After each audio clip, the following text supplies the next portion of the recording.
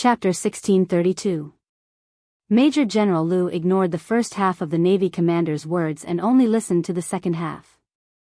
He nodded and said, "It's normal to deviate when changing guns, but it's already pretty good that he can continue to maintain his shooting speed and accuracy." Even so, the Navy commander still felt a little regretful. After thinking about it, he smiled and sighed. But compared to Qing Miao, he's still a little lacking. In the future, I'll have to let Qing Miao teach him. It's good for young people to interact with each other more and improve their relationship. Both of them are so outstanding, and they're both soldiers. They'll definitely have a lot of common topics to talk about. There won't be awkward silence when they're together, and they can help each other out. If they can get together, it'll really be a joyous occasion. After seeing how outstanding Yi Qian was, the Navy commander really couldn't bear to let him go. Last time, he asked Jinyan to ask if she had any intention of staying in the Navy, but up until now, he hadn't received a reply. He might as well ask her himself after this. Major General Liu saw that the Navy commander was constantly trying to matchmake the two of them. Every sentence he said had such intentions, and this made him feel that there was no way to continue the conversation. He directly reminded him, "Old Dong, haste makes waste. These two young people don't even have horoscopes. You're too enthusiastic. Don't be hot-headed and end up embarrassing the two young people." This old Dong really knew how to climb up the ladder. There were many bachelors in the Snowfield Brigade who hadn't settled their personal issues. Xia Jinyuan was one of them. If he really wanted to matchmake Yi Qian with someone, Xia Jinyuan would have to be first, and Li Jinyan would have to be behind him. The Navy commander smiled but didn't say anything. This kind of thing had to be pointed out. If he didn't, with Jinyan's cold personality, would he take the initiative to pursue Yi Qian? That was absolutely impossible. As long as he was put on the fire and forced into a corner, he would take the initiative to make a move. Besides, he wasn't really hot-headed. He could tell that Jinyan admired Yi Qian, so he was moved. Of course, this kind of thing had to be consensual. If Yi Qian didn't have the slightest bit of interest, he definitely wouldn't force Yi Qian to accept Jinyan. Seeing this, the Major General could only shake his head with a smile. However, old Dong did remind him that Yi Qian was indeed a likable child. If anyone in the team was interested in her, or if she was interested in someone else, he would definitely not interfere. Let's not talk about personal relationships today. If there's a chance later, we'll ask the parties involved for their opinions. As for me, I definitely won't mention it in front of Qing Miao. I'll only mention it in secret." After the Navy commander finished speaking, he spread the data in his hands on the table and carefully studied the series of data from Yi Qian's shooting. The Major General didn't know whether to laugh or cry. He was the one who brought up the issue of personal relationships first, and now he was telling him not to discuss it. This kind of thing is really not worth discussing. If you have feelings, and I am willing, then we will hit it off. If you have no feelings, and I have no intentions, then it will be useless no matter how I try to matchmake you. Yi Qian had known Xia Jinyuan for so many years. When it came to personal feelings, he felt that the two of them were more compatible. As for Li Jinyan, although he was outstanding, he wasn't suitable for Yi Qian. There was no reason, but his intuition told him otherwise. The Navy commander looked at the data and pondered for a while. With a thoughtful expression, he raised his head and asked the Major General, "Old Yang, Qing Miao changes magazines very quickly. This speed is a little unbelievable. Have you seen how she changes magazines?" Chapter 1633. This. The Major General tried to recall and then shook his head. "Now that I think about it, I realize that I really didn't pay close attention to how Yi Qian changed magazines. Her data is indeed a little unbelievable. Did you notice a problem?" Picking up a pencil from the table, the Major General underlined Yi Qian's data from when she finished firing the 49th round to when she started firing the 50th round. The 49th round to the 50th round is when she was ready to change magazines. That's when she unloaded the empty magazines and installed the new ones. If she didn't switch guns with the Demon King, then the 51st round and the 50th round are connected. It's as if she didn't change magazines halfway through, and she completed the 50th round to the 51st round in one go. Soldiers who are very skilled in handling firearms will change magazines with one hand when there are only 3 to 4 bullets left in the previous magazine. This way, they don't even need to pull the bolt and load the gun with their left hand, and they can continue firing. But Qing Miao isn't like that. She started preparing at the 49th round, and when she finished firing the 50th round, the magazine was already loaded. That's the most special thing about her. It's obvious that she's very proficient with firearms. If she finishes firing 100 bullets in the 300-meter time limit, and she doesn't miss a single bullet, I think she can set a new shooting record in the army. Yi Jian could indeed set a new record. She hadn't finished shooting in the allotted time yet, so she gave Li Jinyan an "okay" sign and carried the automatic assault rifle to the side to rest. After firing all 100 bullets, her shoulders were a little sore from the recoil. She waved her hand and walked to the designated area. She lightly shrugged her shoulders to loosen up her tense muscles. Bang, bang, bang. The sound of gunfire was endless in the forest. The 44 soldiers needed to finish firing 4,400 bullets. It was no less than a large-scale battle. If the civilians heard the sound, they would definitely faint from fright. In order to not disturb the civilians, the military chose the 4th combat zone to be closer to the center. Moreover, the area within a radius of a few hundred miles was no man's land. Over 4,000 bullets were fired. Even if she didn't see it with her own eyes, just thinking about it in her mind was enough to make her feel that it was a spectacular scene. As for her, as she listened to the continuous gunshots, her blood was still boiling. Xia Jinyuan, who had finished shooting, walked over with his gun on his back. He couldn't help but laugh when he saw that his girlfriend was still staring ahead after shooting. The little fox was definitely a hot-blooded soldier, even more ferocious than the male soldiers. When they heard the sound of bullets and cannons, not only were they not afraid, they were even eager to fight. This could be seen from the Pakistani side's battle. You're still looking? 100 bullets aren't enough for you? Hearing the sound of the bullets, Yi Jian, who felt that she was still in the midst of shooting, immediately turned her head.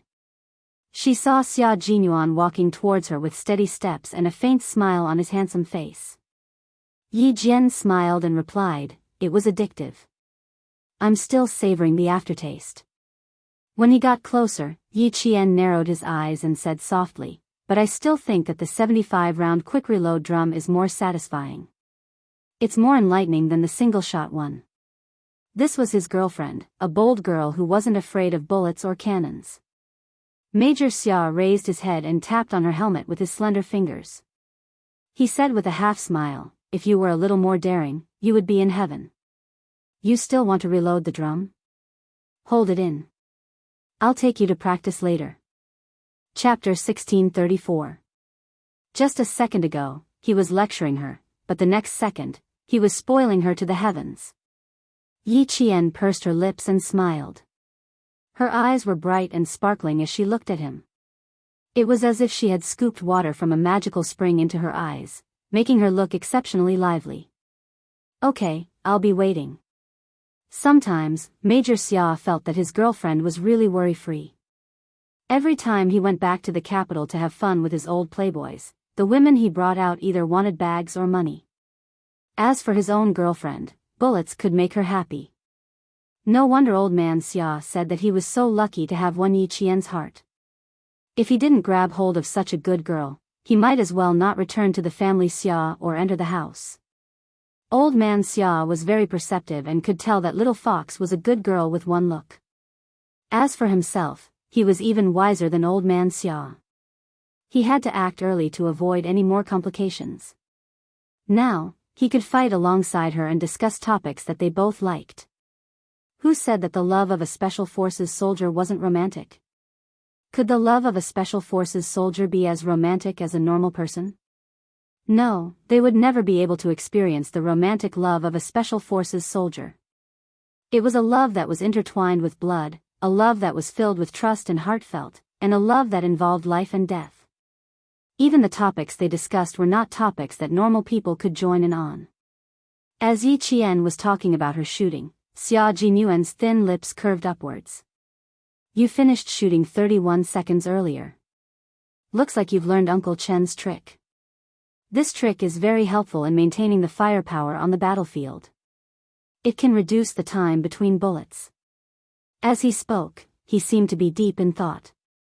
After a while, he said to Yi Qian, next time, you'll be in charge of giving us a lesson. Once we've mastered the essentials of shooting, we'll figure out how to increase our speed together. Essentials? Yi Qian thought for a while, then shook her head. There's no essentials. The main thing is that you have to know how long it takes for each bullet to hit the target. Then, you have to calculate how long it takes for you to change the magazine. You can directly change the magazine with one hand to achieve the continuity between bullets and maintain the firepower. It was easier said than done. Xia Jinyuan had already started experimenting with 2 empty magazines. The first step of changing magazines with one hand was to hit the clip against the tenon to complete the magazine change. This was something that all his comrades in the Snowfield Brigade knew. The whole process took about 2 to 3 seconds. The difficult part was that he had to immediately calculate the distance between the bullet and the target and how long it would take to hit the target. At the same time, he had to pinpoint the point where he would immediately change the magazine after firing the last bullet. And this point directly affected the continuity of bullets. After Yi Qian watched his movements, he said seriously, yes, that's how I do it. I change the magazine with one hand, and my speed is about the same as yours. I control it within 2 seconds, and then I know when the bullet will be fired. I just have to keep the whole process going. When we get back, demonstrate it to us. We'll use a distance of 300 meters as the standard. Xia Jinyuan tried twice in a row and knew that he couldn't fix the point properly. He couldn't connect the bullets from the previous magazine to the next one in one go. This wasn't a problem, so Yi Qian gladly accepted it. The time was up. The gunshots in the forest instantly disappeared. A second ago, the deafening sound of gunfire was heard, but in the next second, there was only smoke in the air. There was no sound of gunfire at all. It was so quiet that it was as if nothing had happened. Chapter 1635. It was snowing heavily, and the north wind blew through the forest, dispersing the thick smell of gunpowder. About 2 kilometers away from where the 2 teams were shooting, the local troops heard the dense gunfire and knew it was their turn to enter the battlefield. This was a nature reserve. Although it was included in the temporary battle zone for the 2 teams, they still had to pay attention to the necessary things. The local troops needed to help collect all the bullets. 44 comrades meant that there were 4,400 rounds of ammunition. These were all the missions of the local troops. Gather. Following the platoon commander's whistle, the 2 squad leaders quickly gathered their comrades. Attention, turn back. They led their comrades to their destination. It took some time to collect all the bullets, but with the help of the local troops, it saved the 2 teams a lot of time. The results were out. Li Jinyan and Yi Qian missed the target twice out of 200 bullets, and were ranked first. Xia Jinyuan and K7 missed the target 3 times, and could only be ranked second.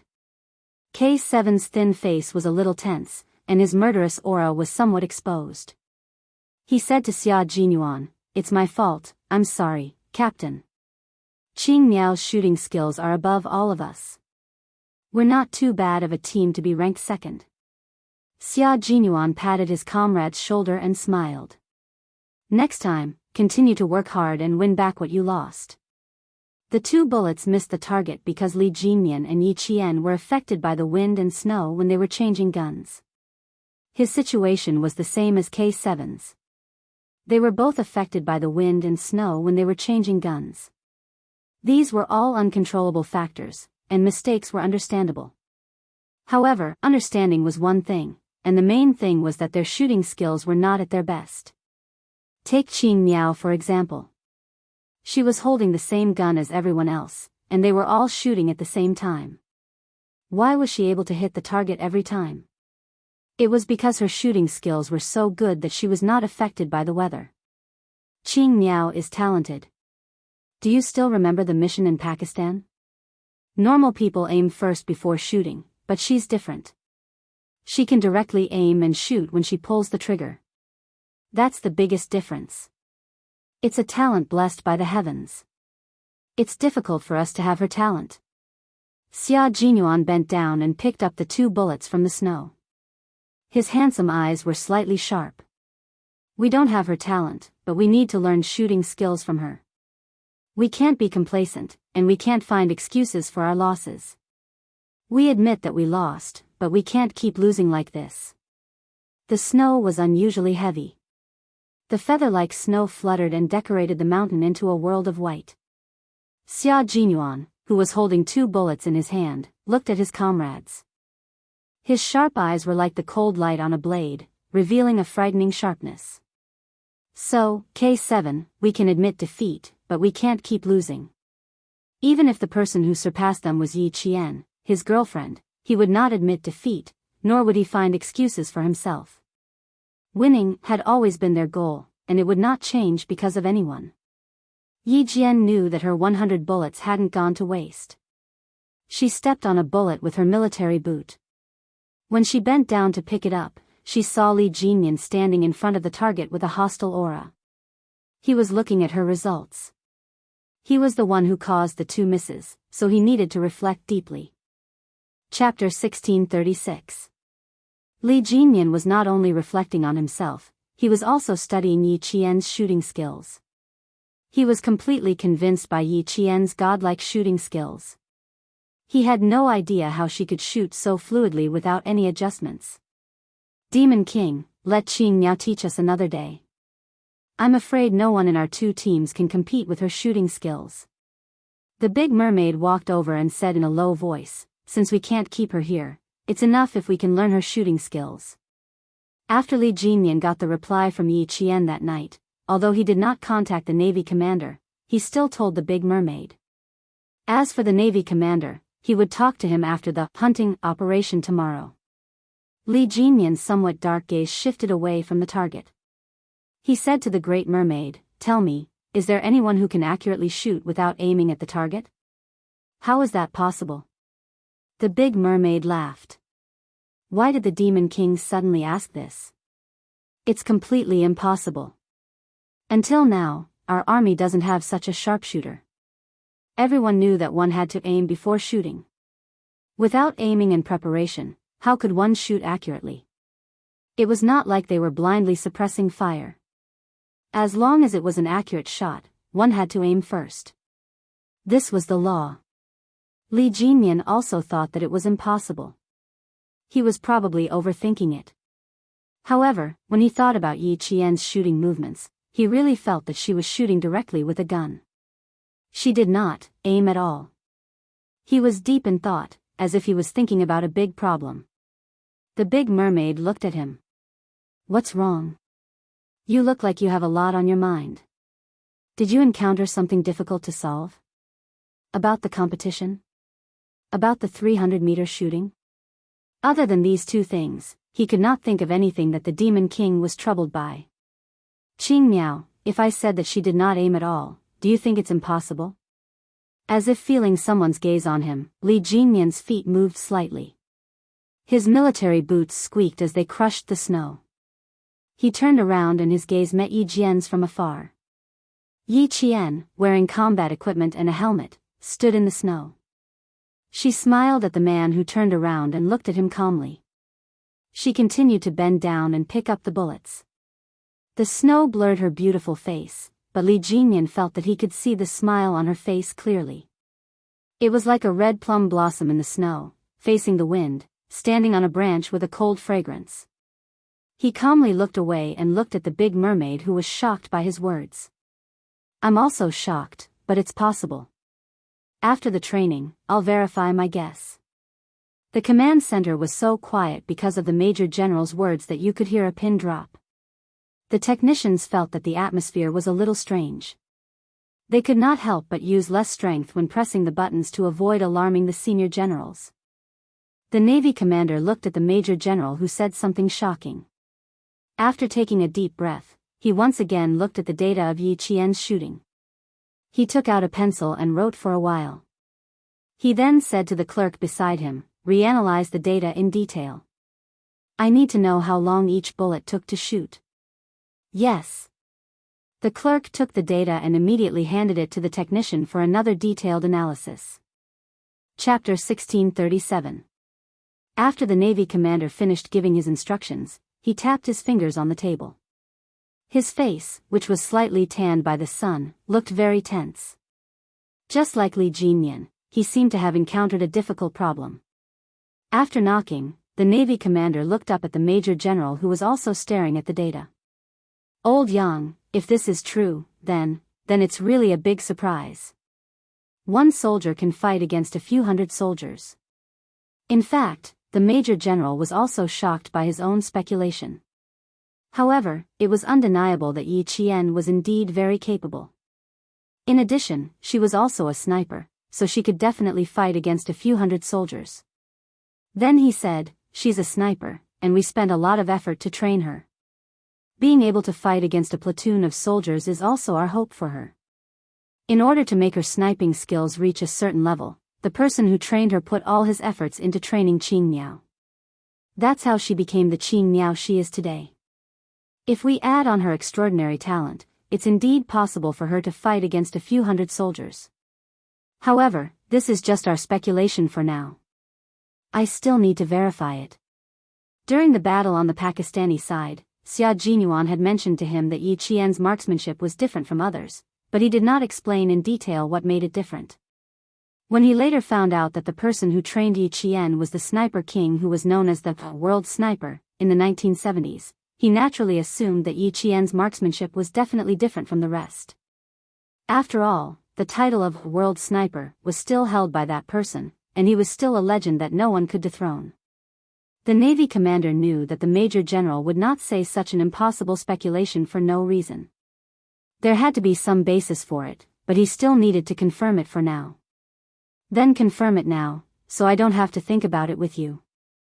The Navy commander made the decision and immediately contacted Li Jinyan, who was preparing to leave. Li Jinyan had already finished organizing his team. The local troops were waiting for them to leave before they started collecting all the warheads. It was getting late, so they needed to head to the 5th Combat Zone immediately. On the other side, Xia Jinyuan handed over more than 100 warheads collected by the two squads to the platoon leaders of the local troops. Due to Yi Qian, the Storm Commandos did not appear again, and the Snowfield Brigade and the local troops took care of the rest. The 10-meter distance in the heavy snow also blurred everyone's vision. Fu Dong looked forward again and vaguely saw a figure that was slimmer than a male soldier standing straight in front of him. He observed that there was only one female soldier in the two Special Forces teams.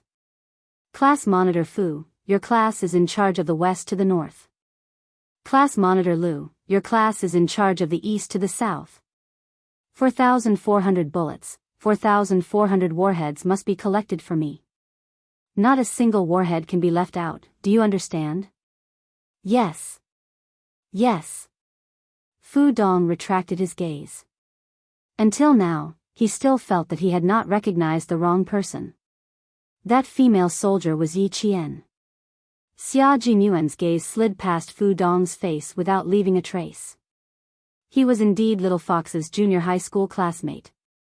He had an impression of her, but he did not expect to meet her here. It was really fate. This male soldier must still have some doubts, otherwise, he would not have kept looking forward. They had not seen each other for more than 3 years, and even though her face was covered in thick paint, this male soldier could still vaguely feel that the female soldier was Yi Qian. It had to be said that Little Fox had a great influence in the class back then, and she had left a deep impression on everyone. Chapter 1638. At this time, the command center had already contacted Yi Qian. The commanding officer's voice came through the earpiece. "Qing Miao, we already have the data analysis of your shooting. Now the command center has a big question to ask you, and we need you to answer it. According to the analysis, we found that the speed of each bullet was almost the same, and there was no pause in between. Qing Miao, how did you do it?" So it was about that. Yi Qian thought about it and answered seriously, "It's not easy to explain directly. I can demonstrate it again, this way it'll be clearer. It was really not easy to explain. She couldn't tell the commanding officer that she was relying on her intuition like last time. In fact, she was relying on her intuition. However, a live demonstration would be more direct and would not leave too many doubts in people's hearts. When Uncle Chen found out that she could shoot like this, he was quite surprised. He thought it was an impossible but real miracle. Yes, Uncle Chen said it was a miracle that came from talent. She didn't know if it was a miracle, but every time she finished shooting, she had a very strong feeling. It was as if the gun was one with her, and the bullet was like an obedient child. She looked at the target, raised her hand, and aimed at the target, and the bullet could hit the target accurately. There was no way to explain it, only a live demonstration. The commanding officer was looking forward to it. The cold wind blew on his face like a knife cutting into his skin. Yi Qian, who had entered the 5th combat zone, gently exhaled a breath of hot air to warm his fingers. Beside her, Li Jinyan looked back at her. If you're cold, rub your hands. As a male soldier, he also felt the cold. His hands and feet were stiff from the cold. His joints felt like they were poured with rust, and there wasn't much flexibility. It was 4:00 in the afternoon, and the hunting operation was in full swing. Yi Qian raised his hands and rubbed his ears. He even gritted his teeth and put his hands under his collar to warm his hands with his body temperature. The temperature in the mountains was negative. If it wasn't -15 degrees Celsius, it would be -10 degrees Celsius. It couldn't be helped that the weather wasn't perfect. The members of the Storm Amphibious Frogman assault team who were used to training by the sea gritted their teeth and endured the cold wind head-on. The snow had stopped falling, but the north wind was still howling and blowing snow everywhere. Their line of sight was still a vast expanse of whiteness, which made it extremely difficult for reconnaissance work. After Li Jinyan finished his reconnaissance, he gestured to Yi Qian, and the two of them continued forward.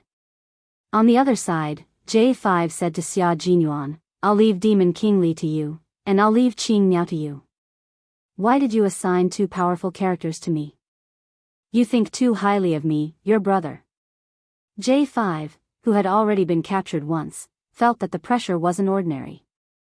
Demon King Li was comparable to Q King, and Qing Miao's assassination skills weren't bad either.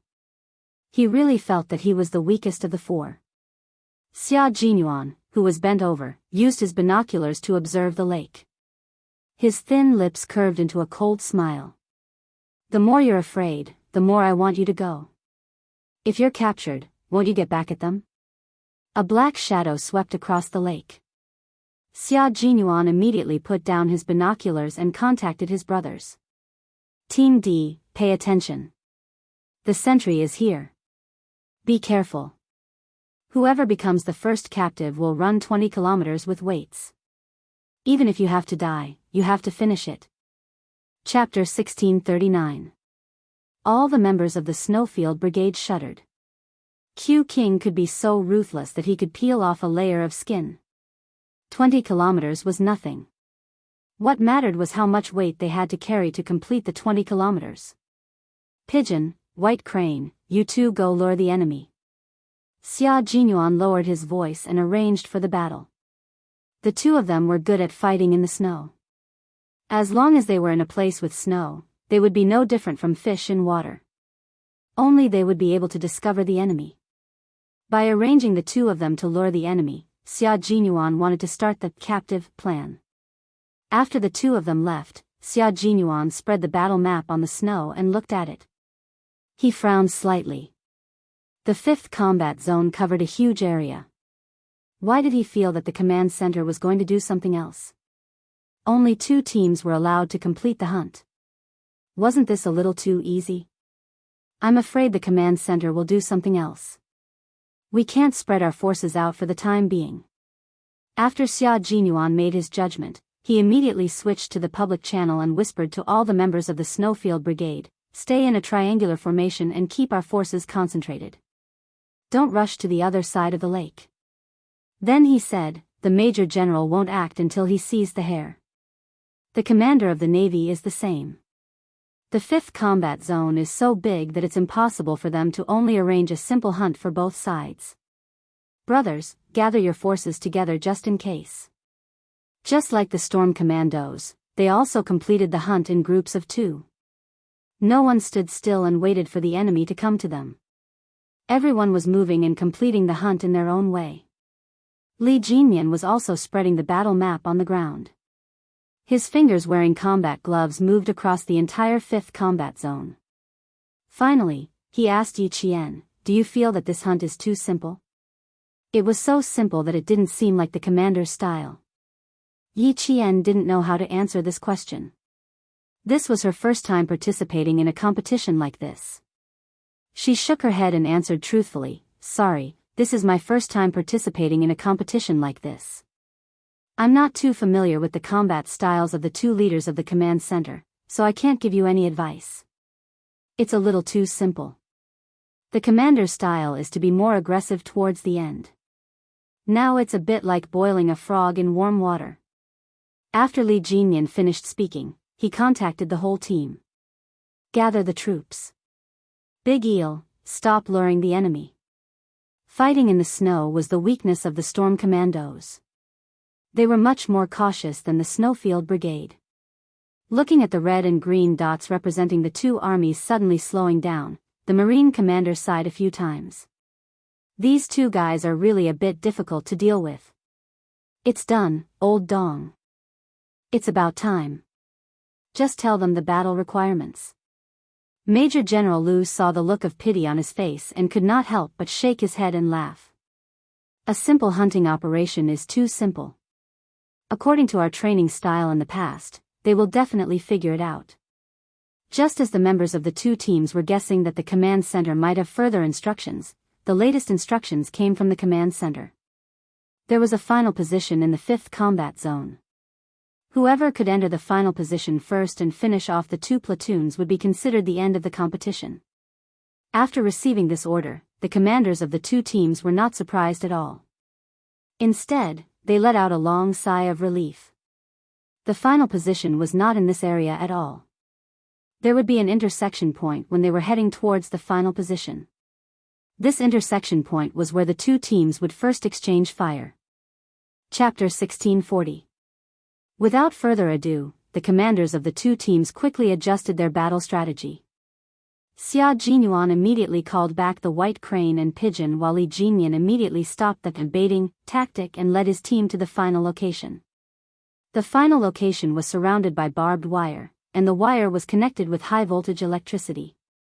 Other than the members of the Storm Assault Team and the Snowfield Brigade, no one else could enter. There were a few wooden huts inside. These wooden huts were used by the forest police to rest at night when they were patrolling the mountains. Now, they had been taken over as a base that needed to be taken down by the Snowfield Brigade and the Storm Assault Team. There were 2 platoons of soldiers inside the base and 2 platoons outside. Each platoon had 30 soldiers, so there were 4 platoons inside and outside the base. A total of 120 targets needed to be taken care of. The 2 teams needed to take care of the soldiers guarding the base before they faced each other. At this time, both teams were tired and hungry. At the same time, their physical strength was severely depleted. The command center did not give them much time to rest in order to better understand each team's combat ability. The 5-day competition had to end by 6 p.m. the next day. If both teams failed to take down the base, both teams would lose. The temperature inside the wooden hut was slightly better than outside, but the north wind still came in through the gaps in the wooden hut. A sentry pushed open the wooden door and walked over. He patted the snow off his body and walked to his platoon leader. "Platoon leader, let's just keep watch for tonight." They had been on guard for 3 days, but they still had not seen the so-called special forces. Tonight is about right. Stay alert tonight. Don't let anyone sneak up behind you and slit your throat. The platoon leader had been keeping a close eye on his soldiers for the past few days. It was fine during the day, but he was afraid that someone would sneak up on them at night. This time, he brought his soldiers here to broaden their horizons and see how the special forces killed the other special forces. It was really lucky for their platoon to have such an opportunity. Outside the wooden hut, the snowy wind had not stopped blowing. The wind blew into the hut and made the raincoat flap noisily. The platoon leader could not help but stand up and look outside. With such a strong wind, the snow should stop at night. When the snowy wind blew on his face, it was like someone had slapped him. It was painful and itchy. In the end, even his nose was so stiff that he could no longer feel it. Other than Li Jinyan, who was slightly paler, the rest of the water ghosts were all dark. Even if their noses were frozen like carrots, it was not very obvious. Yi Qian was different. When she stood among the water ghosts, she was like a white swan mixed among black swans. Right now, her nose was the most obvious red. Li Jinyan couldn't help but want to laugh a few times when he talked to her, but he restrained himself very well. Yi Qian, who didn't feel cold even after walking for so long, couldn't help but cover his nose. His gloved fingers lightly touched the tip of his nose. He didn't know whether to laugh or cry. He seemed to have lost his senses. He was so cold that he felt like he was touching someone else's nose. Don't touch it, don't rub it. Go back and take a scalded radish. It'll be fine. Li Jinyan couldn't help but remind him in a low voice. He reached out his hand. They were climbing up the mountain path. The snow was too thick, so they had to help each other. Yi Qian reached out and grabbed it tightly. He pulled his feet out of the snow and walked up with shallow and deep steps. The female soldiers' hands were very small. They were obviously different from the hands of the male soldiers. Sometimes, Li Jinyan even wondered if he would break the bones in her hand if he used a little more strength. She was the only female soldier in the two teams. Facing such a harsh environment, she didn't complain at all. She didn't complain at all. This was indeed admirable. Chapter 1641. After climbing up the slope, Li Jinyan immediately let go of his hand. Then, he gestured to Yi Qian to crawl while he pushed aside a shrub covered in snow and slowly crouched down. According to the analysis of the battle map, the first exchange of fire between the two teams was less than 300 meters away from them. Li Jinyan used the snow and shrubs as cover and carefully used his binoculars to observe the situation in front of them. The mountain was quiet, and everything was silent. Occasionally, snow would fall from the trees, making a dull thud. In the blink of an eye, everything would return to normal. Yi Qian, who had crouched down beside him, said softly, "Q King will not let go of the opportunity to kill our forces. If he arrived before us, he would have already set up an ambush and waited for us to fall into his trap."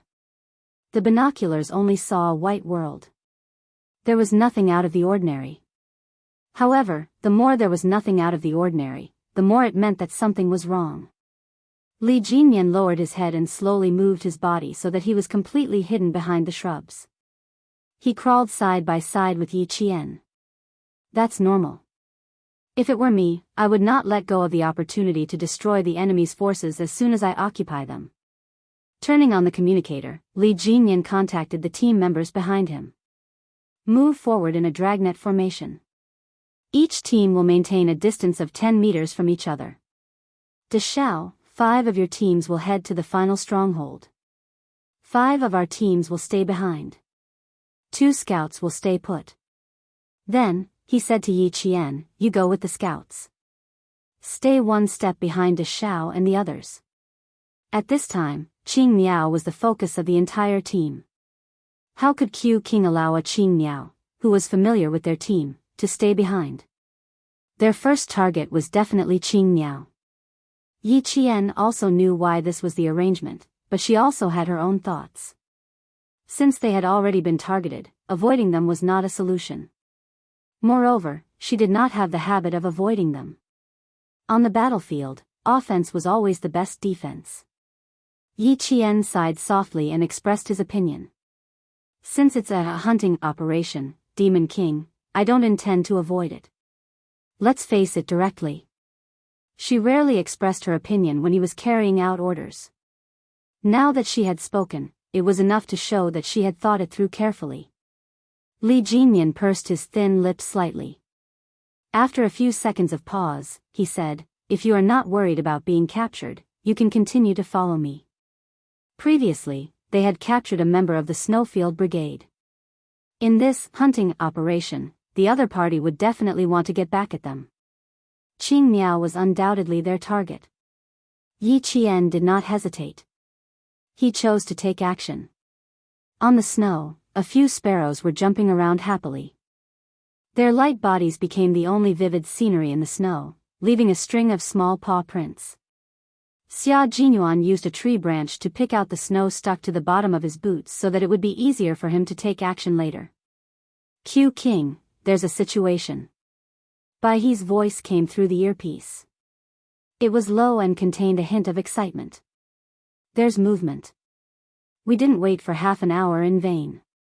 The Snowfield Brigade had arrived at the first crossfire half an hour ago and had set up an ambush. J5, I'll leave Qing Miao to you. Xia Jinyuan threw the tree branch lightly into the bushes.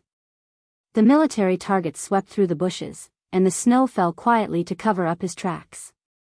A few camouflaged figures flitted through the pure white world.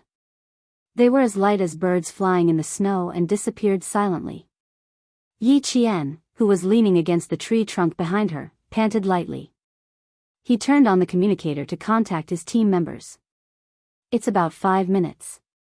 It's about time to start. Bai He and Dove were scouts. Xia Jinyuan had told her that as long as they were in the snow, they would be like fish in water. It would not be easy for her to slip past under their noses. Chapter 1642. The Snowfield Brigade's target was her, and her goal was to finish off either White Crane or Pigeon. She did not have that much confidence in finishing off both of them at once. Li Jinyan was about 5 meters away from Yi Qian. He had already readied his combat dagger and was just waiting for the Snowfield Brigade members to arrive before he could make his move. The wind carried snow with it and blew against his goggles, blocking his vision. White Crane, who was wearing a white camouflage suit, moved carefully. His military boots did not make any sound when he stepped into the snow. He was mainly responsible for scouting and reporting everything he saw to his comrades so that they could carry out their mission. There are no abnormalities ahead. Brothers, be careful of traps. White Crane carefully passed through the crossfire and hid behind a tree. From afar, his figure seemed to blend into the white world. Push left and avoid the point of abnormalities. As a scout, White Crane had entered the range of the Storm Commandos. His main mission was to infiltrate the enemy's rear and scout their military movements. He also had to capture enemy captives to obtain information that would be beneficial to their side. White Crane and Pigeon did not directly hunt their targets. They only needed to provide useful information to their comrades and scout the enemy's movements. Therefore, they did not have any offensive missions. On the contrary, they had to avoid running into the Storm Commandos. Therefore, White Crane and Pigeon had to be more careful and cautious than any other member to avoid being discovered by the Storm Commandos. Li Jinyan agreed to let Yi Qian directly participate in the hunting operation. At the same time, he assigned Yi Qian the mission to kill or capture a scout from the Snowfield Brigade. After some observation, he realized that Yi Qian's anti-reconnaissance ability was quite good. Just like her shooting skills, they were on par. Xia Jinyuan predicted that Yi Qian would definitely participate in the hunting operation, but he could not have predicted how Li Jinyan would arrange for Yi Qian.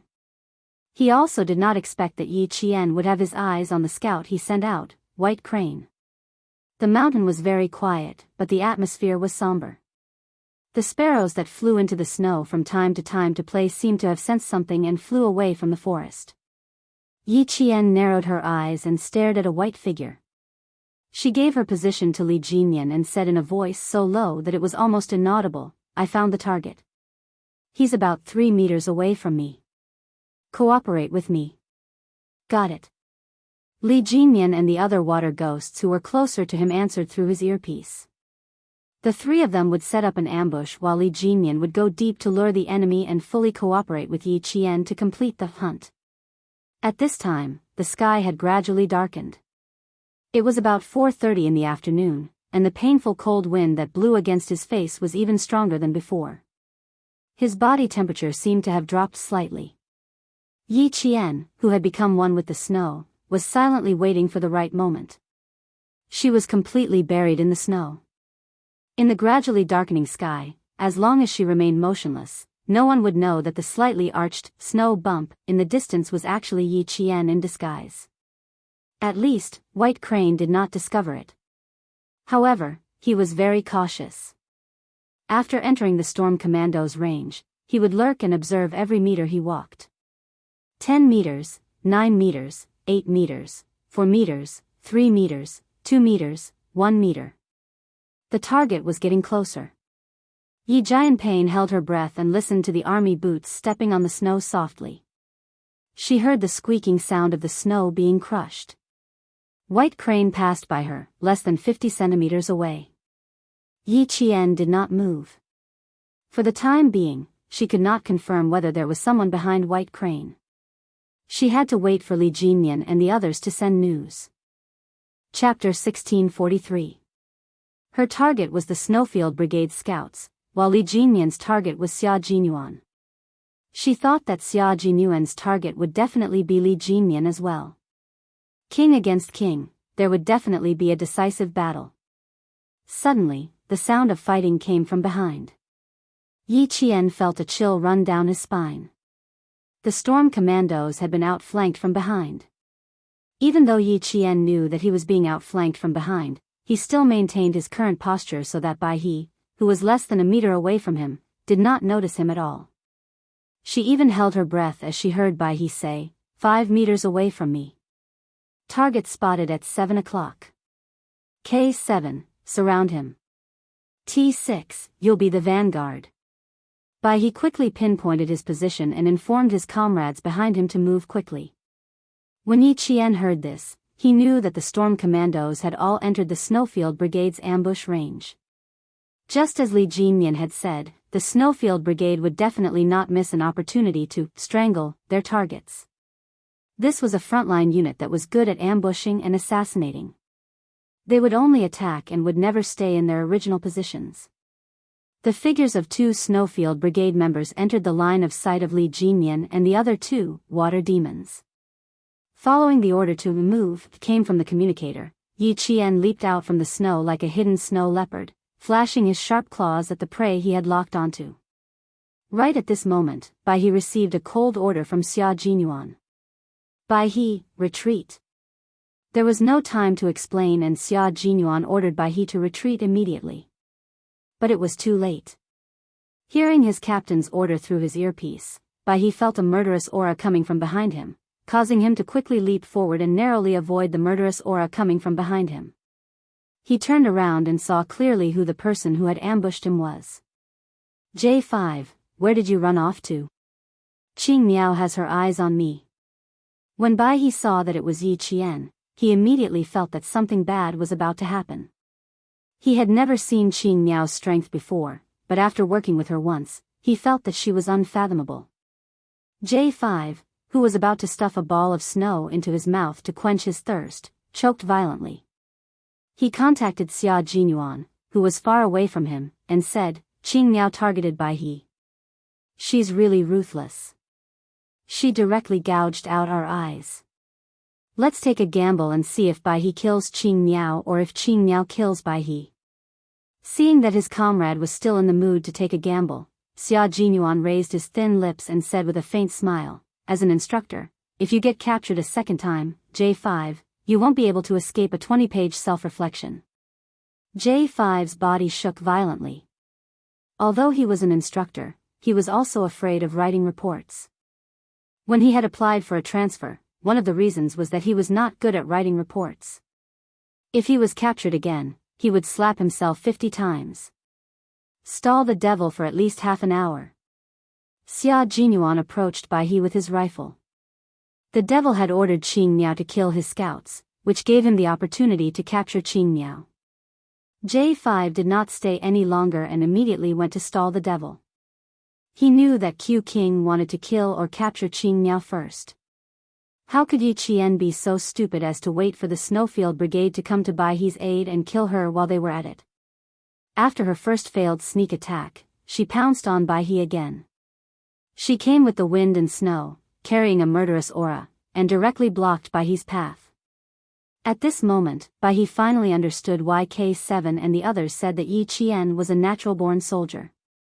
It was because the murderous aura around her was enough to frighten her enemies. Chapter 1644. Bai He knew that his comrades would come to support him, because Q King's goal was to capture Qing Miao. Even though he didn't quite understand why he insisted on capturing Qing Miao as the captive, he would definitely fully support Q King's decision. Even if this was an elimination round, he would still support Q King's decision unconditionally. So Yi Qian wanted to end the battle quickly, while Bai He wanted to stall for time and wait for his comrades to arrive. Qing Miao, are you sure you can beat me? As a special forces soldier who had undergone professional and systematic training, Bai He knew very well how to communicate to buy time for himself, and how to stall for time without leaving a trace. After dodging Yi Qian's sneak attack, he revealed his location to all his comrades nearby. That way, whoever was closest to him would be able to rush over immediately. However, Yi Qian wasn't going to give him the chance. The two of them were already facing off against each other. Instead of ending the battle quickly, he was still in the mood to chat with her. Yi Qian immediately knew what Bai He wanted to do. You want to capture me? I'm sorry, Bai He, but I really don't want to become a captive. Yi Qian smiled at him. The unsharpened combat dagger in his hand flashed through the snowy wind. The dark sky couldn't hide the cold gleam of the dagger as it flashed through the air. The lightly armed Yi Qian made his move once again. Combat was something every member of the Snowfield Brigade had to pass. Even though Yi Qian wasn't officially a member of the Snowfield Brigade, her combat skills weren't bad. Against Bai He or any other member of the Snowfield Brigade, Yi Qian wouldn't be afraid. This was a competition, but it was also a war. As for her, how could she be afraid when she was on the battlefield? Soldiers were already on the battlefield, and horns were blown on the battlefield. The cruel flames of war didn't allow you to be afraid, and it didn't allow you to even think about retreating. Why was there a need for such harsh training? It was so that when you went to the battlefield to protect your country, you could return safely and become a member of the family reunion. During the hunting operation, as long as the two parties were facing each other head-on, guns and ammunition were not allowed within 3 meters of each other. Empty bullets would still hurt people if fired within 3 meters. In a short distance, the only tools you can use are your own hands and the unsharpened dagger in your hand. This is the best weapon you can use to defeat your opponent. Bai He was shocked by Yi Qian's ferocious and almost cruel attacks. She actually chose to fight him in close combat alone, without the support of the water ghosts. This was not a simple fight. This was a fight with their lives on the line. There were no elegant movements, only strength and ferocity.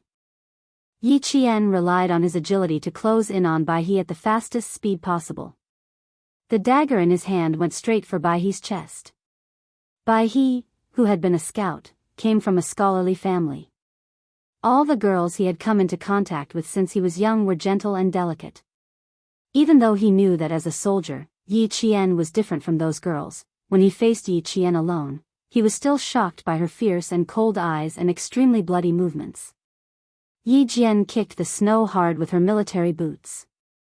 Large chunks of snow flew towards Yi Qian.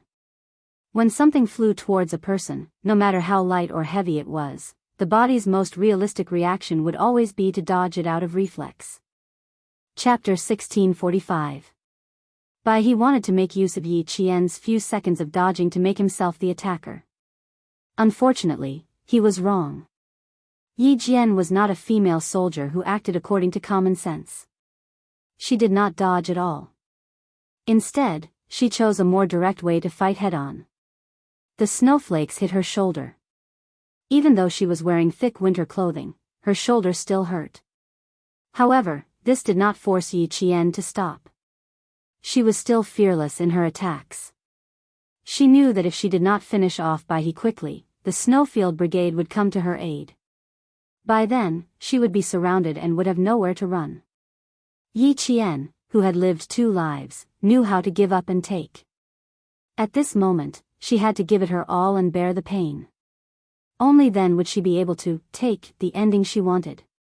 Only the winner would have the right to continue fighting. Yi Qian's abdomen, shoulders, calves, and arms were all hit by Baihe's fists and military boots. Men were always stronger than women. When the kicks landed on her body, Yi Qian felt like her bones were about to crack. She grabbed Baihe's wrist with one hand and punched his armpit directly. Her right leg kicked Baihe's knee. She did not show any mercy. Similarly, Baihe did not show any mercy. Both of them used all their strength to beat the other to the ground. The two of them fought in close combat. Yi Qian was not as strong as the male soldier, but she was very good at making use of her strengths and agility to make up for her weaknesses. She disrupted Baihe's defense. There were no fancy moves in the Special Forces combat. All of their moves were based on speed, accuracy, and ruthlessness. They strived to finish off their opponent as quickly as possible. "I'll be there in 5 minutes." Xia Jinyuan's low and steady voice came through Baihe's earpiece. He needed to avoid the water ghosts from the storm commandos and avoid fighting with Li Jinyan. Therefore, he could not arrive immediately. Baihe did not answer. He was frightened by Yi Qian's actions. "Qing Miao!" he shouted, trying to stop Yi Qian from harming himself. When Xia Jinyuan heard this, his expression darkened. Baihe's shout was filled with worry. He was trying to stop Yi Qian. Why was he trying to stop Yi Qian? What's going on? Xia Jinyuan, who was supposed to take 5 minutes to get there, arrived a minute earlier. He saw a figure lying in the white snow and walked over with a gloomy expression.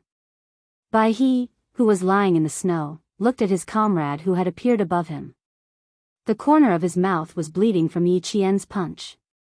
He let out a long sigh and said, "You're a heroine. You're so cruel to yourself." "Heh." Xia Jinyuan chuckled and looked at his comrade coldly. "You've lost to Qing Miao twice. Baihe, you need to be sent back to the village to train." Baihe, who was originally lying down, suddenly had a drastic change in expression. He stood up like a carp. Q King was definitely not joking with him. Although he was a person who loved to joke, he would never make such a joke. That's right. Qing Miao is a heroine. She's so cruel to herself. That's because she knows when to be cruel to herself and her enemies. Xia Jinyuan's voice turned cold. "And you, not only can you not be cruel to yourself, you can't even be cruel to our enemies." Baihe, since when did the Snowfield Brigade need a group of Special Forces soldiers who show off their benevolence on the battlefield? Chapter 1646. He was happy that Yi Qian had managed to escape, but he was also disappointed that his comrade had died in battle. If his comrade had tried his best and failed, he would have laughed and said, "Don't think that female soldiers are easy to deal with." However, it was obvious that his comrade was not good enough, but had committed a grave mistake. It was true that they were familiar with Qing Miao, but at this moment, Qing Miao belonged to the Storm Commandos. In this competition, she was standing opposite of them. Faced with the young captain's criticism, Baihe did not refute and accepted it humbly. After Xia Jinyuan finished criticizing him coldly, Baihe reflected on himself seriously. "I will accept any punishment. I will always remember today's mistake. I will never make a similar mistake again." A mistake was a mistake, and there was no excuse for it. After the scolding, Xia Jinyuan looked at the row of footprints that disappeared into the depths of the forest.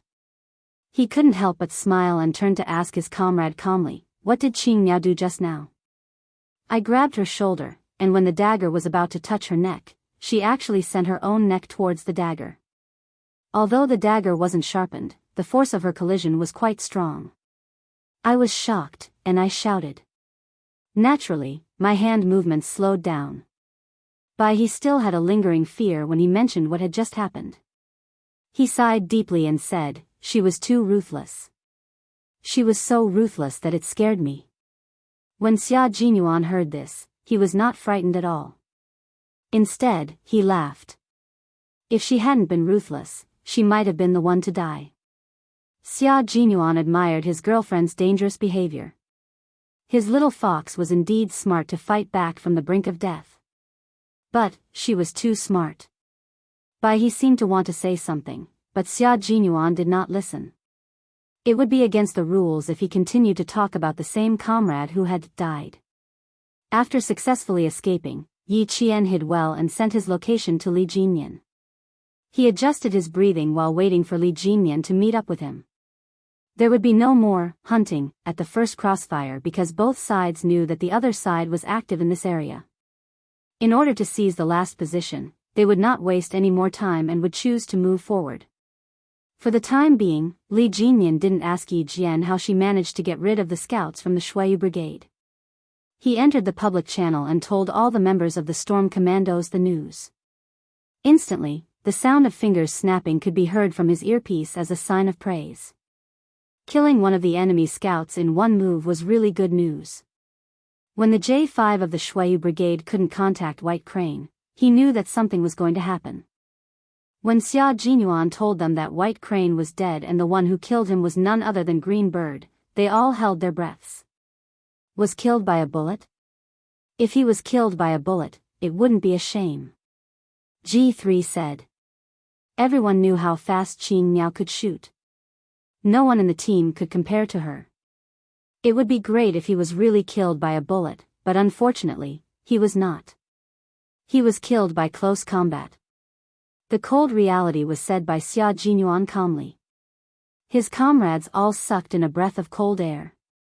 He smiled lightly and said, the target of the capture plan has not changed. Last time, she killed Pigeon and Bai He with a sniper rifle. This time, she continued to kill Bai He. Brothers, you have to bring Qing Miao to me. K7 and G3 were together. Hearing this, the two of them quickly looked at each other. Q King really did not want to show mercy. Since that was the case, they could not show mercy either. They had to capture Qing Miao whenever they saw her. It did not matter if they knew her or not. Chapter 1647. K7 was a forensic doctor and had always been calm. He turned off the communicator and said to G3, Q King wants to use this competition to train Qing Miao's individual combat experience. It seems like he is determined to send Qing Miao to the Snowfield Brigade. That was his plan from the very beginning. Do you think he was just casually talking about it in the past? G3 wasn't surprised. They already knew about Q King's plan from the Southern Province Cooperation. Not only does Q King have this plan, but the military and Major General also have this plan. Otherwise, why would they drag Qing Miao to train with us from time to time? It wasn't that he was joking, but it felt like. After a moment of silence, K7 said, their requirements for Qing Miao are too strict. It feels like they have more long-term plans. Do they? G3 thought about it and didn't feel anything strange. He said, Qing Miao will be our comrade in the future. It's good that she is being trained by us now. Q King probably feels that her ability has reached a bottleneck and needs to break through. If he really had to feel something, the only thing he felt was that Qing Miao's overall ability had reached a bottleneck. Only by breaking through this bottleneck could she reach Q King's requirements and the Major General's requirements. But then again, Qing Miao's individual combat ability was already strong enough. She had already reached the requirements to join the Snowfield Brigade. Q King did seem to have some long-term plans. No matter what they have planned, we will cooperate fully. G3 didn't think too much about it. He said calmly, Q King will communicate with the military at any time. The military and Major General will also tell Q King about their plans. We will know when the time comes. Right now, I should think about how to capture Qing Miao. If I fail the first time, I won't be able to do it a second time. The Demon King is not easy to deal with, and the Qing Miao is not easy to deal with. Once the two of them come together, it will be even more difficult. G3 directly analyzed the situation. At the same time, he turned on his communicator and said to Xia Jinyuan, killing a white crane is the Demon King's warning to us. We should return the favor to the Demon King. Xia Jinyuan liked to hear that. He smiled elegantly and dangerously. That's right. It's 5:27 in the evening now. Let's try to give the devil a big gift before 8 o'clock. Agreed. Agreed. I have no objections. The comrades of the Snowfield Brigade nearby expressed their opinions one after another. Xia Jinyuan, who was walking in the snow, put on a fake smile and said, "Remember, Qing Miao is now our opponent, not someone we know. Whoever tries to be merciful to me will have to go back and clean the toilets." His white teeth reflected the cold light of the snow, making him look like a wolf out on a snowy night. He exuded a ferocious aura. T6 secretly clicked his tongue when he heard that. He said to Z7, "You still want to be merciful to her? Q King won't be happy about that. Looks like when we see Qing Miao later, the two of us will have to come up with a plan to kill her. I like to see a captive. Brothers, don't be too barbaric. Go easy on her, especially that signal device of hers." T6, who was still thinking about how to eliminate Yi Qian in one go, froze when he heard that. He rubbed the tip of his frozen nose and felt that this mission was quite difficult. No one knew what kind of expression Xia Jinyuan had when he spoke. It could also be said that he was expressionless. The elegant man was as cold as ice, without a trace of human warmth. Even his dark eyes, which usually looked at Yi Qian gently like water, were frozen. Chapter 1648. Little Fox, you have to be prepared. If you want to join the Snowfield Brigade, I have to tell you that it's not an easy task. You won't be so lucky in a real war, and no one will show you mercy just because they know you. You won against Baihe this time purely because you used petty tricks, and it just so happens that on the battlefield, petty tricks can cost you your life at any time. If you want to complete the mission perfectly and come back alive, you have to rely on your accumulated combat experience. Xia Jinyuan was indeed happy that Yi Qian had escaped from the first hunt, but he wasn't just happy. He also calmly analyzed Yi Qian's combat style and accurately found Yi Qian's weaknesses so that she could correct them. He couldn't accept hearing the news of her death one day, so he would rather be harsh on her now and train her in every possible way than let her join the Snowfield Brigade in the future and make himself afraid. Fighting alone on the battlefield was many times more dangerous than the previous missions they had carried out together. How could petty tricks save her life? The White Crane's ability was not bad, and it could definitely stall Yi Jian for 5 minutes. Yi Jian must have heard his order and decided to do this in order to leave as soon as possible. She was betting that the White Crane might panic because of her actions. She gambled correctly. Baihe did panic, so Baihe died and she escaped. She won because Baihe knew her, but what would happen on the battlefield? Maybe she wouldn't do it, but now that she did, he had to teach her a lesson. On the battlefield, she didn't recognize anyone, and this lesson would be unforgettable. Xia Jinyuan could treat Yi Qian very, very well, but when it came to training and future combat, even the most gentle man would be incorruptible and ruthless. At this time, Yi Qian was already reflecting on his actions. Li Jinyan's cold expression made Yi Qian realize why he was given the nickname Devil King. It was very cold, and the air pressure was very, very low. Every cell and every pore was emitting an aura that made one's hair stand on end. The gaze that swept over was like a small knife. As long as one was swept by such a gaze, it would hurt as if one's flesh was being cut. This was physical pain. The most terrifying thing was the spiritual pressure. One couldn't even raise one's head and could only stand in front of him in fear. It was as if one was being sentenced to death by 1,000 cuts. Are you joking about the war? After an unknown amount of time, Li Jinyan finally spoke.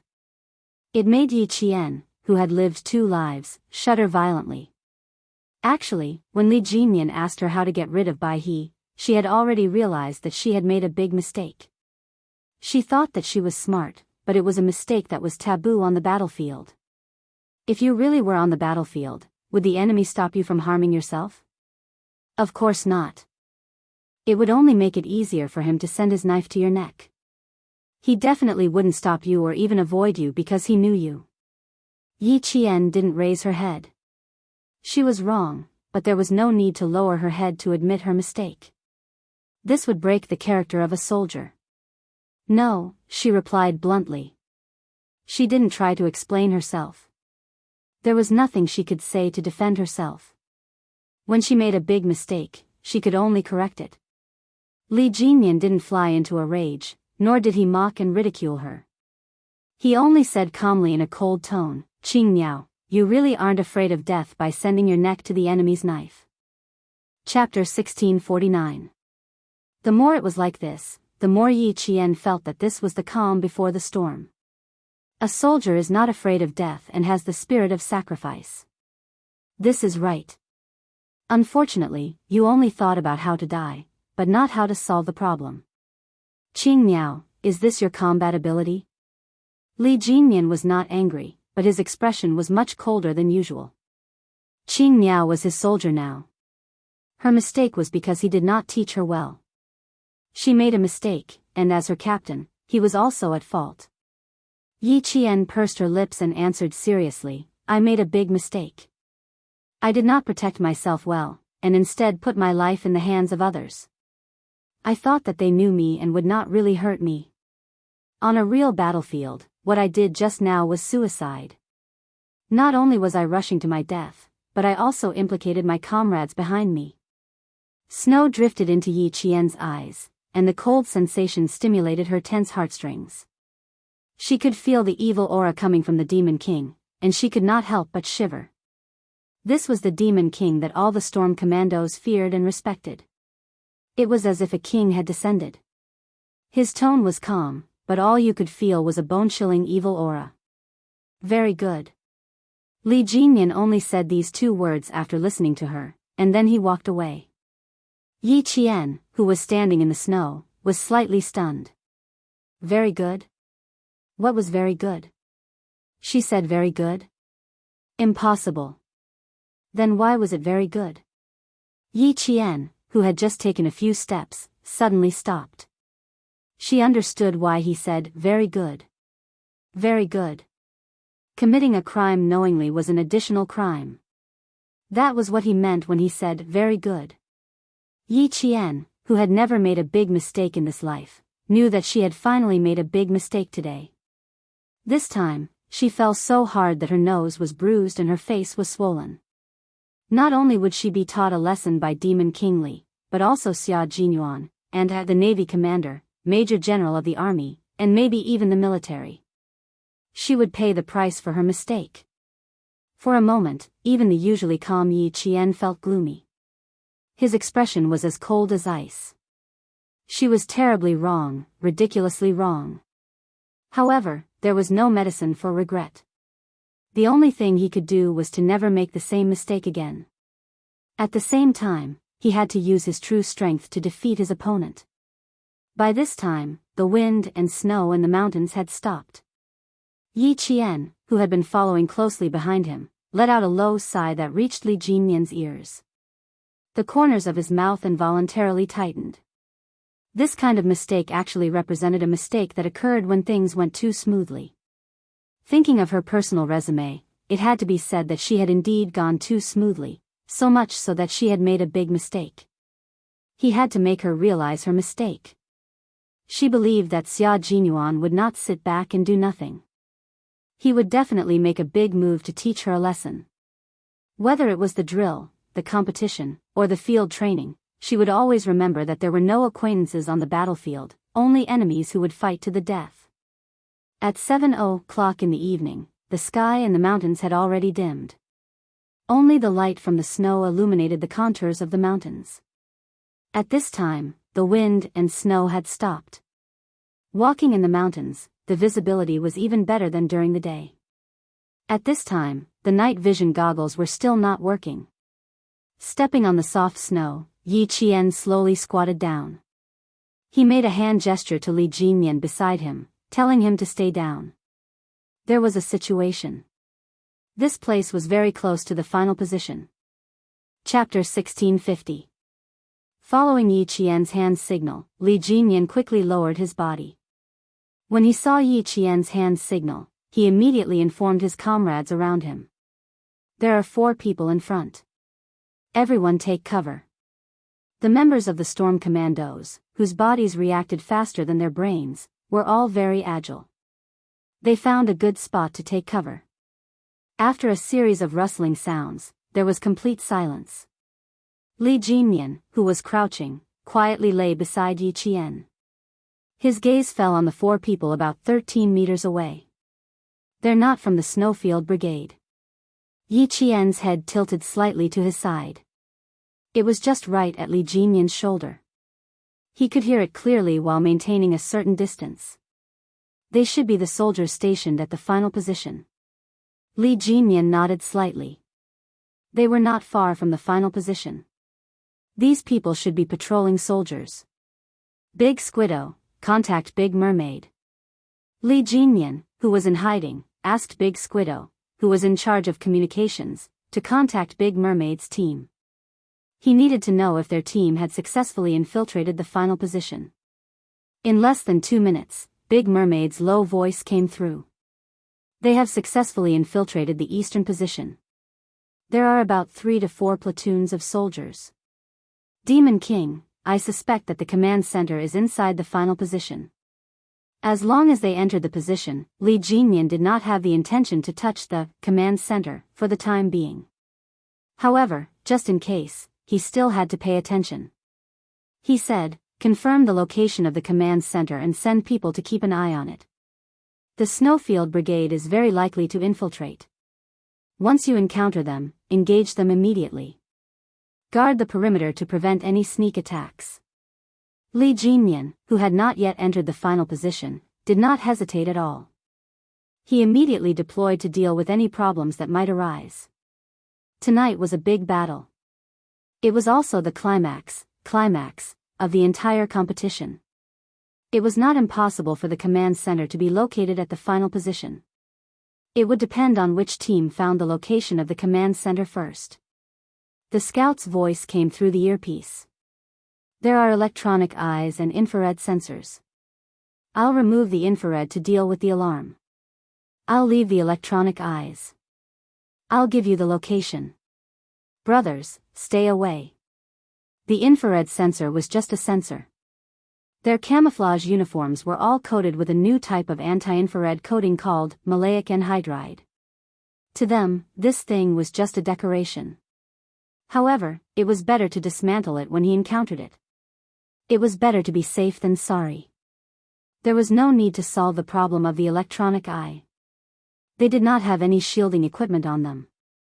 If the electronic eye malfunctioned, the soldiers guarding the electronic eye would be certain that it was sabotaged.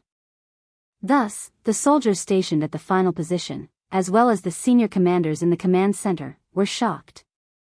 After ending the call with Deshao and the others, Li Jinyan said to Yi Qian, don't alert them.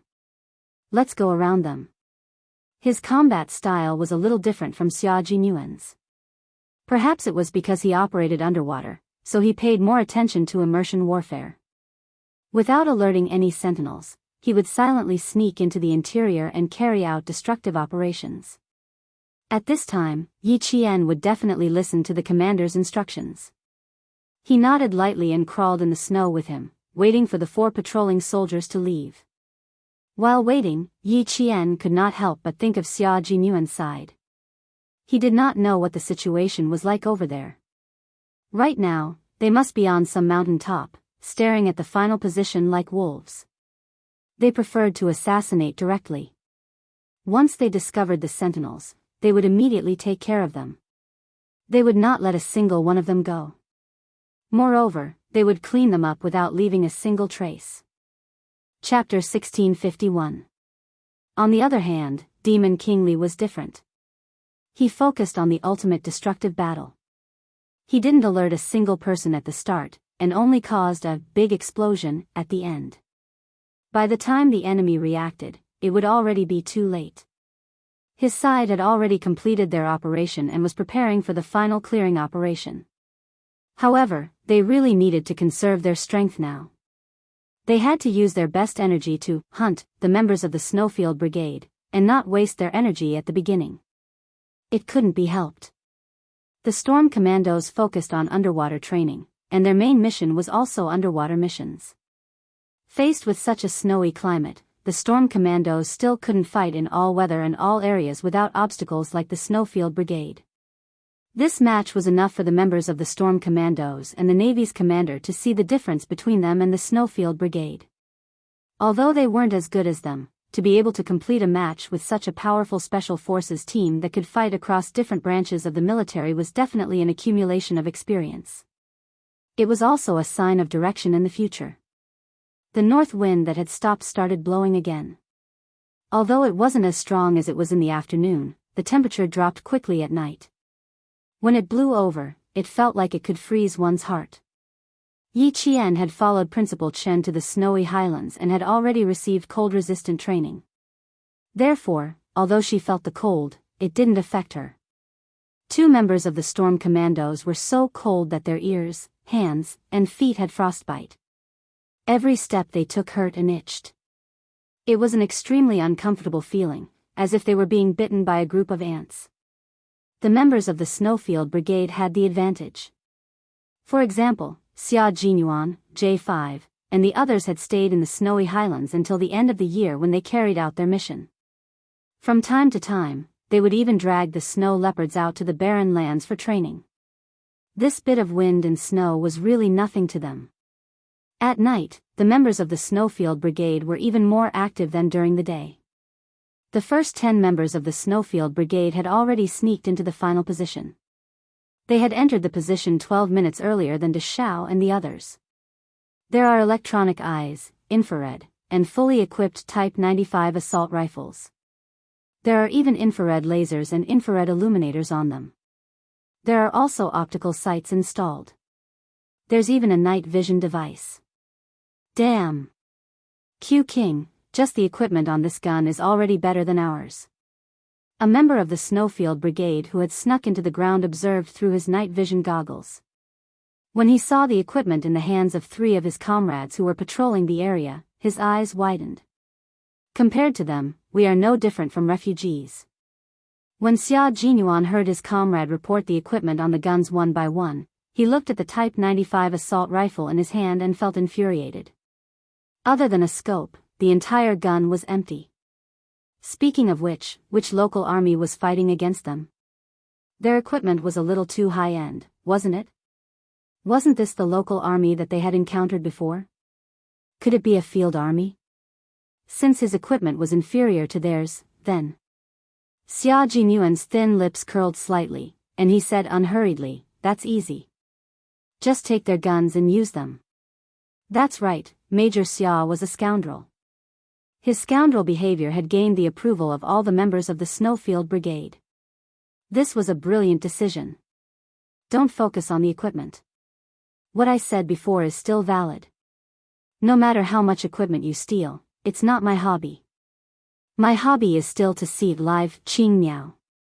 Xia Jinyuan, who was giving his comrades a sweet date to eat, said with a smile. J5, who was closest to him, couldn't help but shudder. Chapter 1652. Why did he feel that Qing Miao was going to be in trouble? Did Qing Miao commit a crime? Q King would only be so ruthless when someone committed a crime. Otherwise, he wouldn't be like this.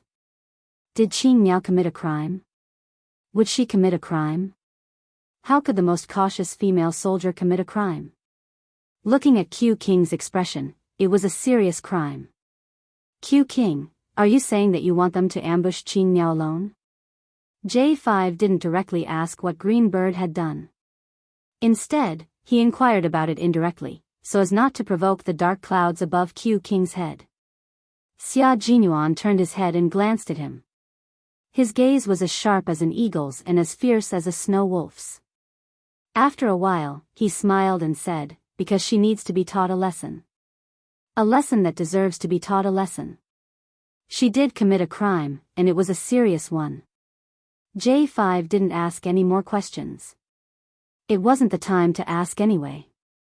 His brother's voices came from his earpiece, reporting the latest situation to Q King. There are a lot of sentry posts, and there's even a barbed wire fence with high-voltage electricity. We have to destroy the electricity first.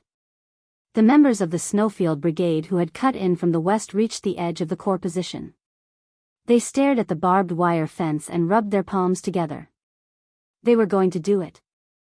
Xia Jinyuan slowly raised his hand and gently pressed down the bush in front of him.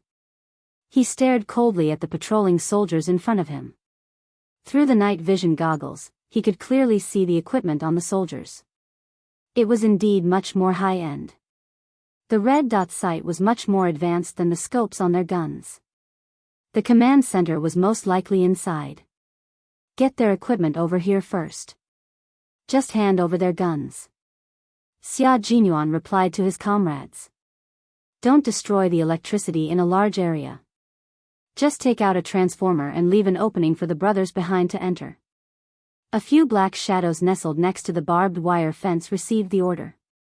Like ghosts, they crept to the edge of the barbed wire fence and began to destroy it with electricity. There were 4 patrolling soldiers and 2 sentry posts in front of Xia Jinyuan. He lay down again and motioned for the J5 to come closer. Then, he drew on the snow with his finger. Taking out 6 of their sentries at once? Q King, aren't we being a little too arrogant? J5 pretended to be surprised, but his expression changed in the blink of an eye. But that's the way to do it. Alright, it's settled then. I'll cut in from here. There are 2 trees here for cover. I'll take care of the sentries here. You take care of the sentries here, and then we'll take care of the 4 patrolling soldiers together. He repeated Xia Jinyuan's deployment. The windy night was convenient for the members of the Snowfield Brigade, and it was also very convenient for Yi Qian. Looking at the equipment in the hands of the patrolling soldiers, the corners of Yi Qian's mouth couldn't help but curl up. A holographic diffraction, scope and an infrared laser sight. If he could get his hands on these 2 things, it would greatly improve his night combat ability. He wouldn't let his target slip away so easily. 3 meters, 2 meters, 1 meter, cover him. As Yi Qian approached, Li Jinyan, who cooperated with her, moved out to provide cover. He directly pinned down another patrolling soldier. Then, the soldier was inexplicably killed, with a confused look on his face. He was patrolling this area, and at the same time, he also had a sentry post. When did this man sneak in? I don't want your gun. I only want the equipment on it. On the other side, Yi Qian ambushed a sentry from behind. With a shoulder throw, he threw the sentry directly into the fluffy snow, and the soldier's face was covered in snow. When he fished the soldier up, 2 tubes of snow even went into his nose. Chapter 1653. Yi Qian first picked up the assault rifle that had fallen into the snow, then smiled politely at the soldier. Thank you for your hard work. I need to take the equipment on your rifle. I'll return it after this is over. The soldier, who was still in a daze from the fall, did not stop Yi Qian from taking the equipment on his rifle. This equipment originally belonged to the special forces. Otherwise, how could a sentry like them be equipped with such high-end combat equipment? The soldier, who was wiping the snow off his nose, looked around as he patted the snow off his face. He had been standing guard here all this time. The patrolling soldiers had also walked back and forth in this direction, but they had not discovered an ambush. When did this female special forces soldier sneak in here? The infrared laser sight used the same principle as the HUD used in fighter jets. A holographic image of the laser was projected onto the sight. The shooter only needed to align the target with the red dot in the center of the image, then pull the trigger and the bullet would hit the target. There was another advantage to this. Usually, night vision equipment would narrow the field of vision and make it difficult to determine the distance, making it difficult to aim. However, the infrared laser sight could identify the bullet point and allow the shooter to open both eyes at the same time to aim and shoot, greatly increasing the hit rate. Yi Qian was very satisfied with the equipment he had received. After adjusting the various parameters of the equipment, Yi Qian saluted the soldier before meeting up with Li Jinyan. Li Jinyan had just installed the red dot sight onto his rifle. This was a piece of equipment that only needed to aim the laser spot at the target to complete the aiming action quickly. Its biggest feature was that as long as the bullet point of the gun and the laser spot on the sight were aligned, even if the viewpoint was slightly off, as long as the gun was pointed in the correct direction, the red laser spot would be able to hit the target. However, the disadvantage was also obvious. Because the laser spot's bullet point was visible, the shooter had to fire immediately in the dark, or else they would be discovered by the enemy. It's a bit surprising. Their individual combat equipment is too high-end. Yi Qian walked to Li Jinyan and said with some suspicion, "It feels a bit off. The local troops are not field troops. Even the sentries can't be equipped with such high-end equipment." Li Jinyan was adjusting the parameters. When he heard this, he said calmly, "If I'm not mistaken, the command center is inside. Our final position is to attack the command center and then meet with the generals." Yi Qian suddenly understood.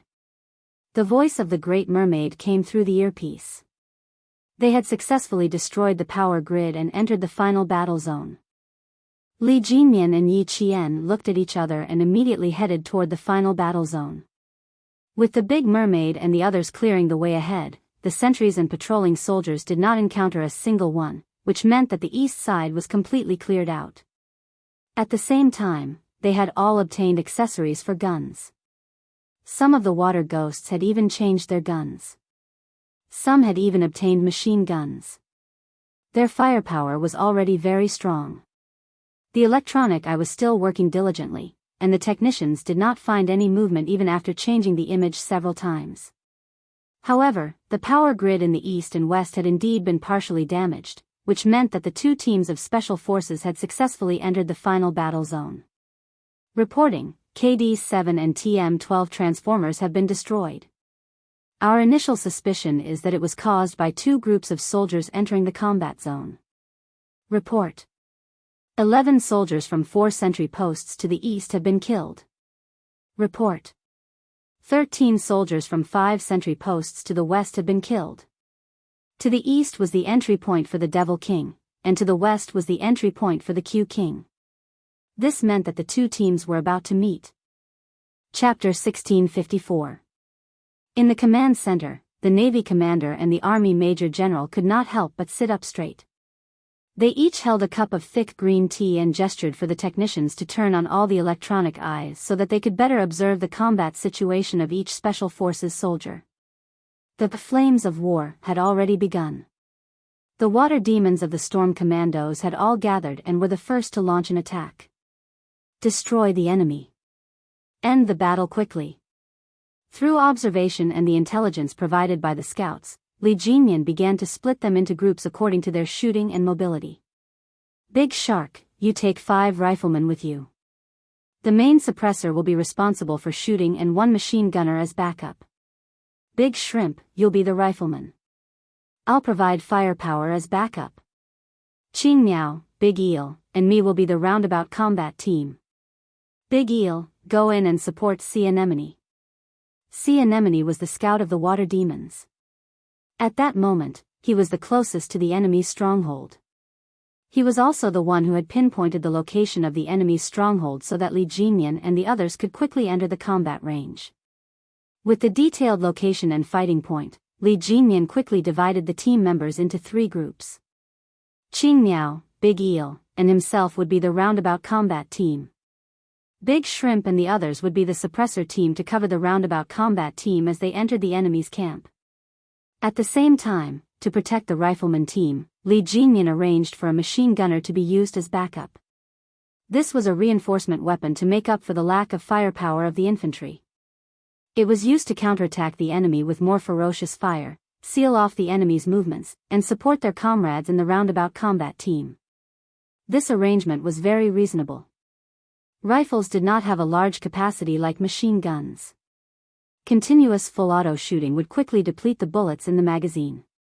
At that time, the rifleman team would have to change the magazine, which would cause them to be unable to complete their continuous suppressive fire.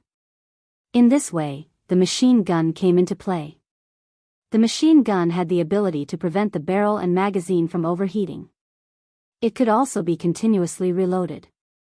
The continuous firing time was also longer than that of a rifle. This greatly protected the rifleman team. Even if the riflemen changed the magazine or changed their hiding position, they would still be well protected. Big Shrimp belonged to the entire team, including the machine gunner as backup. His suppressive fire would not be too dense. Instead, he would coordinate with the rifleman team and machine gunner to provide support. It was impossible for everyone to run out of bullets at the end of the battle. There had to be a retreat point of firepower. It could be said that Prawn was the most dangerous. Once the rifle team, machine gunners, and the detour operation team failed, he would have to take the lead alone and use his own firepower to suppress his comrades so that they could quickly retreat. The bullets had already broken the tranquility in the depths of the mountain. The resting sparrows were so startled that they rushed into the sky one after another. The pheasants in their nests cried out in fright and scurried in the bushes. A few gray hares seemed to have lost their sense of direction, running here and there. The timid hares were so frightened by the sound of the bullets that they trembled all over. On the screen of the command center, when the sound of bullets pierced through the silence of the night, a line of fire suddenly appeared on the snowy mountain. That was the trajectory of a blank bullet. The soldiers at the enemy stronghold had actually been waiting for a long time. Every one of them was tense, ready to take action as soon as they heard something. Suddenly, the two sides exchanged fire head-on. Bang, bang, bang, bang. The sound of gunfire was so loud that it was deafening. There was a sense of collision that felt like a landslide, as if this place would be razed to the ground in the next second. Chapter 1655. The rifle team was responsible for suppressive fire, so they did not have to hit the enemy. They only had to force the enemy to be unable to move and achieve the effect of resisting the enemy. The entire range was 300 meters, and Shao and the others were equipped with high-end equipment, so they could lock onto targets within a large range and shoot.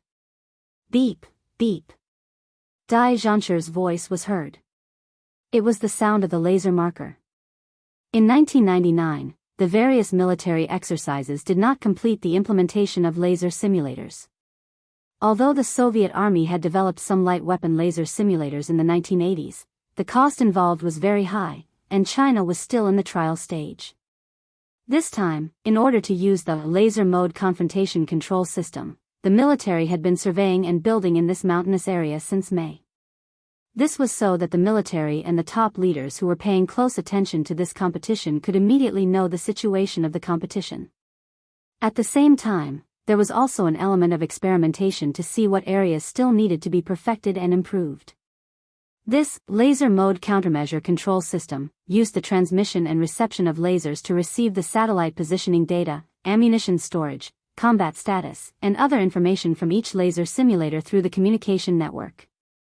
It was then transmitted to the military as quickly as possible so that the top leaders of the country who had been paying attention to this competition could know the progress of the competition immediately. It also allowed the top leaders to know the combat strength of the two teams immediately. Even though the Storm Commandos have only been established for a year, the captain who commanded the battle is very capable. He was able to make this underwater special forces team that started from scratch dare to go up against the Army Special Forces that have been around for more than 10 years. On the other hand, the Snowfield Brigade is brave and resourceful. The commander of the deployment is decisive and can complete a destructive battle without losing a single soldier to suppress the firepower of 2 platoons. His combat deployment is very experienced. At 7:30 p.m., the top leaders finished their day's work and arrived at the military headquarters to observe the final confrontation between the two teams. Seeing the confrontation between the two armies, the top leaders had a gratified smile on their face. He gave extremely high recognition to Li Jinyan and Xia Jinyuan's combat skills. Lieutenant General Xia knew that his son had some ability. Although he knew it in his heart, he would never say it out loud. Now that he had received recognition from the top leaders, the lieutenant general still said, as the leader, how he fights and how he deploys is directly related to the lives of every soldier. He has the lives of all his comrades in his hands, so he must have outstanding ability. You're right. He has to fulfill his duty. As a captain, if you're not outstanding, it's better to abdicate early and let the capable take over. Lieutenant General Xia's words made the highest leader nod in agreement. Both team captains are very outstanding. With them leading, I have great hopes for them in next year's competition. I hope they can continue to work hard and return victorious next year. This was the first time that the country had sent out special forces to participate in an international competition. It was equivalent to comparing notes with the best special forces of other countries. Don't talk about friendship first and competition second. As a soldier, there was no second place, only first place. I will definitely not disappoint the country. Lieutenant General Xia stood up and made a military pledge to the highest leader. What the leader of the country wanted was also what he and the thousands of soldiers behind him wanted. Looking at the big screen, the highest leader was observing the entire situation with a dignified gaze. Seeing that the few platoons that had been deployed in advance had been wiped out, the highest leader's mouth tightened. Chapter 1656. The combat ability of the local troops still needed to be improved. The war would not only be a matter of the field troops, but also the responsibility of the second and third line troops. Next year, the military conference will focus on the second and third line troops and the local troops. Let them give the country and the people a result. During the discussion, the highest leader said this to Lieutenant General Xia. The civil service records would be the focus, and they would only need to bring it up at next year's military conference. On the screen, Yi Qian and Li Jinyan had already reached the enemy's position. There was a row of abandoned warehouses about 11 meters long and 4 meters wide used to store wood. The warehouses were made of mud bricks and had triangular roofs, similar to the warehouses in brick factories. The two of them assisted each other in their operation. When Big Eel's voice came from their earpieces, telling them that he had met up with Scout Sea Anemone, Li Jinyan quickly moved and entered the abandoned warehouse. Half crouching, he confirmed that the surroundings were safe. He gestured for Yi Qian, who was half crouching for cover and alert, to move. The two of them moved in a crisscross pattern, moving to the rear at the fastest and safest speed. When a few figures appeared in the night vision mirror, Yi Qian quickly switched to semi-automatic shooting and began to surround the rear. Fire from the front. Big Eel, Sea Anemone, attack from the side. Li Jinyan fired from the rear. He was fully automatic and provided cover for Yi Qian. A few beeps came from the front. There were already soldiers, dead. Fuck. They're outflanked. Support the rear. North. Ugh. Before a soldier could finish, his mouth was covered and he was pulled down from the abandoned wood. He died instantly. Easy, easy. I'm already dead. Why are you dragging me down? Being pulled down from a high place, the soldier was still in a panic. Seeing the other party dragging him by the collar to the corner of the wall, he gritted his teeth in pain as his back landed heavily on a piece of wood. Big Eel chuckled and said, "Brother, help us weigh our feet. The whole wall will collapse if we step on it. Let me borrow your body." He said it shamelessly. The soldier was so angry that his mouth was crooked. "I'm already dead, and you still want to reuse trash?" "Yes, yes, yes. Waste, waste, waste." Not only was the Big Eel not angry, it even laughed. The soldiers of this place were quite interesting. They even called it trash. Fuck, hurry up. The unlucky soldiers had no way to resist. If they really died on the battlefield, it was not impossible for them to be used as stepping stones. Big Eel and Sea Anemone cut through the warehouse from the north, which was equivalent to cutting the entire warehouse into two. The two of them attacked from the front and back, one from the front and one from the back. As a result, the soldiers in the warehouse were not only attacked from the front and back, but also from the middle. Machine gunners, advance. Rifle team, move in a roundabout manner. Strangle them from the front and back. Inside the warehouse, Li Jinyan was giving out orders one after another. When the tracer warning came, he immediately said to Yi Qian, "Alert, reload." Tracer bullets were loaded into the magazine in advance, usually in the position of the third last bullet. In this way, as long as a tracer bullet appeared during battle, they would know that they needed to change the magazine. Yi Qian quickly went on alert, while Li Jinyan leaned against the wall and reloaded. Clear, advance. Hearing the sound of a magazine being reloaded, Yi Qian knew that he had finished reloading. He accurately eliminated one of the enemy machine gunners, and the firepower of the deep battle was completely eliminated. Chapter 1657. Big Eel, who was fighting in the middle, said, "Complete the attack. Quick." Soon, Big Eel led the rifle team and finished shooting under the cover of Big Eel and the machine gunners. Bang, bang, bang, bang. The deafening sound of bullets never stopped. Bullet tracks streaked across the snowy night, bringing with them the beauty of a flourishing firework. It was especially beautiful in the snow, but it was also so frightening. In the warehouse, some of the 16 local soldiers were suppressed by the front line to the point that they couldn't move. Li Jinyan and Qing Miao came from behind, and their cooperation was flawless. They broke through the defense line and killed their way in. The entire battle was like an inescapable net that surrounded the entire warehouse, making it impossible for the soldiers inside to advance or retreat. They were suppressed by the firepower to the point that they couldn't even raise their heads. If they did, their heads would be blown off. Elimination complete. Elimination complete. Elimination complete. The front, back, and center were all eliminated. This meant that the entire base had been conquered. From the attack to the outflanking tactic to the complete elimination, this operation took a total of 16 minutes. Next, this place belonged to the Storm Commandos. Turning on the light on his helmet, Li Jinyan pointed at the battle map and deployed again. This is the highest point of the entire base, and it's also our final attack position. The Snowfield Brigade will cut in from the west, and will cut in from the east. Now, we'll wait here. Li Jinyan gently pointed at a coordinate with his thin lips pressed together and said coldly, "Big Eel will lead 12 comrades into the final position. Qing Miao and I will complete the hunting operation." Li Jinyan was a little afraid to let Yi Qian out of his sight. Xia Jinyuan's target in the capture plan was Yi Qian. As the captain, he had to protect her. He was afraid that Yi Qian's previous mistakes would make Xia Jinyuan want to teach her a lesson. If it was as he guessed, with Xia Jinyuan's fierce fighting style, he wouldn't just send one person. It was very likely that he would personally go and teach Yi Qian a lesson. Because if it was him, he would have done the same. At this moment, Yi Qian was not as uneasy as before. She had made a mistake, so she would definitely be punished. At this moment, she was not worried about what kind of punishment she would receive. Instead, she was serious about completing the competition until the end.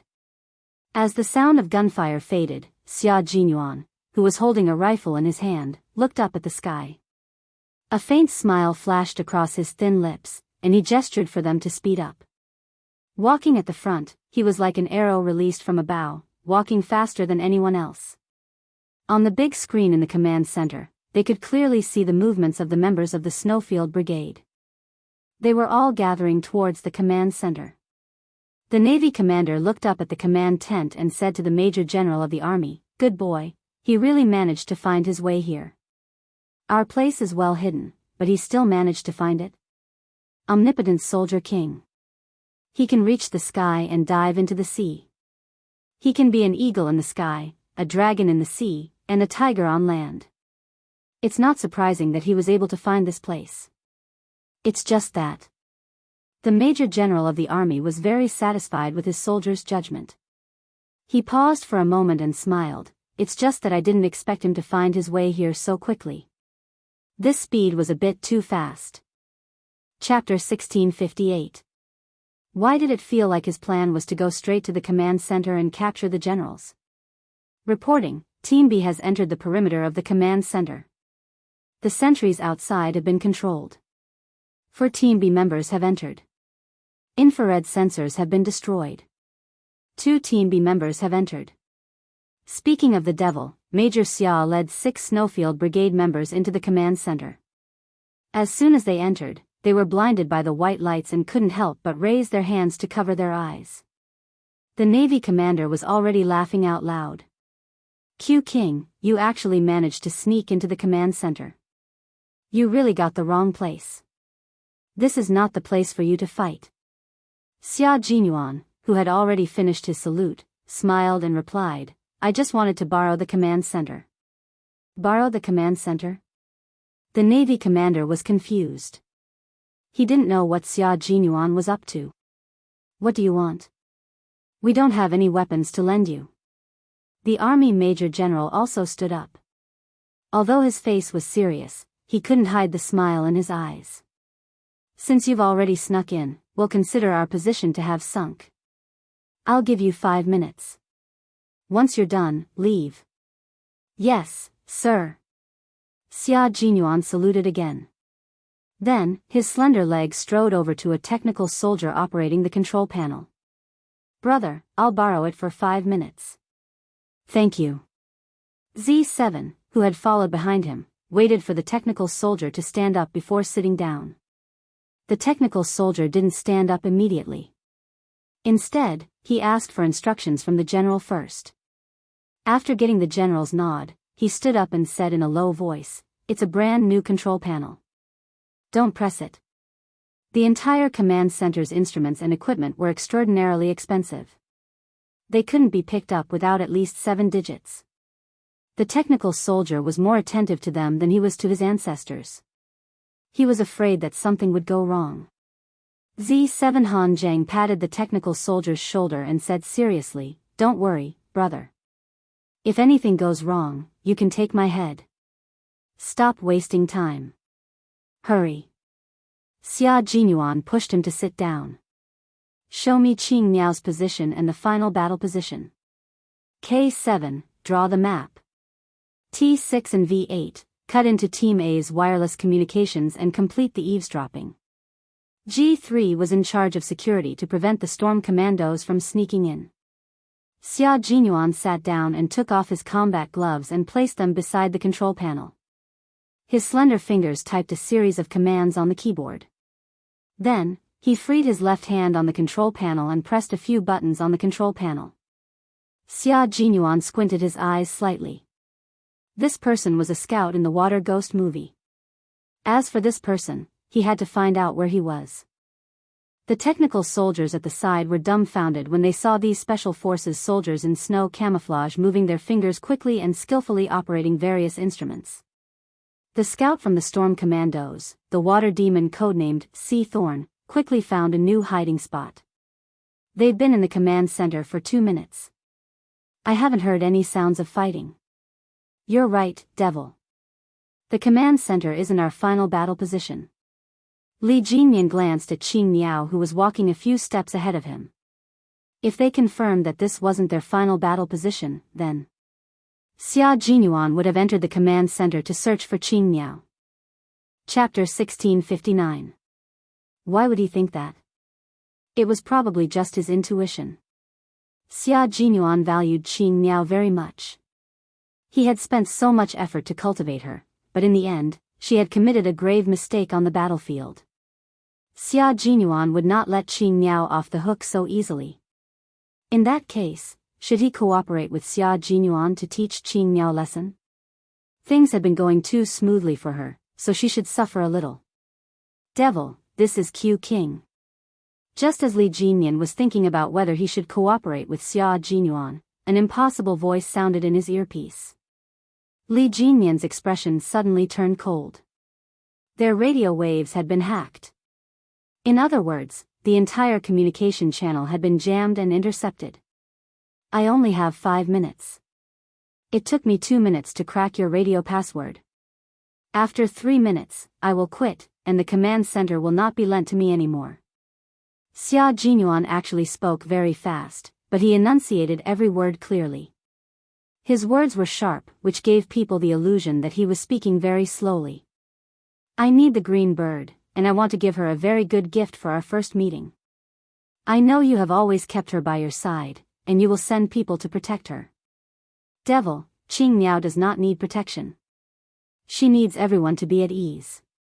She can fight against thousands of soldiers and horses by herself, and she can wipe out a company with a sniper rifle.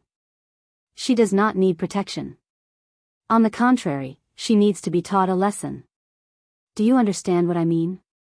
His voice was very calm and there was no anger in it. Even the tone of every word was controlled and flat. It was completely impossible to tell that Xia Jinyuan was feeling emotional. However, Li Jinyan knew that Xia Jinyuan, who was usually calm, was really angry this time. The two of them were the same type of people. The angrier they were, the more emotional they were, and the more they controlled their body language, actions, and all other aspects. They would never let others see that their emotions had changed. I understand, Li Jinyan replied, then calmly asked him, is that all? Xia Jinyuan's laughter came from the earpiece. This is a big deal, not a small matter. Sorry to disturb you, see you later. He quickly hung up the phone and instructed T6 and V8, all right, switch back. We're done here. That's right, he was here for this matter. He was here for Yi Qian. The group came and left in a hurry. As for the water ghoul scout, Sea Thorn, who had been discovered, he was nowhere to be seen. Xia Jinyuan walked to the spot where Sea Thorn had been squatting and took a look. His dark eyes narrowed slightly. Demon King Li had said that their scouts could complete missions on land and sea. That was indeed the case. It wasn't a normal mission, but a perfect one. The position where he was squatting was less than 3 meters away from the position where the pigeon was squatting. Judging from the footprints he left behind, the tip of his foot was facing the position where the pigeon was squatting. This meant that he had discovered the pigeon at that time, but did not take action. As for the pigeon, a team member who was good at snow and mountain reconnaissance, he actually did not discover the location of the water ghoul scout. The pigeon broke out in a cold sweat. He really did not discover the water ghoul scout less than 3 meters away from him. The Demon King has a lot of talented people under him. He managed to train the entire team in less than 2 years. I have to ask him for some experience. Xia Jinyuan lifted his foot and covered the footprints with the snow beside him. He muttered something and turned to leave. However, Z7 and the others were sweating along with the pigeon because of what he said. The Demon King's training could only be described in one word, cruel. Chapter 1660. If that was the case, their training in the future would most likely be harsh and cruel. Just thinking about those days, ha, ha, ha, ha, ha, ha, ha. The senior generals in the command center were all confused by Xia Jinyuan's arrival. Did he make such a big fuss just to contact the team that was fighting against them? There was no conversation during the whole process. It was all about Qing Miao. Major General Lu frowned. He pondered for a moment and then said to the civilian beside him, check Qing Miao's whereabouts and get the electronic eye. Xia Jinyuan's words revealed too much. Qing Miao did not need protection. Of course, as a special forces soldier who could fight alone, why would she need protection? She should not be protected, but should be protecting each other with her comrades. In the last sentence, he said that Qing Miao needed to be taught a lesson. Why did Qing Miao need to be taught a lesson? She came to the command center's territory and left after finishing her work. She did not give a proper explanation and instead left them guessing and wondering why Qing Miao needed to be taught a lesson. There's no need to get the electronic eye. Contact me directly, Team B leader. Major General Lu did not want to beat around the bush. He directly asked the technical soldier to contact Xia Jinyuan. Xia Jinyuan, who had already left, did not hide anything. He reported the ins and outs of the matter to Major General Lu. After that, he added, if we don't grind her, she won't be a useful person. She has too little experience in individual combat. We need to let her experience what kind of cruelty she will face if she fails in individual combat. As a female soldier, she will never be treated well. This was especially true if they were captured by criminals who were internationally organized, disciplined, and had their own set of rules. There was no such thing as preferential treatment of captives. Criminal groups would not abide by any of the conventions and regulations such as not mutilating captives or subjecting them to any medical or scientific experiments, nor violence, intimidation, or humiliation of captives. Not only would they not abide by these rules, some countries would not abide by them either. Capture you and provide you with good food and drinks. Heh, what wishful thinking. Major General Lu was silent. Yi Qian had indeed made a big mistake. Then, he ordered, don't use your methods. Just teach her a lesson. After all, she hasn't officially joined the army yet. She's just a cadet. She hasn't received a complete systematic and professional training, as well as the various assessments of the Snowfield Brigade. You can't rush for quick results. If you make a mistake, you have to admit it. You will still be punished, but you have to know your limits. Do you understand? Xia Jinyuan agreed, but the look in his eyes was terrifyingly cold. If his girlfriend made a mistake, he would not cover it up, let alone hide it from his superiors. His girlfriend had made a mistake, and as her boyfriend, he was responsible for making her realize her mistake and making her swallow the bitter fruit of her mistake. There was no such thing as repeated mistakes in his dictionary. The first time it happened, he would mercilessly strangle it to death. There would not be a second chance for it to happen. Yi Qian, who was walking, didn't feel cold at all, but she shivered for some reason. Then, the sense of danger from her previous life came crashing down on her like an avalanche, making her stop in her tracks. What's wrong? Li Jinyan keenly noticed her abnormality and asked her directly, is there a situation? Yi Qian pursed her lips and scanned her surroundings. There was nothing out of the ordinary, and she didn't feel like she was being watched. That shiver was a little inexplicable. No, that wasn't right. It wasn't inexplicable either. After killing Bai He like that, if Captain Xia knew what was waiting for her. Chapter 1661.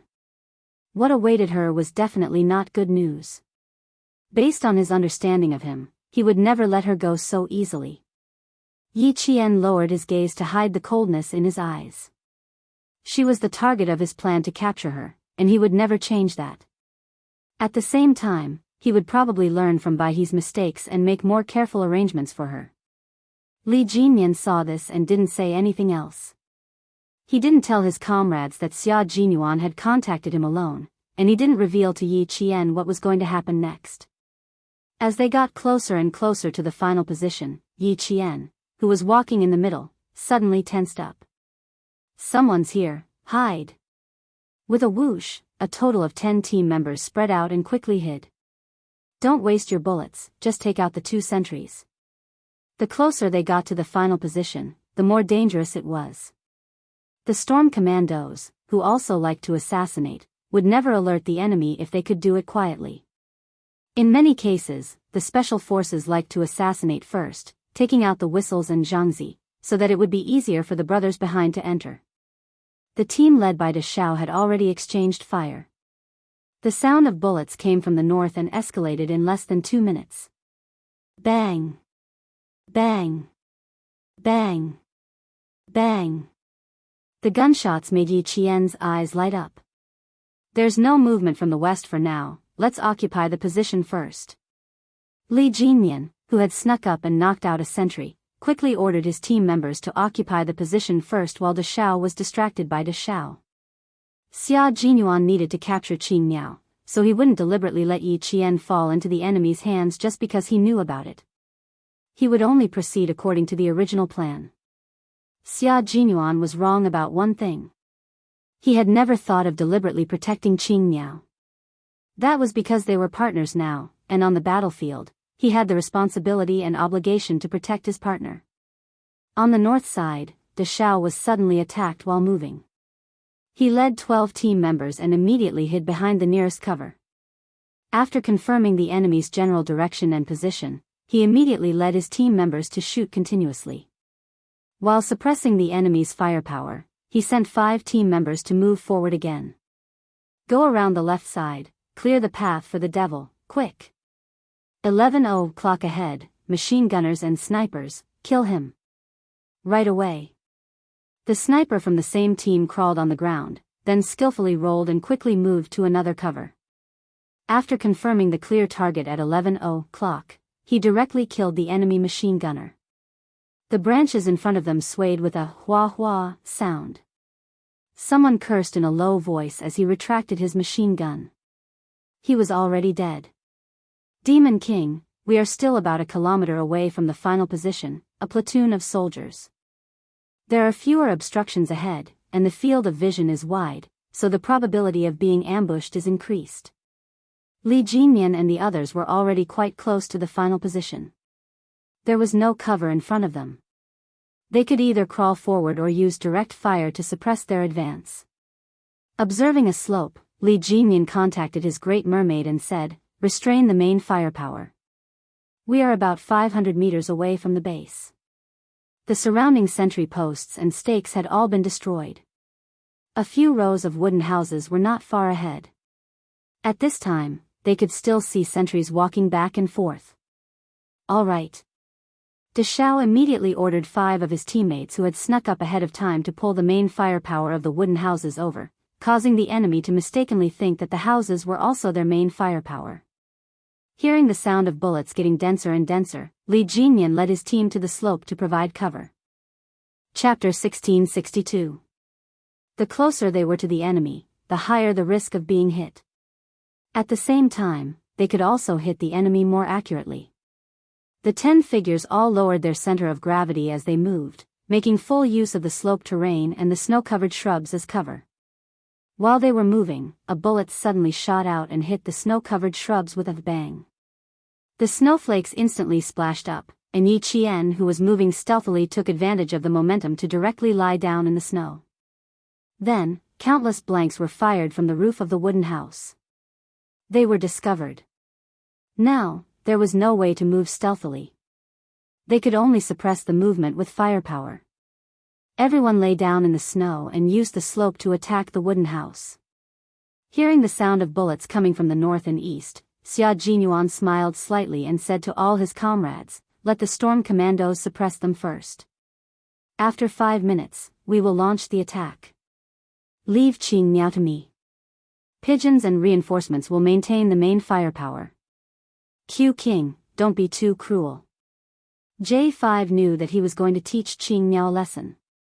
Although he couldn't stop him, he still reminded him. Xia Jinyuan smiled at him and crushed the snow with his combat boots. Although he didn't say anything, his actions and the look in his eyes. J5 couldn't help but pat his helmet. "Qing Miao, as a brother, I can only help you up to this point.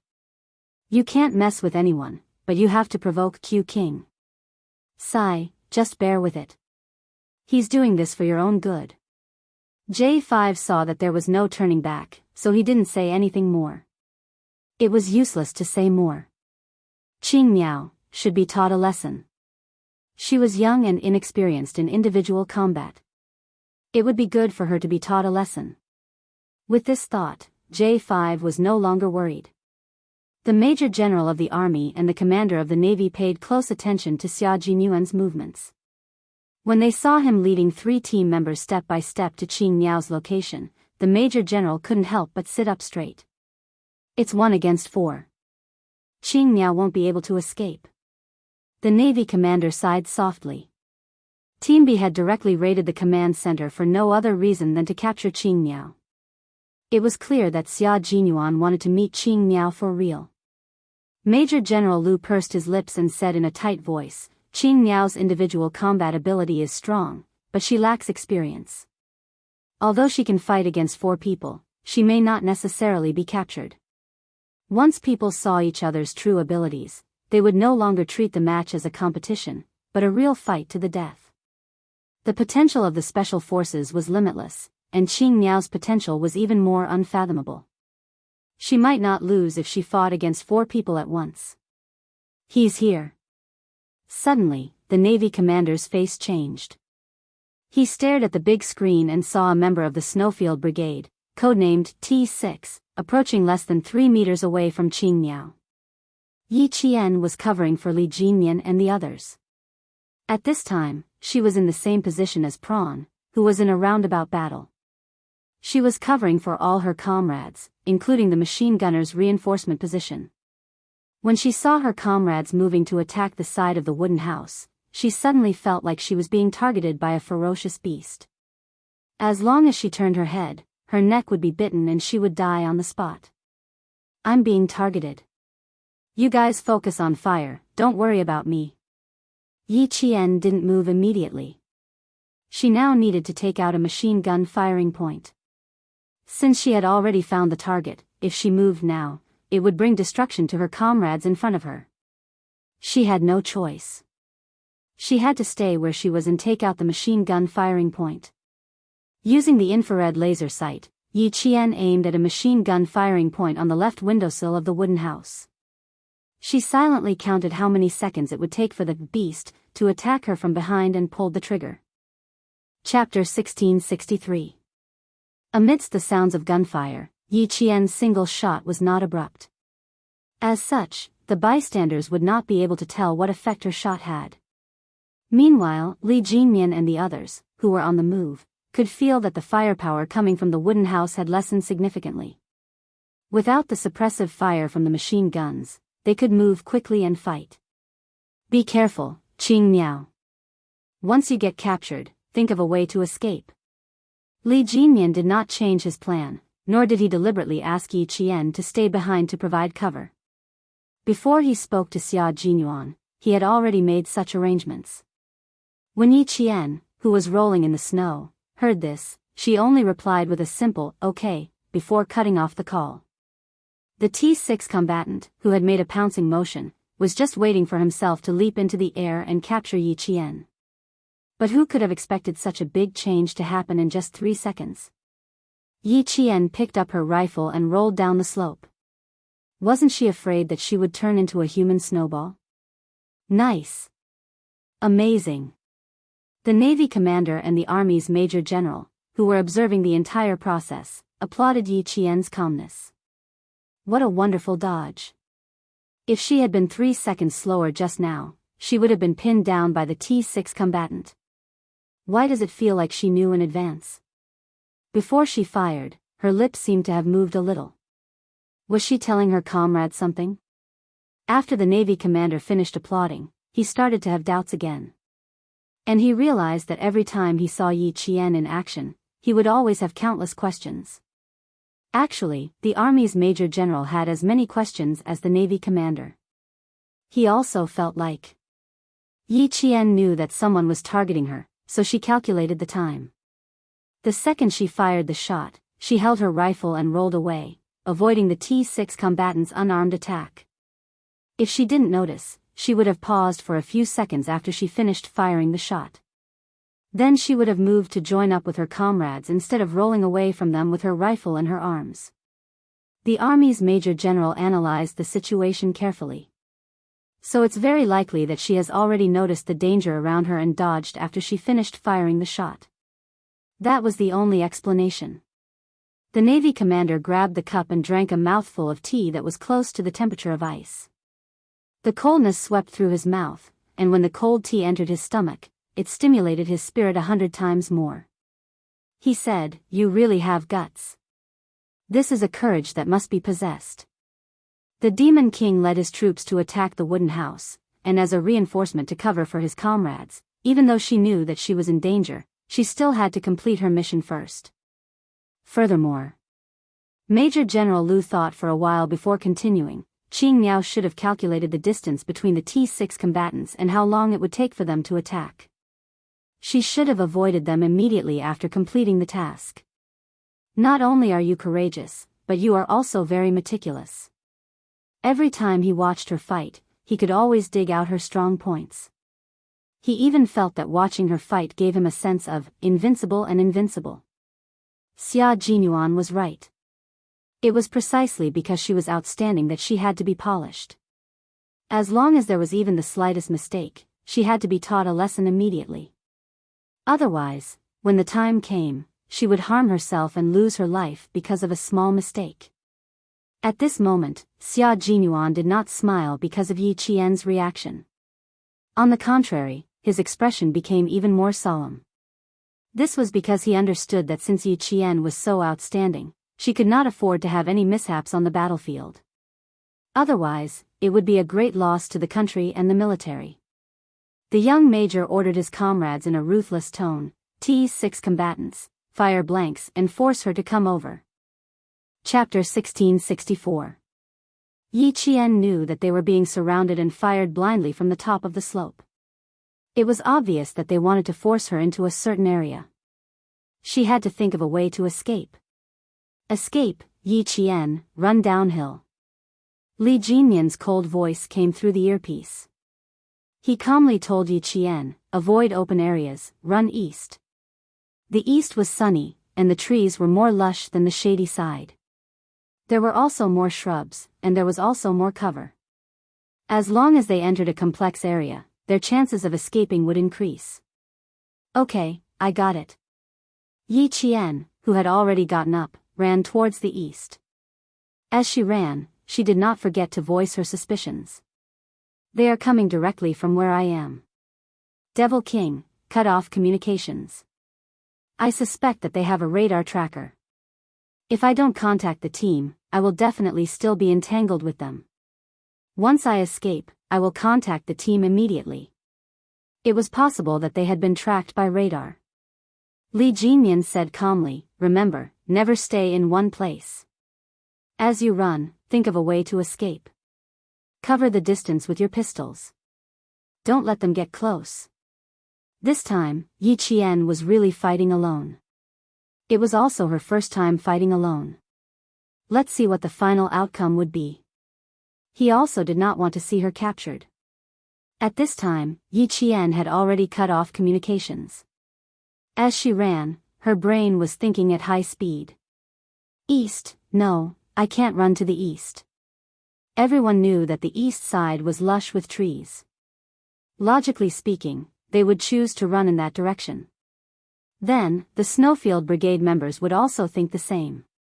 In that case, it was very likely that they would ambush her in the east. Thinking of this, Yi Qian did not hesitate and immediately gave up on the east side. Then, she remembered that the Snowfield Brigade still needed to complete the mobile battle with the local troops. They might not be able to send out too many members to capture her alone.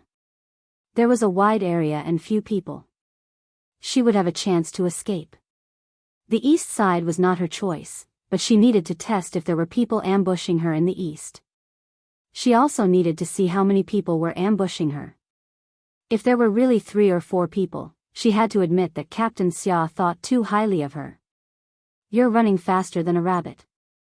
Q King, come down. The T6 directly fired at the ground, and the empty cartridges splashed snow everywhere. After a series of gunshots, several bullet holes were left in the fluffy snow. When the T6 combatant, who had been chasing after Yi Qian, saw him running east, he slowed down. His reaction was too fast. Just as he rushed over, Qing Miao, who was in the middle of shooting, suddenly grabbed the rifle and rolled down the mountain. It happened so suddenly that he almost fell into the snow. Xia Jinyuan, who was waiting at the front, knew that the little fox was not easy to catch. Because they needed to capture her, they could not directly aim at her and shoot. If they were shot and killed on the spot, it would be meaningless. It had to be a game of cat and mouse. Trying to play petty tricks. She didn't have any tricks up her sleeves. She had to rely on her IQ, reflexes, actions, judgment, and individual combat skills to escape.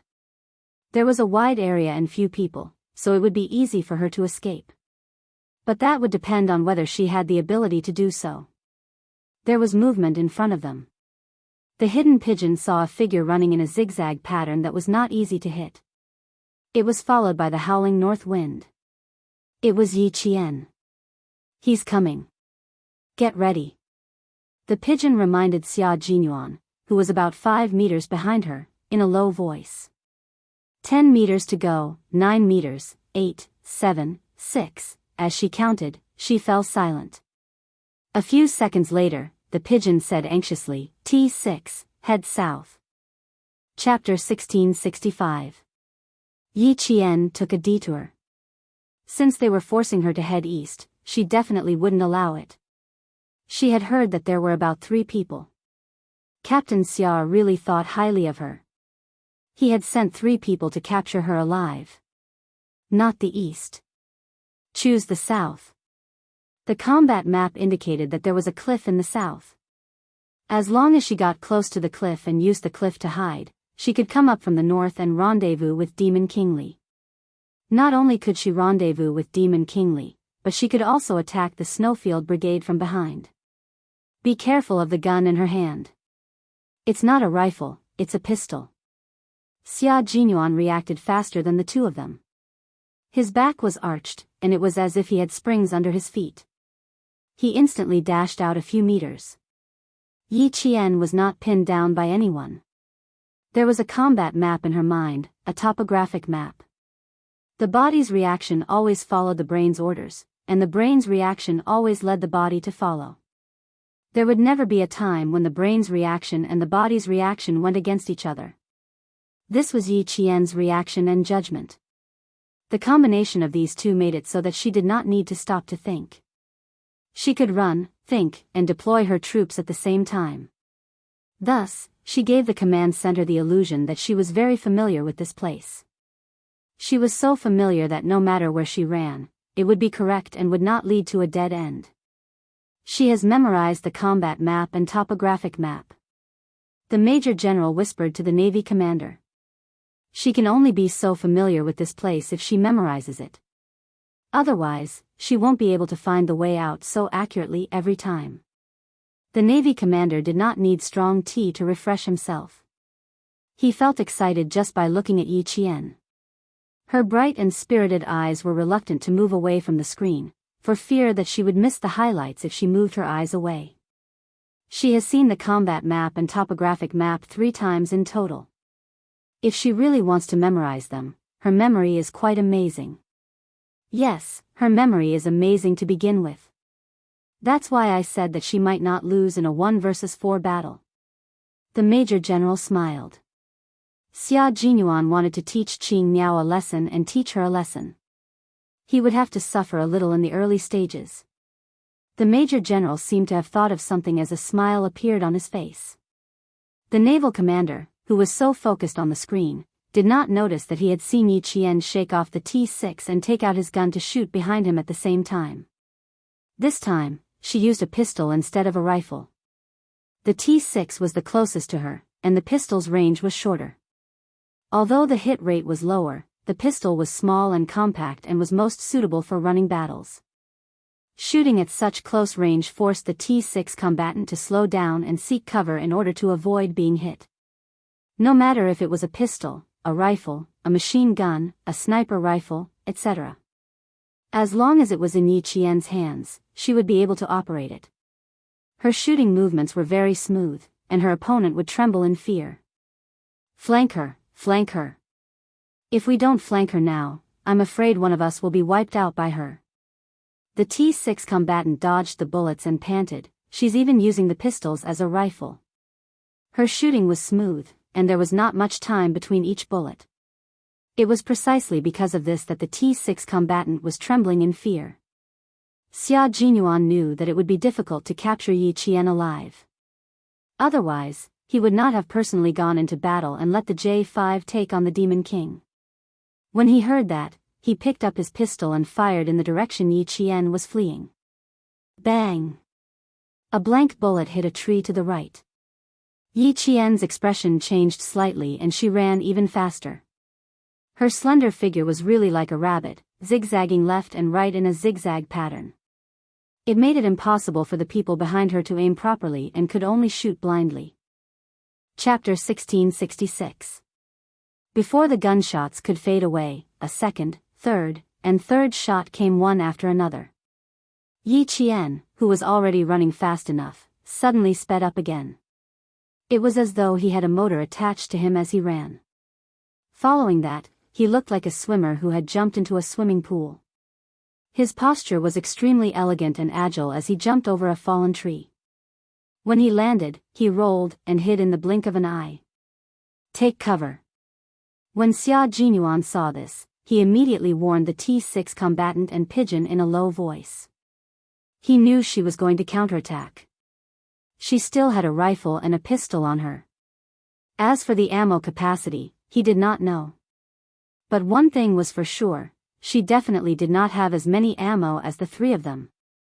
Pigeon and the T6 combatant rolled in the snow to avoid Yi Qian's blind shots.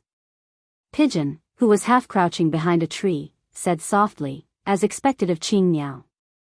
She's quite difficult to deal with. Q King, can the 3 of us capture her alive? She's too familiar with the terrain. She's been running very accurately without making a single mistake. Although she's running away now, it's as though we're chasing after her according to the escape route we set for her. We're not chasing after her according to the route we planned. It felt like they were being led by the nose. Xia Jinyuan replied, it's only been 5 minutes. You want to capture Qing Miao in 5 minutes? Do you really think we're catching a bird? Qing Miao is the predecessor of a phoenix, do you understand? A phoenix is also a bird, the T5 combatant answered in all seriousness. I feel like we're catching a bird, but it's a little difficult. When he said that, Pigeon wanted to laugh but did not dare to. If you want to capture her, I'll give you 10 days off when we get back so you can go chase after your girlfriend. Xia Jinyuan was very generous as he threw out such bait to make the T6 combatant willingly take the bait. He said bravely through his earpiece, come on, Q King. What can I do for you? Xia Jinyuan did not stand on ceremony. Just move around and suppress her with your firepower. Pigeon and I will attack from the left and right. Don't hold back with your bullets, and don't waste them too much either. Don't end up with a tracer bullet. No problem. No problem. I still have 2 more magazines, so I have enough bullets. The T6 combatant laughed. After laughing, he raised his rifle and quickly provided cover for his comrade. Yi Qian would not fight them with bullets. The 3 of them chased after her, and only one of them opened fire. It was obvious that they wanted her to run out of bullets so that the 3 of them could capture her alive. With a cold gaze, Yi Qian pursed his lips. After firing 4 shots with his pistol, he no longer hit in the same spot. Instead, he carefully moved his body and continued to run. She was running downhill, and her feet were stuck in the snow. She couldn't stop and ran south with all her strength. She couldn't stop. If she did, she would be surrounded. She's running away again. She's not a bird but a rabbit, right? The T6 combatant was dumbfounded. If she doesn't become Q King, how long can we keep chasing her like this? J5 is up against Demon King. Let's not lose. Pigeon, who had caught up to him, replied, what we need to do now is to exhaust Qing Miao's stamina and bullets. We won't lose even if we have a captive on our hands. Xia Jinyuan did not reply. He strode forward and stepped into the snow with his combat boots. When he pulled them out, he could feel the hostility in them.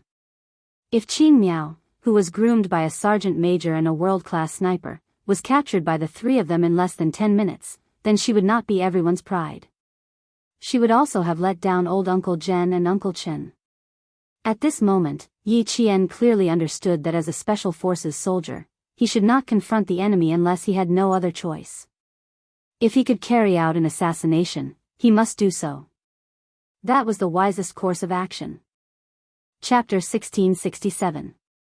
She also understood that when she was fighting alone, she could only rely on herself. There was no way she could count on timely support. Even if there really was support, she was the only one who could save herself when there was no support. Run. She could only run now. Run to the next advantageous position and hide before launching a counterattack. The naval commander who was watching the battle narrowed his eyes. He saw Xia Jinyuan starting to speed up in an attempt to block Qing Miao from the front. Following that, the T6 combatants started firing again from behind while the pigeons cooperated with the entire operation. Occasionally, they would fire to distract Yi Qian so that she did not have time to pay attention to the situation around her. She kept running south. If that's the case. The Major General of the army carefully looked at the battle map on the table and then at the topographic map. He tapped his finger on a spot and understood why Yi Qian was running south. There were cliffs in the south. A place like this that was considered a hopeless situation for ordinary people was a good place for the Special Forces. What did the Special Forces usually train for? Climbing ravines and cliffs were all part of their training. When the Snowfield Brigade was guarding the plateau and building a base station, they would climb the steep mountains that were often covered in snow and were so weathered that even snow leopards would have a hard time climbing them. Qing Miao had traveled through hundreds of thousands of forests in the western province with soldier King Old Chen. So how could she not have climbed cliffs before? She ran in that direction because she knew there were cliffs in the south.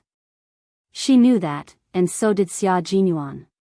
He had broken into the command center and pulled out all the electronic cameras.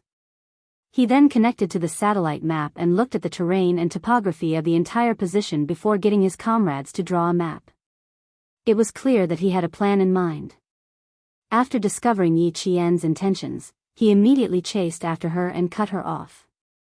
It had to be said that this match was extremely exciting from beginning to end. The match between Xia Jinyuan and Li Jinyan was exciting. The members of the two teams were also exciting. Now that he was going up against Yi Qian again, it was exciting. On the other side, Li Jinyan and J5 were already engaged in a fight. Both sides moved like ghosts in the forest, quietly descending to each other's side. Then, fist met fist, foot met foot, and when the close combat ended, it meant that one side had died. Li Jinyan looked cold, but when he was hunting, he was surprisingly gentle.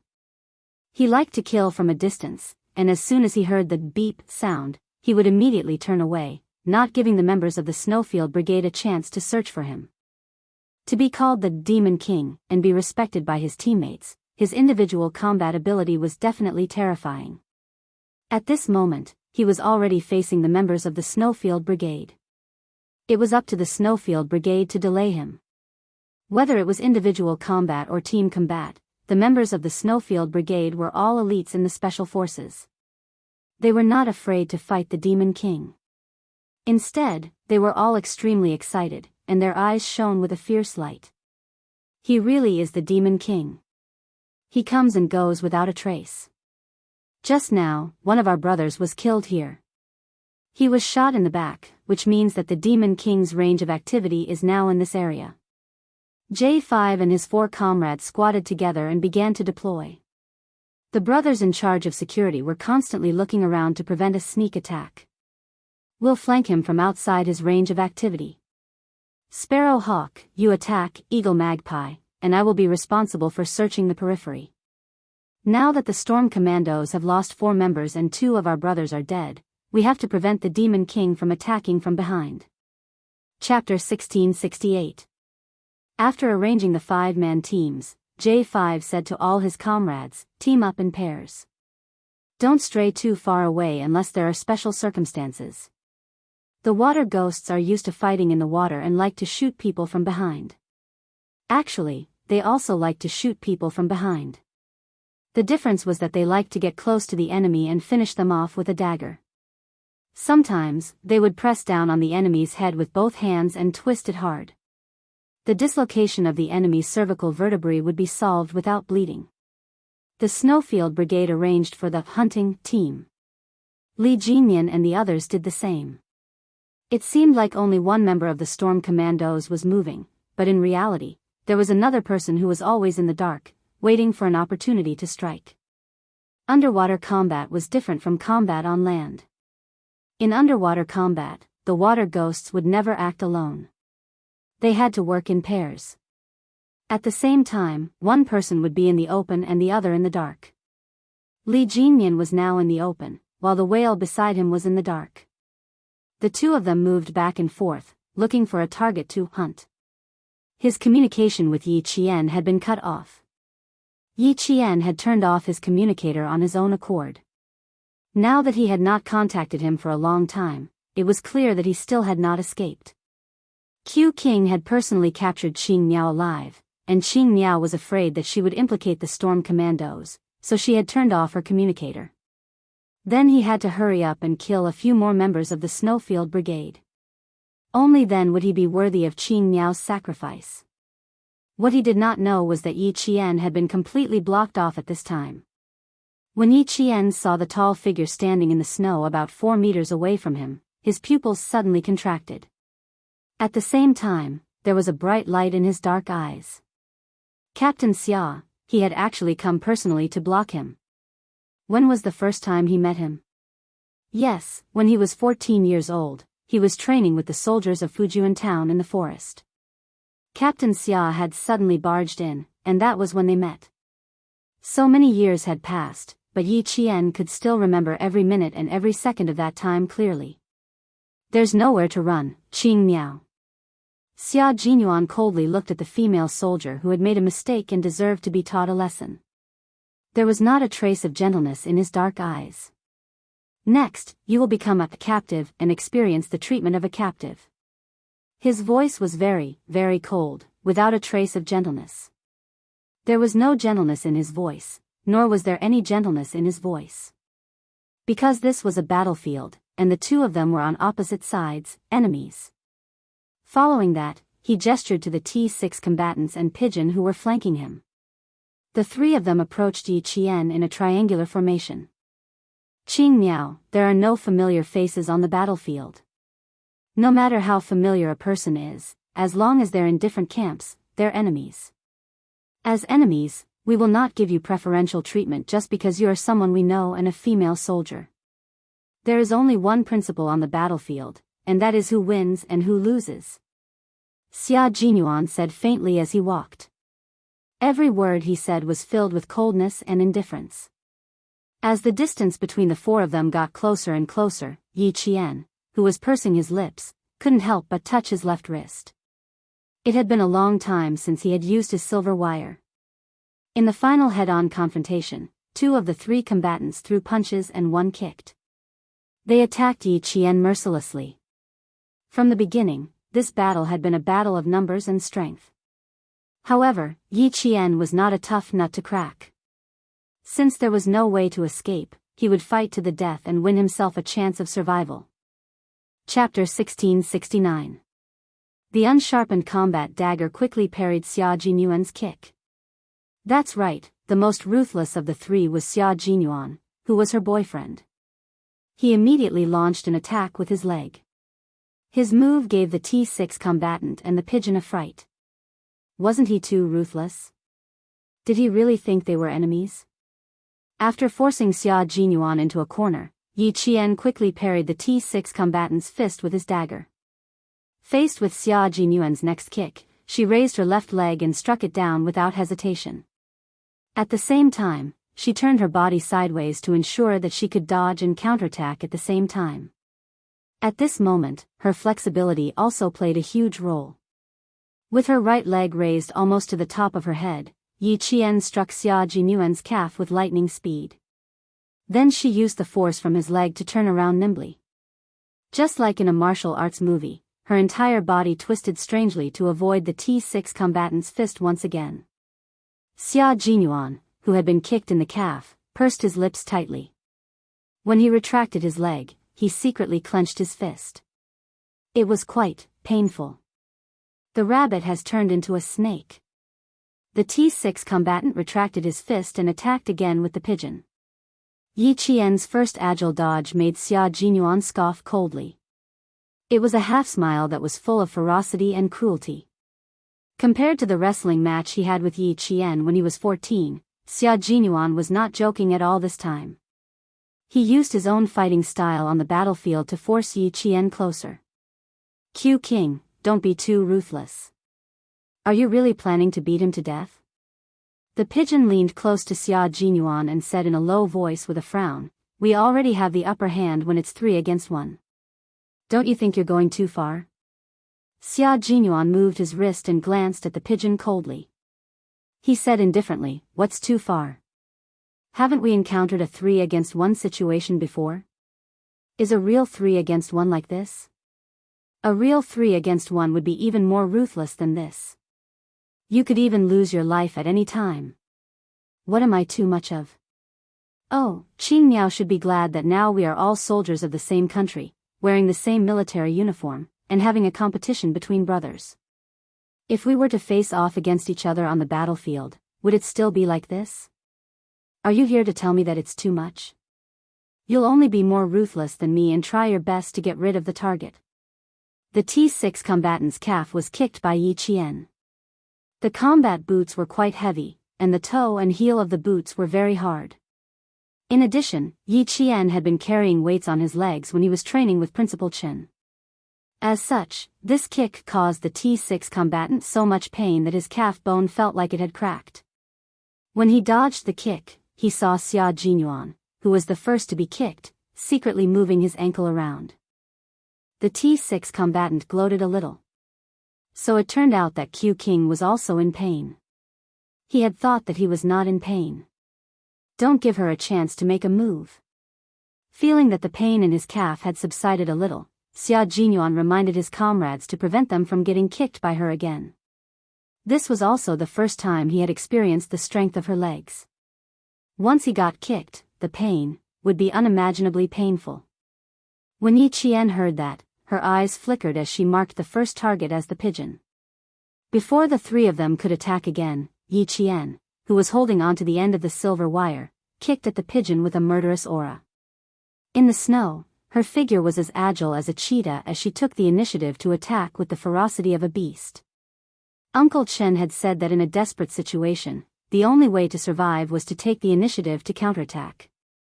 She needed to win a chance of survival for herself, so she had to take the initiative to counterattack. When the pigeon saw this, her expression changed. Chapter 1670. At this moment, Yi Qian had already entered a state of confrontation between himself and the enemy. He was going to use his true abilities to take on 3 people at once. If he had accepted the challenge with the mentality that they were all familiar with each other, the first person he would have killed would have been her. Besides, her target was herself.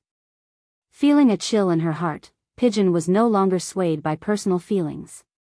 At this moment, a hint of a smile flashed across Xia Jinyuan's eyes. Very good. She was able to quickly find a weak spot to attack even when she was surrounded. This meant that she did not panic and had remained calm all this while. In that case, let's see how far she can go. T6, block her path of retreat. The cold and emotionless Major Xia did not even remember that he was still the female soldier's boyfriend. He only had one goal now, which was to teach this female soldier a lesson. Let her remember this lesson. As an all-around ace soldier, how could Xia Jinyuan's close combat skills be bad? Seeing that Yi Qian was using Pigeon as an opening to attack, he threw out a punch to support his comrade.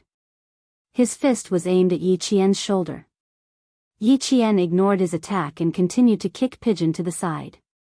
While she was dodging left and right, she suddenly grabbed something in her left hand and threw it forward.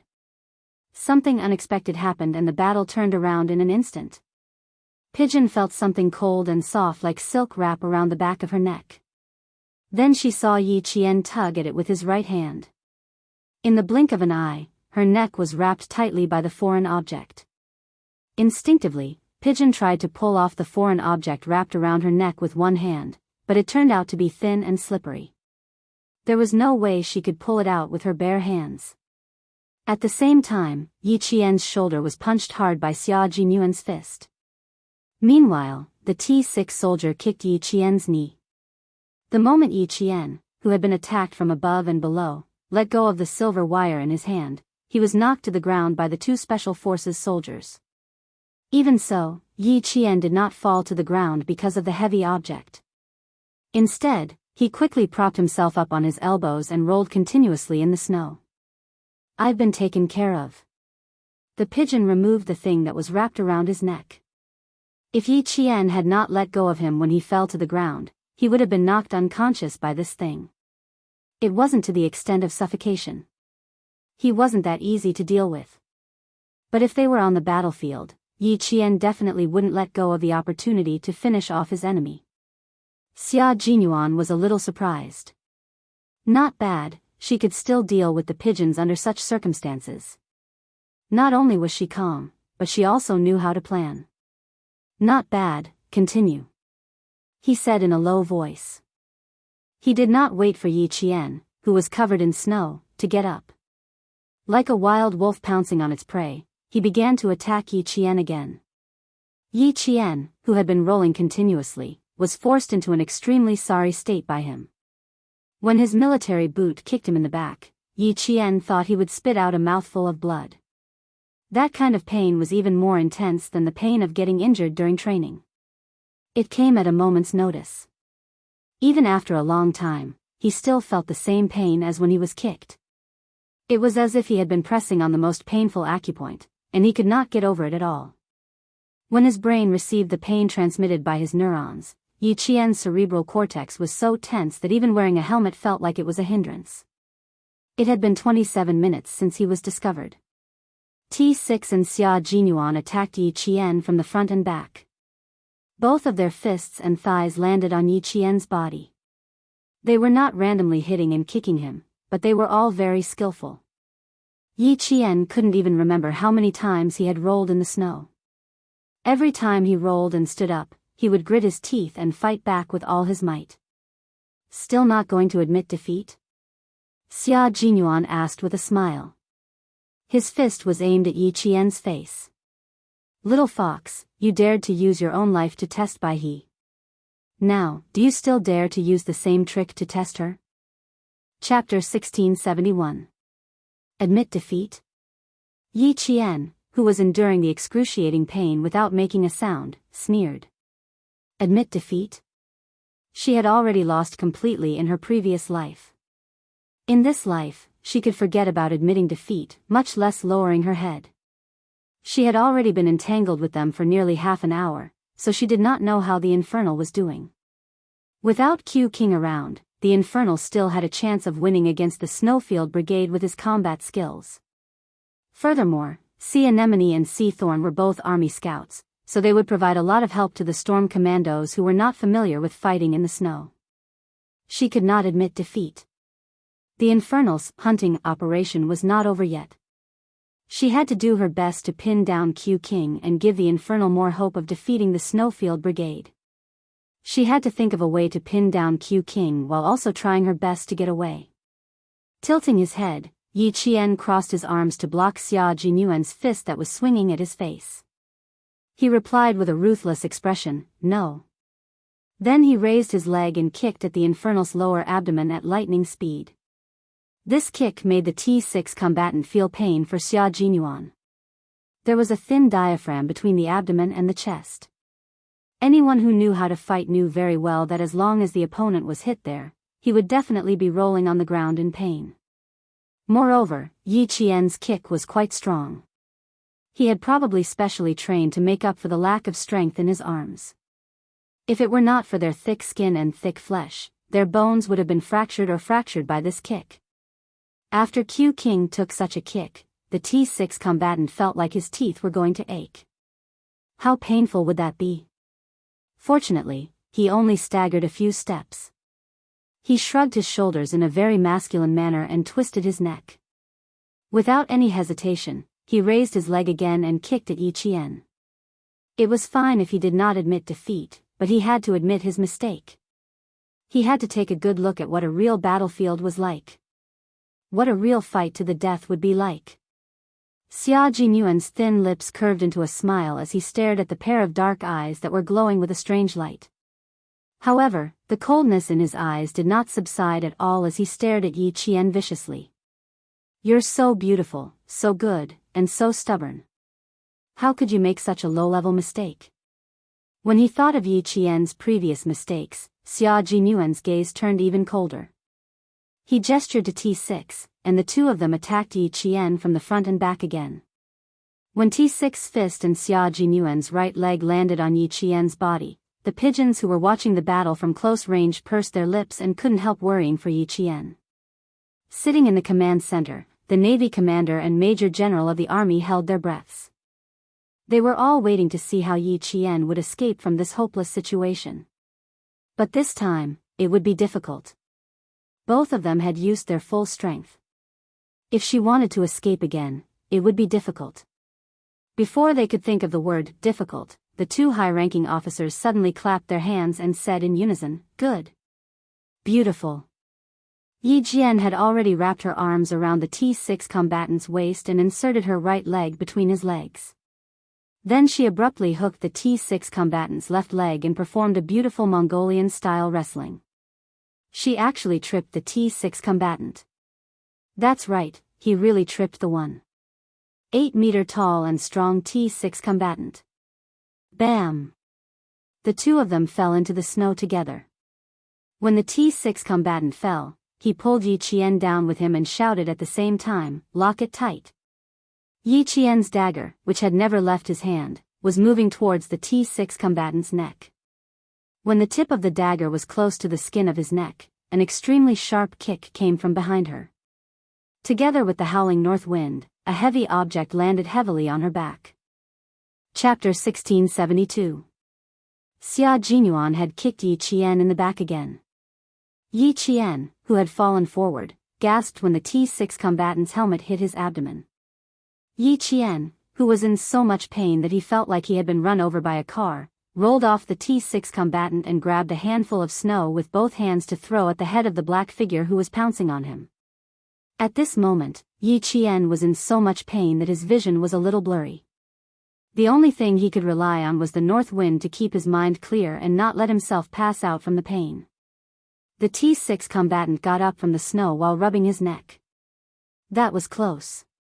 His throat had almost been slit just now. What a terrifying Qing Miao. Her attack was so vicious. However, when a single soldier encountered such a predicament on the battlefield, they were all thinking of taking out as many enemies as they could. Although Qing Miao's attack was vicious, it had to be this way. Furthermore, Q King was pressuring Qing Miao to make her realize the cruelty of the battlefield. Victory could only be won by relying on actual skills and not by making use of so-called sympathy. How could there be any sympathy when it came to meeting a bullet head-on? There was only a fight to the death. Yi Qian grabbed 2 clumps of snow and threw them over. Other than being blinded by the snow for a second, Xia Jinyuan's speed did not change at all. In fact, he did not even pause for a second. On the battlefield, he was a fearless soldier who fought for victory. His right hand had already grabbed Yi Qian's ankle like a fierce crocodile out of the water biting down on its prey. His handsome face was cold and ruthless as he planned to drag Yi Qian upside down across the snow. Right now, he was telling her very seriously and responsibly what a captive would experience. What would the outcome be if she risked her life to test the waters? Q King is probably angry. The Major General narrowed his eyes and stared at the screen with a serious expression. He said in a deep voice, he wants Qing Miao to forever remember that when the day comes when the people she is most familiar with start fighting with each other, her previous actions were undoubtedly suicidal. The correct method should be like what we are doing now. As long as we still have a breath of life, as long as there is a glimmer of hope, we need to rise up. The Navy commander nodded in agreement. That's true, but Qing Miao's performance is remarkable. As long as she can stand up, she will fight back. She's fighting 1 against 3, and they're 3 male Special Forces soldiers. It's quite impressive that she lasted for half an hour. Yes, but it's still a little difficult to escape. Major General Lu did not think that Yi Qian had completely lost. When Xia Jinyuan grabbed her ankle and dragged her along, she was still able to fight back and break free again. It was enough to show how strong her desire to escape was. As long as he didn't admit defeat, he still had a chance to live. The T6 combatant pulled back his fist as he gritted his teeth so hard that a few of his teeth seemed to have cracked. You have no strength, Qing Miao. Gritting his teeth and shaking his hands, the T6 combatant cooperated well with Xia Jinyuan. He either attacked from the left and right, or from the front and back. Although his face and body were aching from Yi Qian's punches, it did not affect the speed of his attacks. Yi Qian indeed did not have much strength left. She could faintly feel her legs trembling in pain. There was no part of her body that did not hurt. The punches to her chest seemed to have knocked her internal organs out of alignment. You can admit defeat now, Qing Miao. Xia Jinyuan, who blocked her way out, spoke coldly. His gaze was as sharp as a sword as he looked at the swaying figure. He said coldly, "This is a battlefield. Do you still dare to stretch your neck out?" Chapter 1673. Little fox, your intelligence should be the great wisdom of strategizing and fighting from thousands of miles away, not the petty cleverness of a villain. Yi Qian, whose arm was trembling from the beating, took a deep breath and tried his best to clench his trembling fingers into a fist. Then, he threw another punch straight at the T6 combatant. She did not want to talk to them. She would rather use all the energy she had to talk to fight. They watched as she was knocked down again and again and stood up again and again.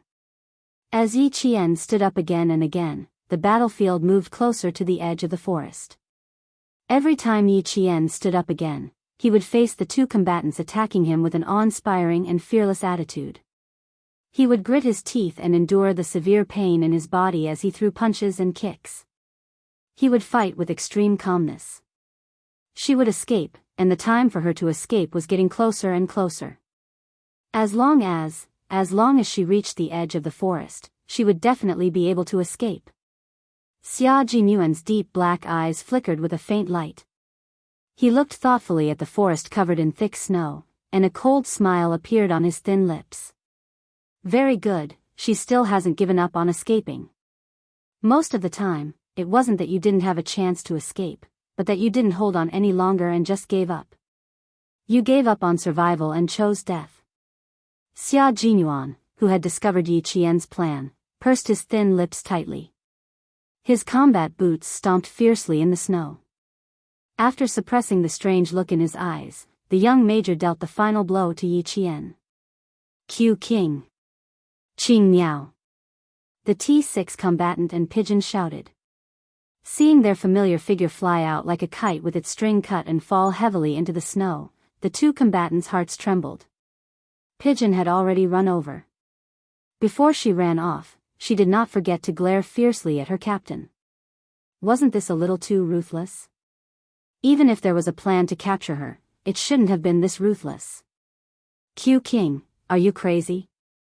The T6 combatant scolded in a low voice. You could have captured her just now, so why did you have to kick her at the end? Aren't you afraid of seriously injuring her? Xia Jinyuan's eyelids trembled as he watched the pigeon run towards the figure that had yet to get up and was about 3 meters away from him. While the T6 combatant was not paying attention, he closed his eyes. When he opened them again, the last glimmer of light in his eyes had disappeared. He looked at the T6 combatant and said coldly, "It's better to be seriously injured by my kicks than to be captured and tortured by the enemy. More than any of you, I don't want to see her seriously injured, and I don't want to see her beaten into the snow and motionless. But I'd rather be the one teaching her a lesson now, not. There was a hint of hoarseness and bitterness in his cold voice. It was low and heavy, like bitter gourd juice and coptis. It was bitter, astringent, sour, and forbearing. It instantly made T6's heart ache. He looked at his captain and then at the figure who had yet to stand up. He loosened his clenched fists and took a deep breath. Can we end this now? Can you take her back now? Was it over? Could he take her back now? Without really capturing Yi Qian, Xia Jinyuan glanced coldly at the T6 combatant and walked forward with his long legs. Qing Miao, Yi Qian. How are you? Are you all right? Pigeon had already run to Yi Qian's side. Just as he was half kneeling and reaching out, his hand froze. Chapter 1674. Only when he crouched down did he realize that Yi Qian was not lying in the snow. Instead, his elbow was propped up against the snow, and his right leg was slightly bent. This was a jumping motion. Qing Miao, she had not given up on running away. Pigeon, you've broken the rules. Yi Qian raised his head and smiled gently at Pigeon, who was concerned about him. As the one who died, you should be standing by the side and watching. It was not the end yet. She could still open her eyes and still had strength in her arms and legs. As long as there was a chance of survival and strength, she would not give up. As a male soldier, Pigeon's face was full of shock. She could still continue at this point. Female soldier Qing Miao, how much more do you have to earn the admiration of the male soldiers? In this second, Pigeon was completely convinced. He was truly convinced. He was convinced by this female soldier who was even more tenacious than the male soldiers. He was convinced by this female soldier who never bowed her head or admitted defeat no matter what. Pigeon watched as she rushed straight into the forest after completing her jump. From the corner of his eye, he saw a figure rushing into the forest before her. He opened his mouth and slowly closed it. It was not until Yi Qian's figure entered the forest that Pigeon said softly, Q King is waiting for you up ahead. Qing Miao, you won't be able to escape. When it comes to female soldiers, I'm really only convinced by Qing Miao. She can still escape in such a state. The T6 combatant who was walking over also had a look of shock on his face. He turned his head and said to Pigeon, "Do you admit defeat?" The T6 combatant was already amazed by Yi Qian's tenacious resistance. If he had held off Q King for another 30 seconds, Qing Miao would have been able to escape right under their noses once she escaped into the forest.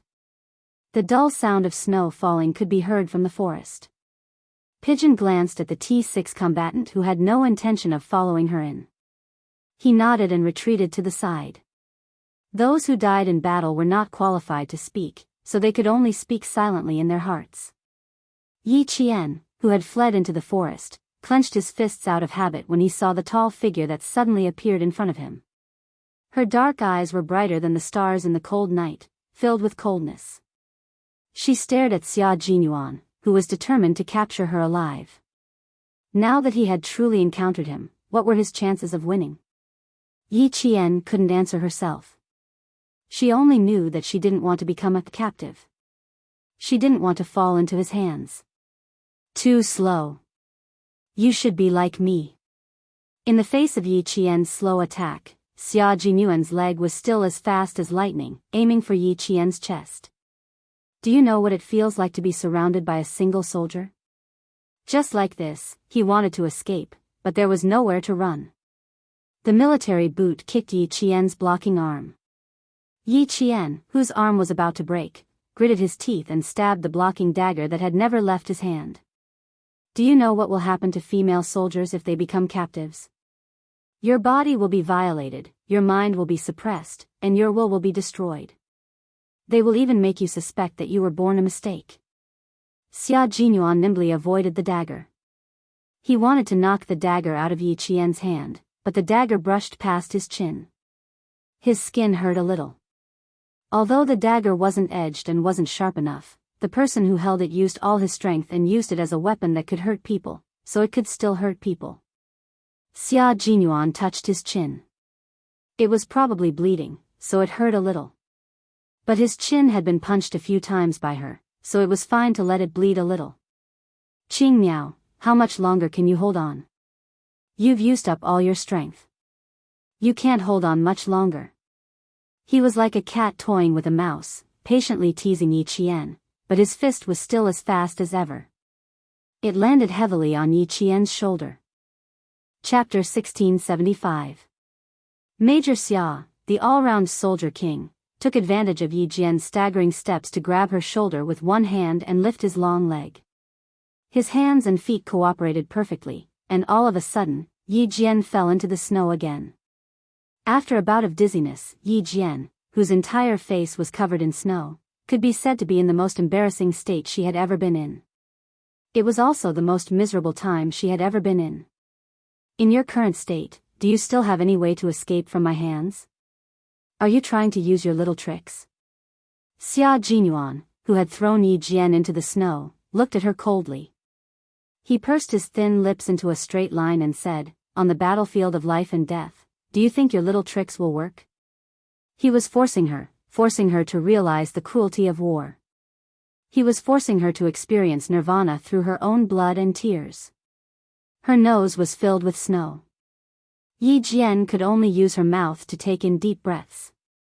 Other than enduring the pain in her chest, she could only endure it. It's useless. There's no such thing as little tricks on the battlefield. She answered him loudly. She forced her voice out of her chest and through her throat. It tasted like blood as she answered him. Her answer was not the end. The torture continued. Sensing the hostility and anger emanating from him, Yi Qian knew that this time, Xia Jinyuan was determined to teach her a lesson. In the past, he had seriously and responsibly told her that they were lovers and comrades in arms. If she made a mistake one day, he would never show mercy to her just because she was his lover. On the contrary, he would only be stricter and harsher. If you want to become a real Special Forces soldier, you have to put in more sweat and tears than you can imagine. And the lesson you have learned and the blood you have shed is also more than you can imagine. Before Yi Qian had even entered the Snowfield Brigade, she had already tasted Xia Jinyuan's harsh punishment. You knowingly committed a crime.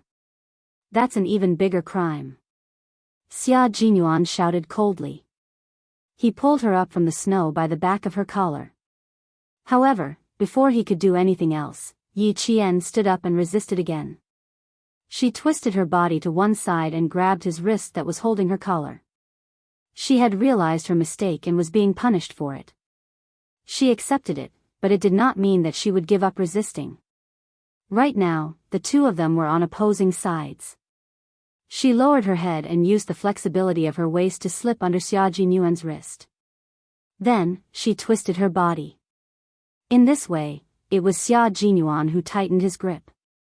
In order to prevent his arm from being twisted, he had no choice but to let go. Xia Jinyuan was so tenacious and strong that he was overjoyed. He knew that his little fox would not give up even in a desperate situation. As long as there was a chance to escape, she would grab it. She had made a mistake and deserved to be punished. He was more than willing to see how she would correct her mistake.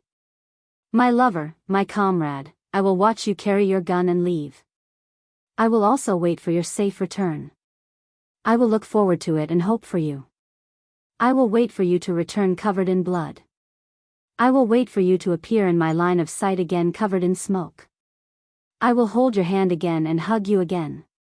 Xia Jinyuan watched as his lover struggled to escape from his hands again. A faint smile appeared on his thin lips. Xia Jinyuan, who had not used up too much of his energy, attacked more fiercely each time. In the end, he had one hand on the back of Yi Qian's neck and the other hand clasped Yi Qian's hand behind her back. He cruelly pressed Yi Qian's face against the cold and rough bark of the tree. Then, it was the real end. Chapter 1676. Qing Miao, I told you very clearly that you would become our prisoner. He pressed his hand against the back of Yi Qian's neck and pressed his body against hers. His thin lips were close to Yi Qian's ear, and his voice was cold as he said, Now, do you still want to run? Do you still have the strength to run? Do you still have the guts to use the same method you used on Baihe again? The first part of his speech was all to pave the way. The most important part was the last sentence.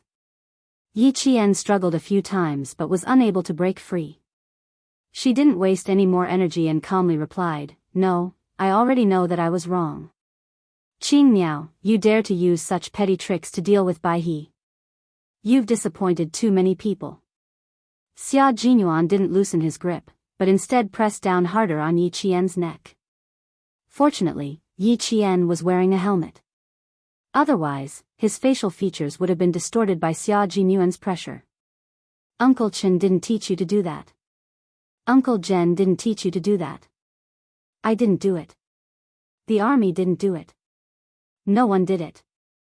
And you could have won against Baihe, but you used such a method. Do you know that on a real battlefield, the enemy loves to send you to your death like this? He was right. She could have won, but she used the stupidest method. This time, he was so ruthless to teach her a lesson. Did I go easy on you just because I know you? Did I go easy on you just because of our identities? No, because I'm a soldier. As long as I'm standing on the battlefield, even if it's father, son, lover, friend, or brother, as long as we're on opposite sides, there's no such thing as mercy. I won't stop just because the other party is testing me. Qing Miao, remember your identity. You're a soldier. He lowered his voice and said each word clearly in her ear. Yi Qian, whose face was in pain from the abrasion of the tree bark, closed his eyes tightly and took deep breaths rhythmically. That's right, when one day the people who were most familiar with each other became enemies, there would be no mercy. There would only be a fight to the death. Yi Qian's chest heaved up and down rapidly as he gasped for air. The cold wind that poured into his dry throat was like a knife scraping through his eyes. His throat was tight with pain. He quietly listened to Yi Qian's lecture and humbly accepted such a strange criticism. Bring out the ruthlessness you showed to your enemies. Major General Lu pressed down on the rim of the teacup with one hand.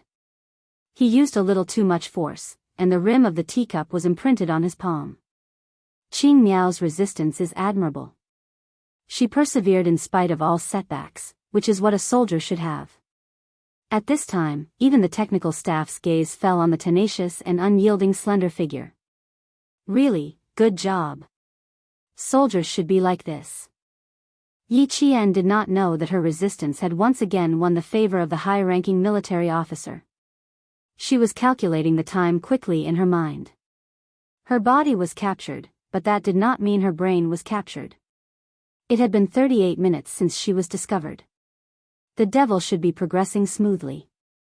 Unfortunately, she could not delay any longer. There was still some time before the end of the competition, and her physical strength was basically exhausted. For the time being, there was no way she could escape from Q King. If she did not want to become a captive, she could only rest and observe the situation. If there was a chance to escape, she would definitely seize it. You're now a captive, Qing Miao. Enjoy the treatment of being a captive.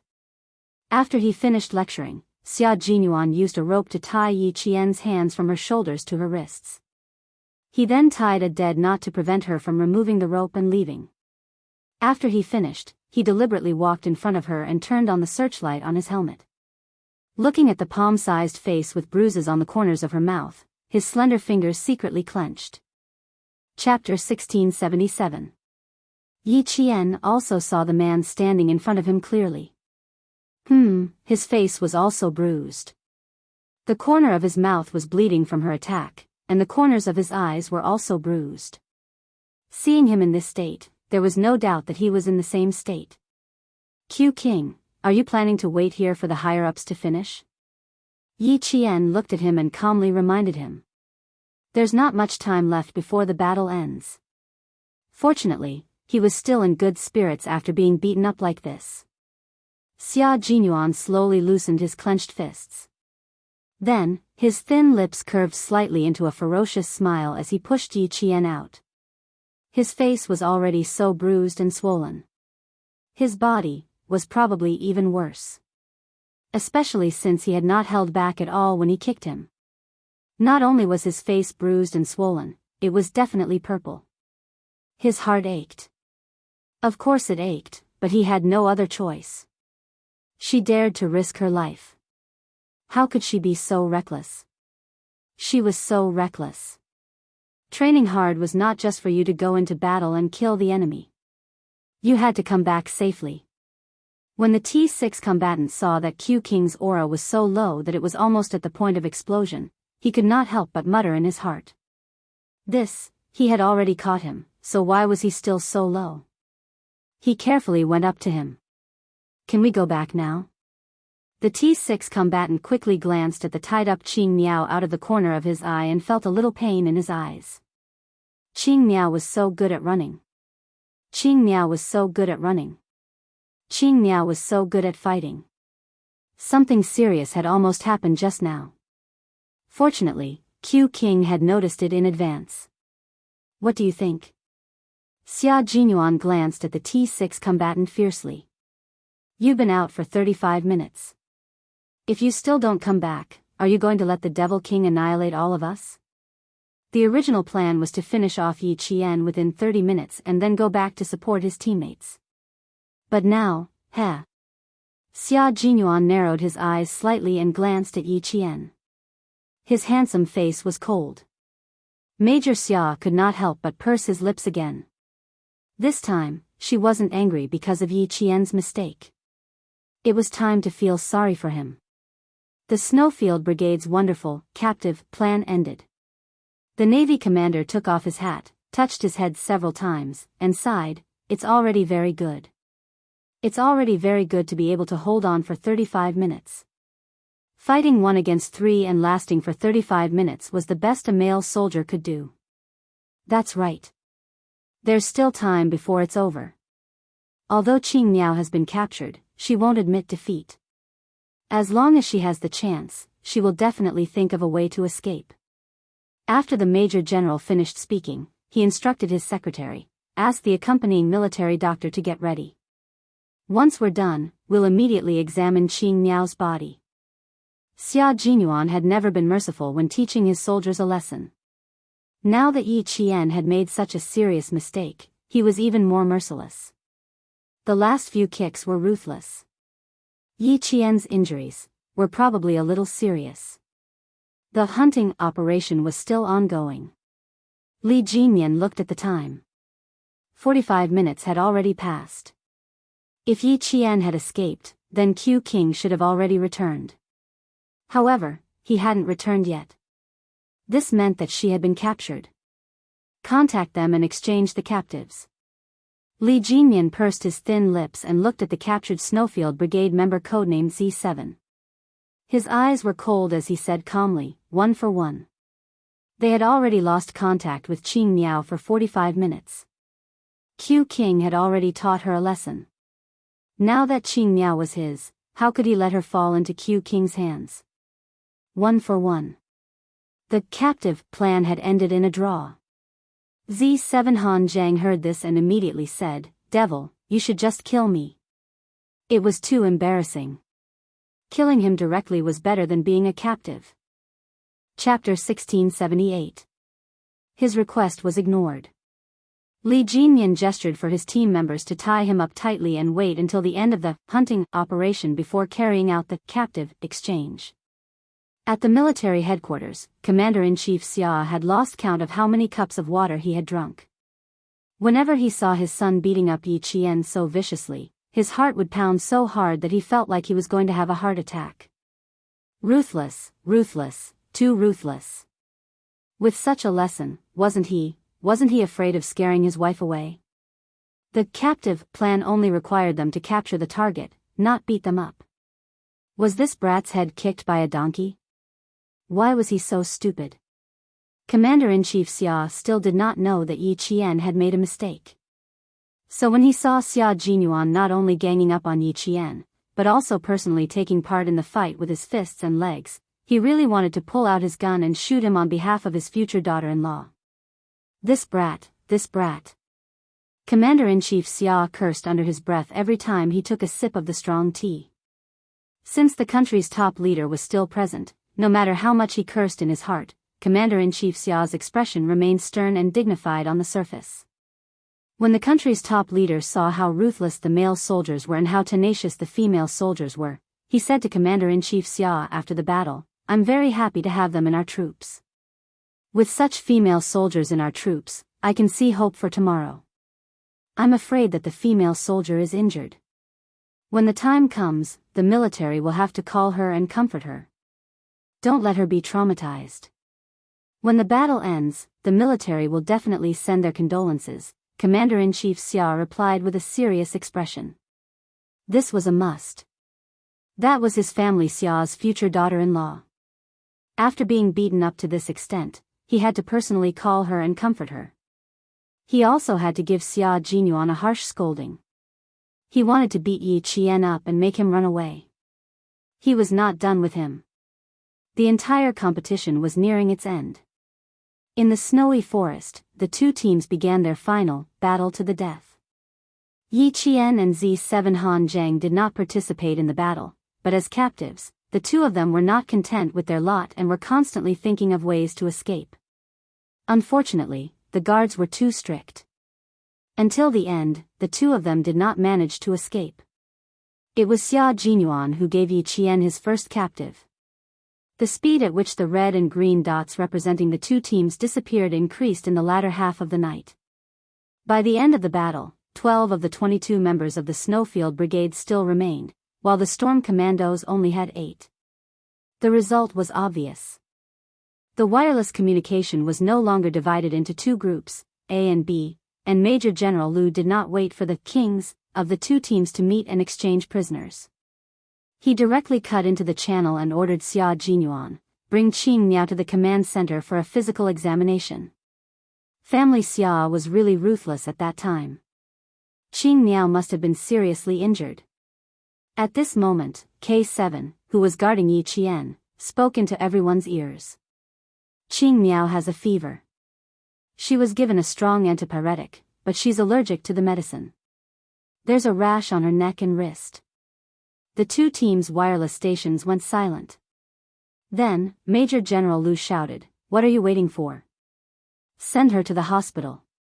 On the other side, Xia Jinyuan ran over like a whirlwind. "Bring her here." Quick. Allergic to the antipyretic. This is going to be serious. Yi Qian did not know that she was allergic to the antipyretic. Before she took the medicine, K7 even specifically asked her if she had any history of allergies to drugs. She answered with certainty, no. She did not have any allergies in her previous life, but she really did not know that she would have any allergies in this life. She originally wanted to take 2 pills, but K7 said that it was not necessary, so she only took 1. Fortunately, she only took 1 pill. If she had taken 2 pills, she did not know what would have happened. Chapter 1679. Allergy to drugs was one of the most common symptoms. Yi Qian's flushed skin was one of the most common symptoms. In her previous life, she had taken antipyretics before, but there were no symptoms. Who knew that in this life, she had never thought that taking antipyretics would cause an allergic reaction.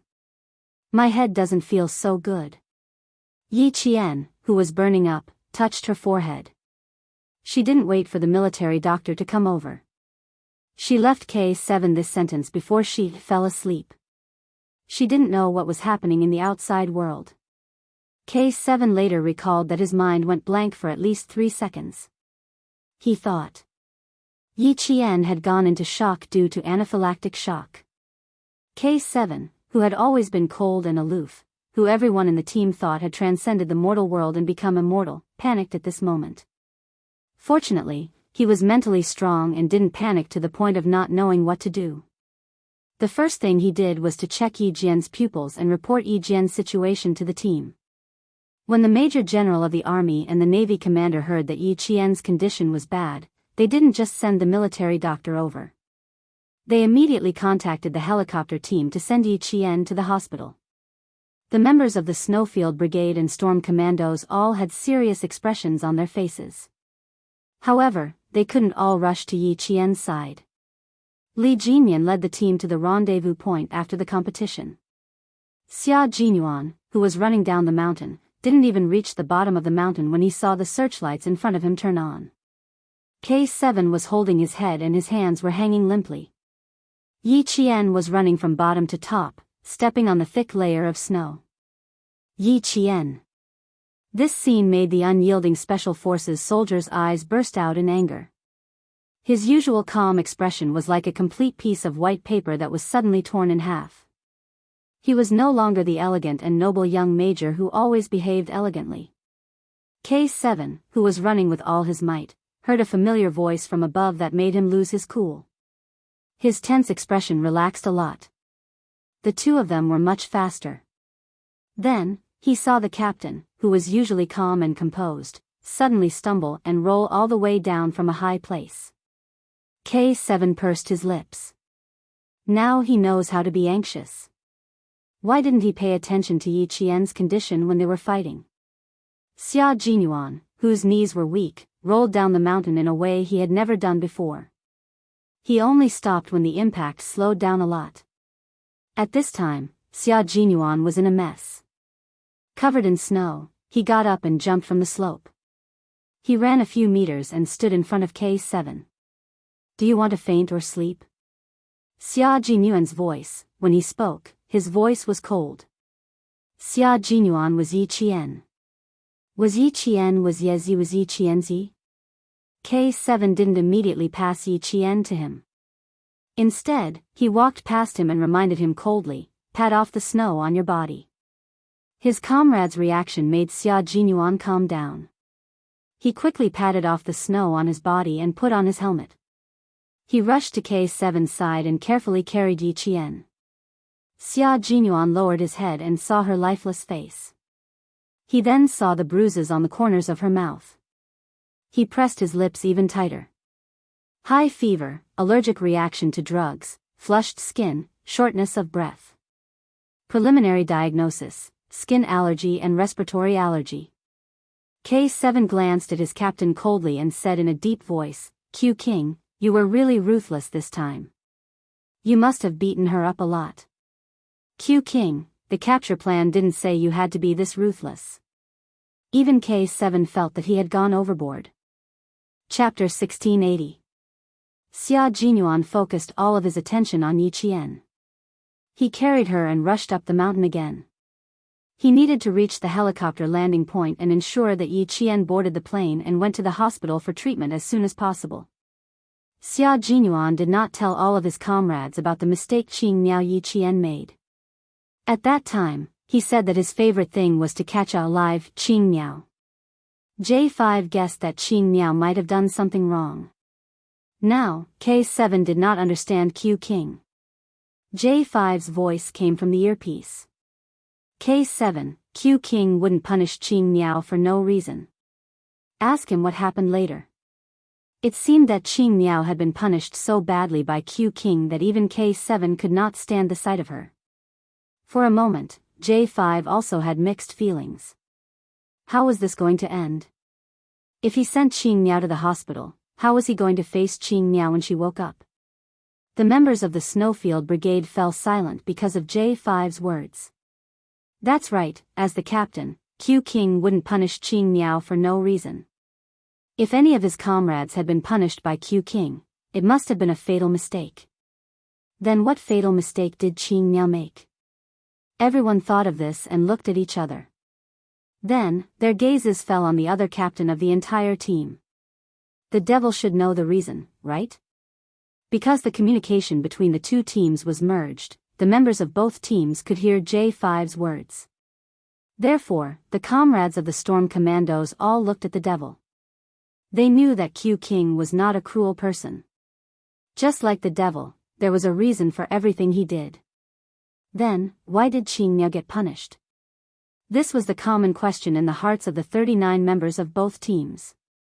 They did not get an answer even after Yi Qian was sent to the helicopter. Xia Jinyuan did not say anything, and Li Jinyan did not say anything either. There would be a summary meeting later, and any questions would be answered at that meeting. Major Xia, one of the parties involved, accompanied Yi Qian to the helicopter. In the cold cabin, the accompanying military doctor quickly performed a simple examination on Yi Qian. After removing Yi Qian's helmet, the military doctor could not help but gasp when he saw the bruises on Yi Qian's face that could not be covered. You beat him up like this. He's going to have a concussion. The military doctor couldn't help but grumble. He wanted to say a few more words, but the young major's cold gaze swept over him, and he swallowed the words that were about to come out of his mouth. Xia Jinyuan seemed to have calmed down, but his fists were still clenched.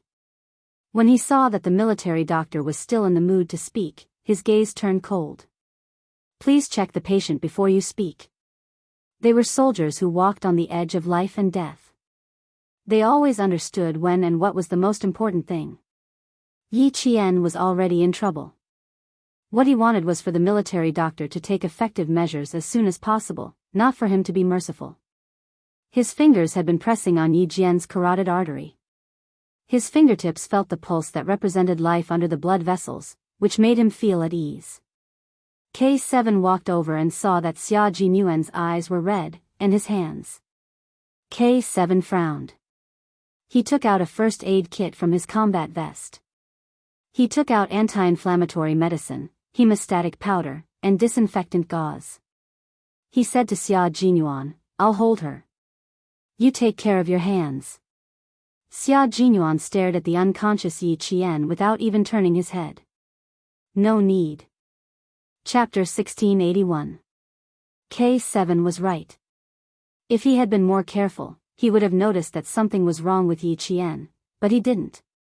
He didn't even think about the possibility of her being sick. From the beginning to the end, he had never thought about it. He should have thought about it. She was still on her period. A woman's body would be much weaker during her period. Plus, she was rolling around in the snow with a male soldier. She fought and ran. In the end, she was even surrounded by him. How could she have survived? At that moment, Xia Jinyuan didn't regret teaching Yi Qian a lesson. He just blamed himself for not being more careful. K7 saw that he was so stubborn and didn't try to persuade him anymore. His hand was injured when he carried Yi Qian on his back. He didn't wear combat gloves when he was boarding the plane. He was in a hurry and his palm was badly injured. It was fine if he didn't want to treat it. This kind of injury was nothing to them.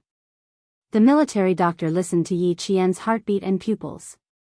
Then, he removed Yi Qian's combat vest, unbuttoned his combat uniform, and unbuttoned his windproof thermal jacket. He pulled the jacket up to his belly button and checked his back.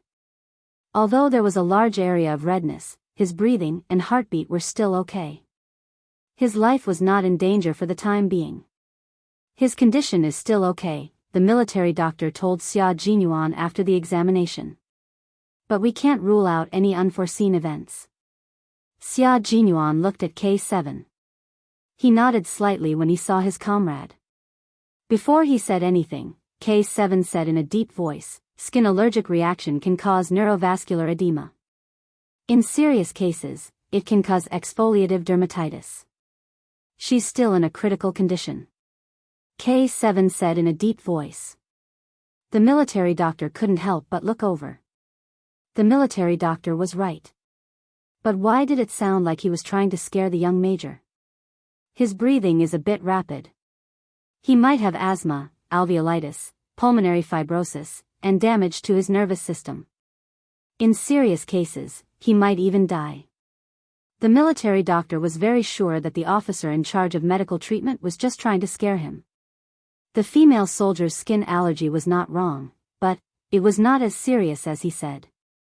Moreover, the rash on the female soldier's neck was much fainter than before. It could be seen that the situation was stable and did not worsen, but it was not ruled out that there would be unforeseen events. He said that just now to scare the young major, because he felt that he was the one who had beaten the female soldier to such a state. After hearing what K7 said, Xia Jinyuan's heart felt like it was being hammered by an iron nail, so much so that his heart stopped beating. The temperature of his blood was still dropping. With the rumbling sound of the helicopter, it finally dropped to the freezing point. If something were to happen to his lover, his little fox, and his comrade, he would lose his life. Because Yi Qian was his life. The helicopter arrived at the tertiary hospital in the nearest city at the fastest speed. The hospital did not have a helipad, so Xia Jinyuan carried Yi Qian on his back again and tied him up with a rope. He carried the feverish Yi Qian down the swaying rope ladder step by step.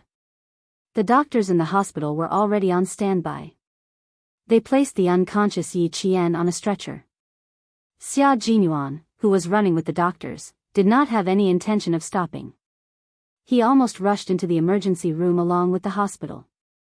The nurse quickly blocked him. "You can't go in. You can only wait outside." Xia Jinyuan, who was braking, watched the emergency room door close. He stood there as if his feet were rooted to the ground. He could not move even half a step. Chapter 1682. K7 caught up from behind and saw the figure that was usually as tall as a mountain and the lighthouse in the hearts of all his comrades. Now, he was standing so straight that a few nurses who passed by had to take a detour with a nervous look on their faces. "The resuscitation will take some time. Sit down for a while." K7 walked over and stood beside him. He looked at the red light above the resuscitation room and reminded him again, "Your hands were injured twice. If you don't treat them now, do you plan on touching Yi Qian's face with your blood again?" Xia Jinyuan raised his hand, looked at his palm, and finally moved. When he sat down on the cold plastic chair, he looked at K7 weakly. Under the light, his clear forehead was covered in sweat. He asked, "Are there any sequelae after the resuscitation?" "There are plenty."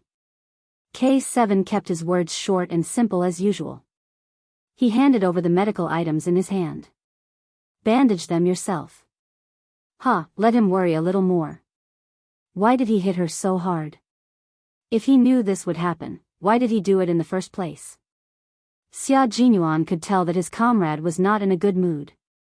Coincidentally, he was the same. He took the medical items and did not ask any more questions. He was not even in the mood to talk.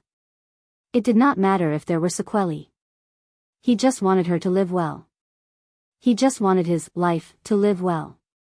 "Why did you beat her up?" K7 could not hold it in.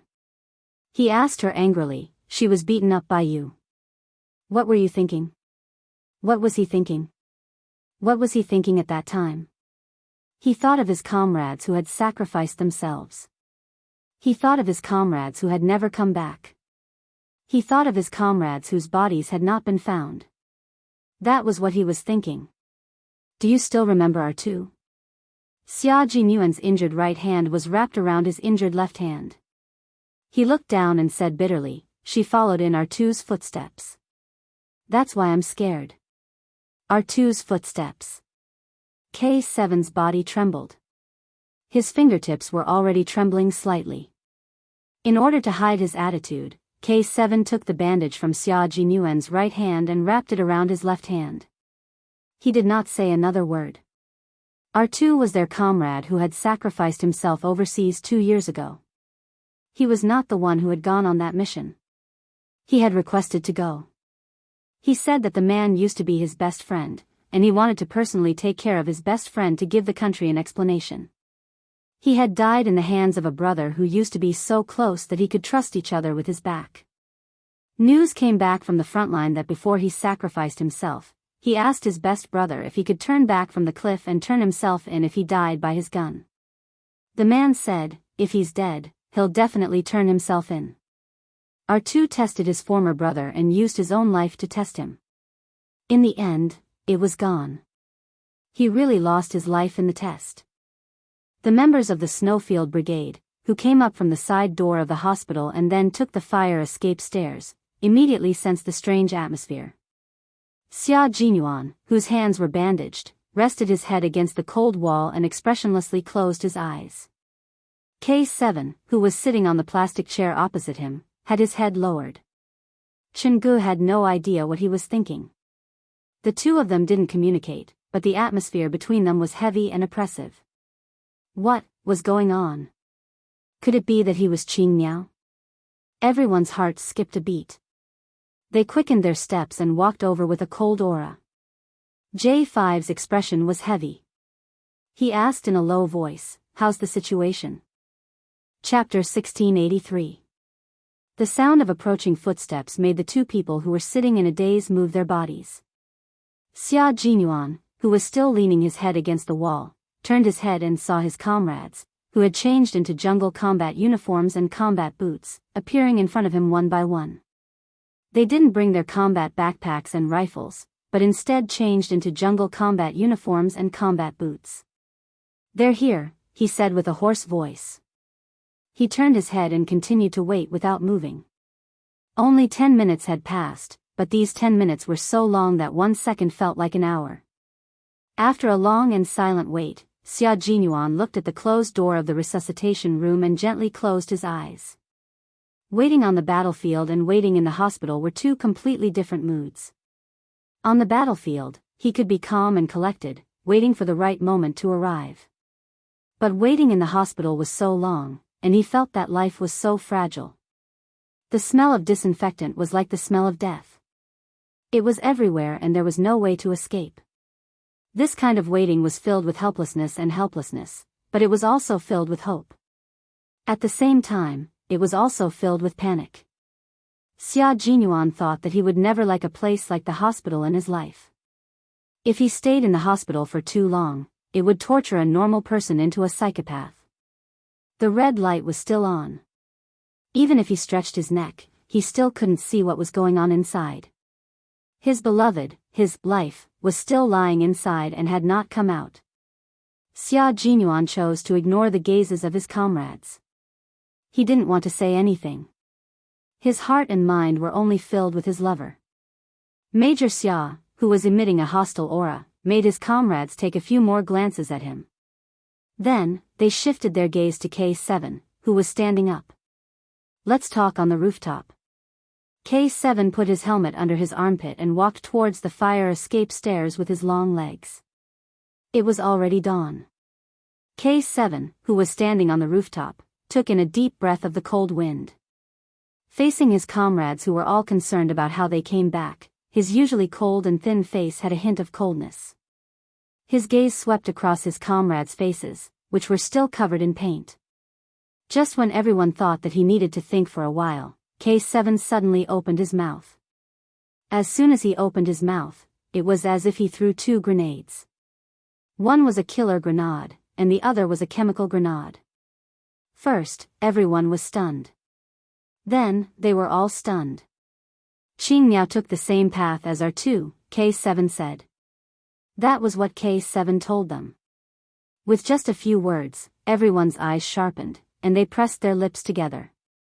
Because of their change, the north wind that blew over seemed to be filled with lead. It was heavy and full of pressure. The rooftop was cold and windy. It was a day where there was no sun and no snow. The only thing that could be seen was the gloomy sky. The figures standing on the rooftop were like white poplars facing the wind and snow. No matter how strong the wind was, it couldn't bring down their tall figures and straight backs. This was a group of soldiers who fought on the front line and used their lives to protect their country. They were a group of soldiers who were loyal to their country. They had shed too much blood and suffered too many injuries. Some of them even almost died in foreign countries. The road they took was too difficult and too hard. Each of them was a brave warrior who walked on the tip of a knife. They cut through all obstacles and sang a long song while bathed in blood. It was so hard, so difficult, but they didn't shed a single tear. At this moment, there were already tears in the corners of some of their eyes. The unyielding Special Forces soldiers secretly wiped away their tears and gritted their teeth, forcefully suppressing their surging emotions in an incomparably savage manner. Chapter 1684. So, that's how it is. J5 nodded lightly. His voice was dry and dry, probably because he had been exposed to the cold wind for a long time.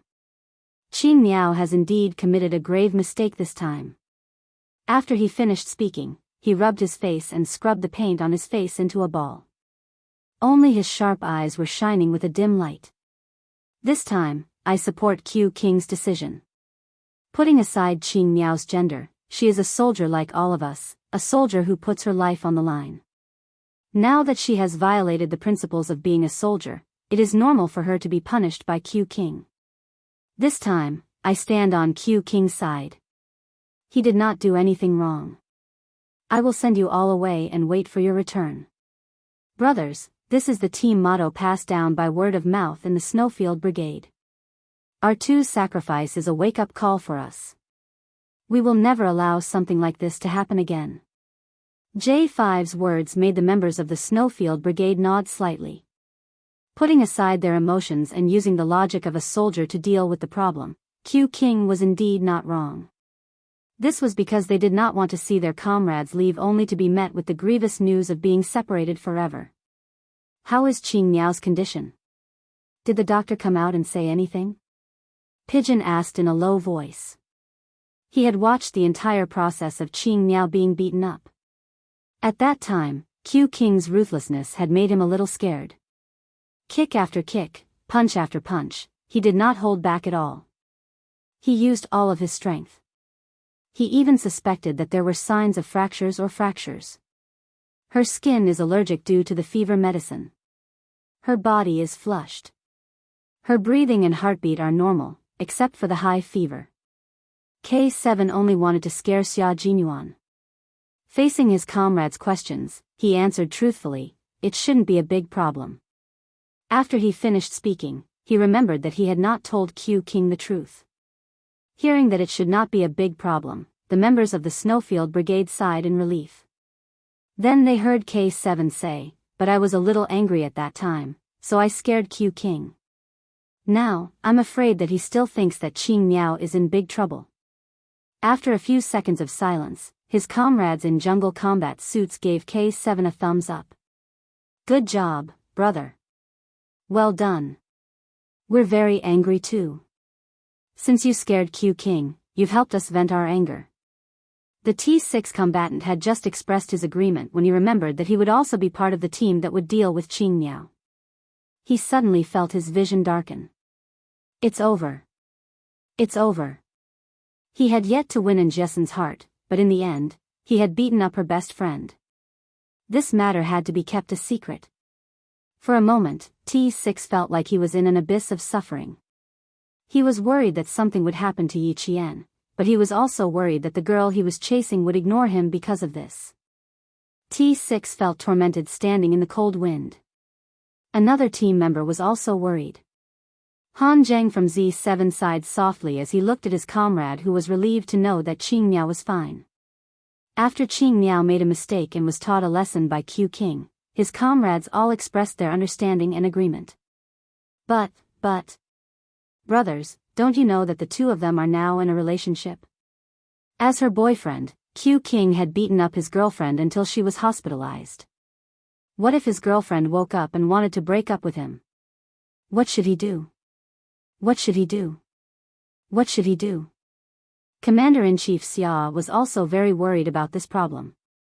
After listening to Bai He's report from the Snowfield Brigade, Commander-in-Chief Xia finally understood why his son had been so ruthless in dealing with his future daughter-in-law.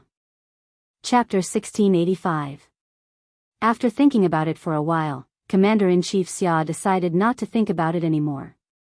From a soldier's point of view, his son did not do anything wrong. But from the perspective of his family and his future father-in-law, this matter could really be serious.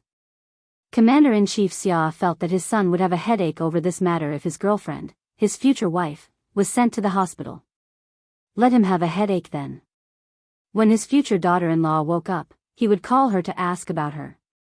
He would also tell her that since that kid was so ruthless, she should not spoil him. She could do whatever she wanted with him. But there was a condition: don't mention anything about breaking up. Commander-in-Chief Xia was afraid of this matter. His son had to understand more about it. After all, his relationship with his ex-wife had affected his son's views on marriage. He used to say to him, "If worst comes to worst, I'll just be a general without an army and never get married." Now that there was finally a girl that his son would stick to like a piece of plaster, if they broke up, he was really worried that his son would be single for the rest of his life. Moreover, he had a very good impression of Yi Qian. He did not want there to be any twists and turns in their relationship. He did not want others to take advantage of the situation and steal his future daughter-in-law away. As both a father and a mother, Commander-in-Chief Xia was worried sick at this moment.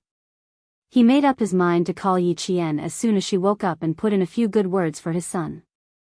At this moment, Xia Jinyuan was a little confused. His gaze swept back and forth between his four comrades, T6, K7, G3, and Z7. He held a tissue in his hand and wiped off the last bit of paint on his face before saying, "No way, it's not that serious, right? Are you guys trying to scare me and avenge your personal grudge?"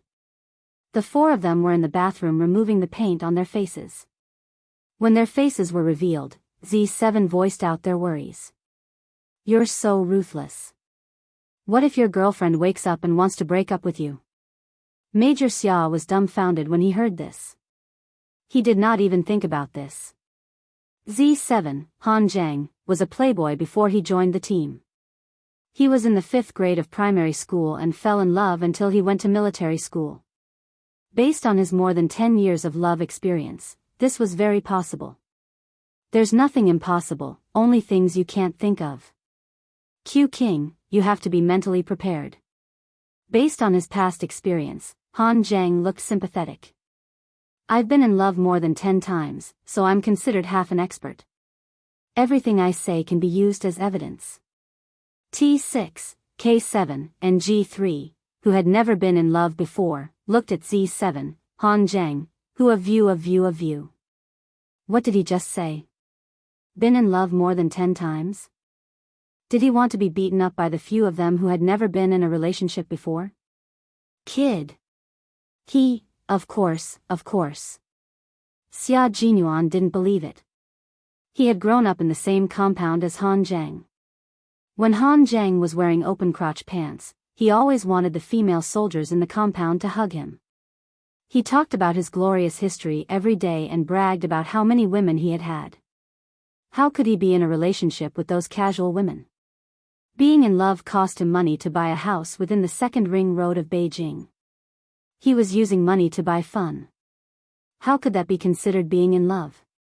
When Han Zheng saw his expression, he knew that he did not believe him.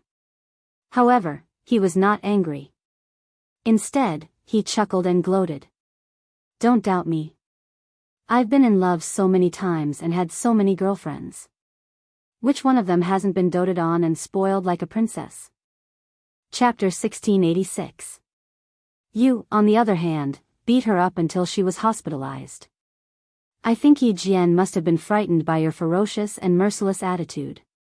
She must have gotten a high fever from fear. Bro, you should be mentally prepared. T6 added appropriately, although I don't have the experience of harming more than 10 girls like he did. Watch your words, Han Zhang interrupted.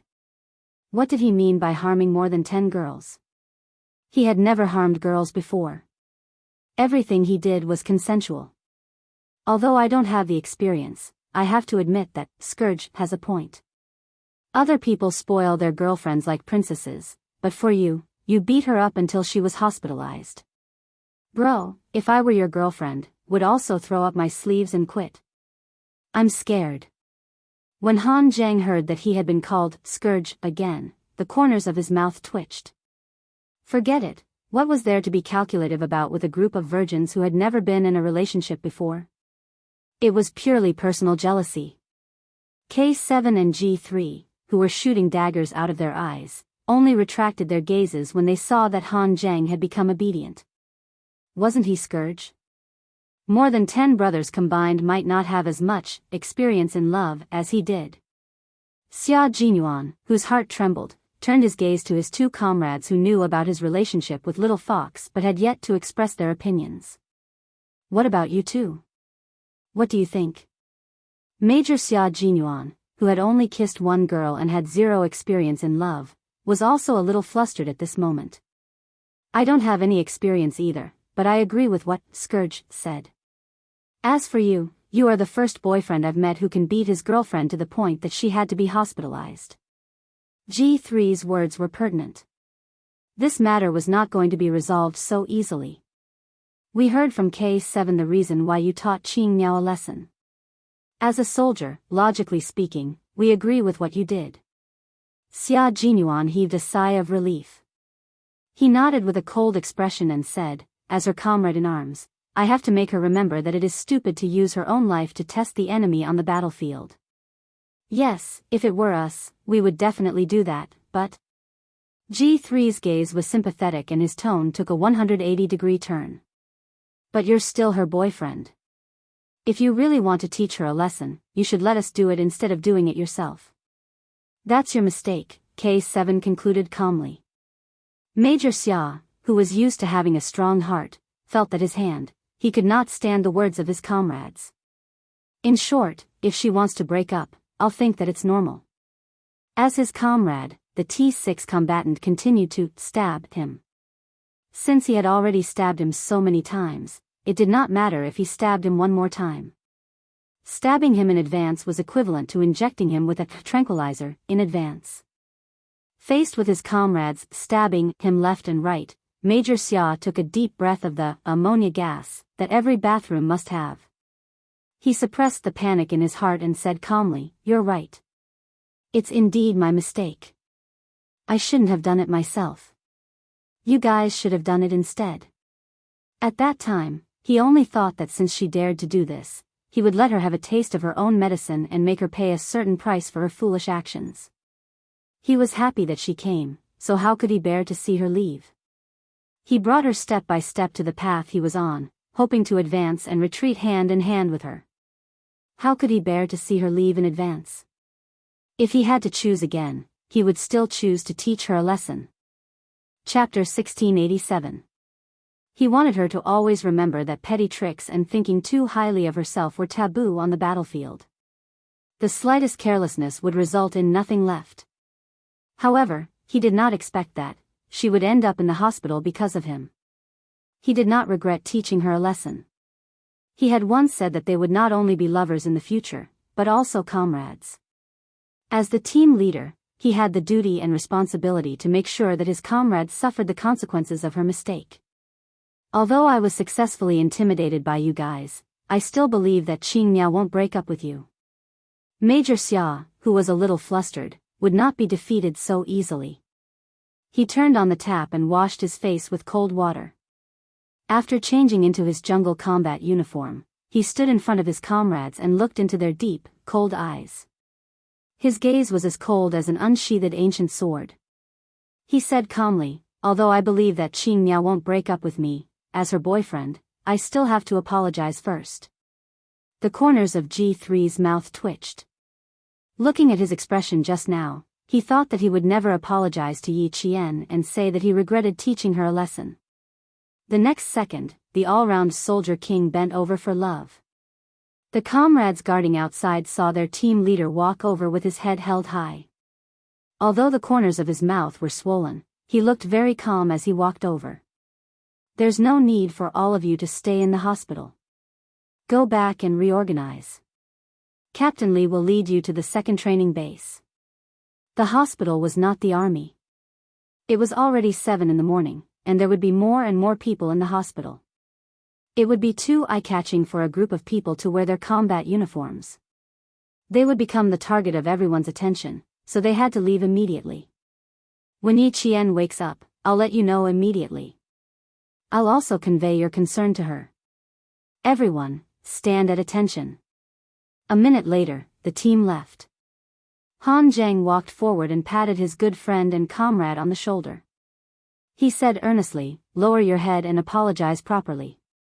At times like this, you have to pretend to be a coward. Don't be stubborn. Be careful that you don't lose your girlfriend and let your brothers take advantage of you. Looking at how Qing Miao was acting, if she was not his brother's girlfriend, he would have pursued her. T6 was even more devastated. Jessen is her good friend. My heart is bleeding right now. Why did I agree to go with you to hunt down Qing Miao back then? Am I stupid or not? At the very least, Q King was in a relationship and had even held hands and kissed her before. But as for himself, he had not succeeded in his revolution and was still working hard. Whenever he thought of this, the T6 combatant felt his heart bleed. Seeing this, Xia Jinyuan kindly comforted her, don't worry. If you don't get it, you won't lose it. Why are you hurting my heart? Scram as far as you can. Stop trying to scare him. He wasn't that easily frightened. Yi Jian did not know that Major Xia's heart was churning violently at this moment. She, who had fainted from the fever, gradually regained her clarity. The second she felt as if something was about to touch her, she, who was lying in the emergency room, suddenly opened her eyes.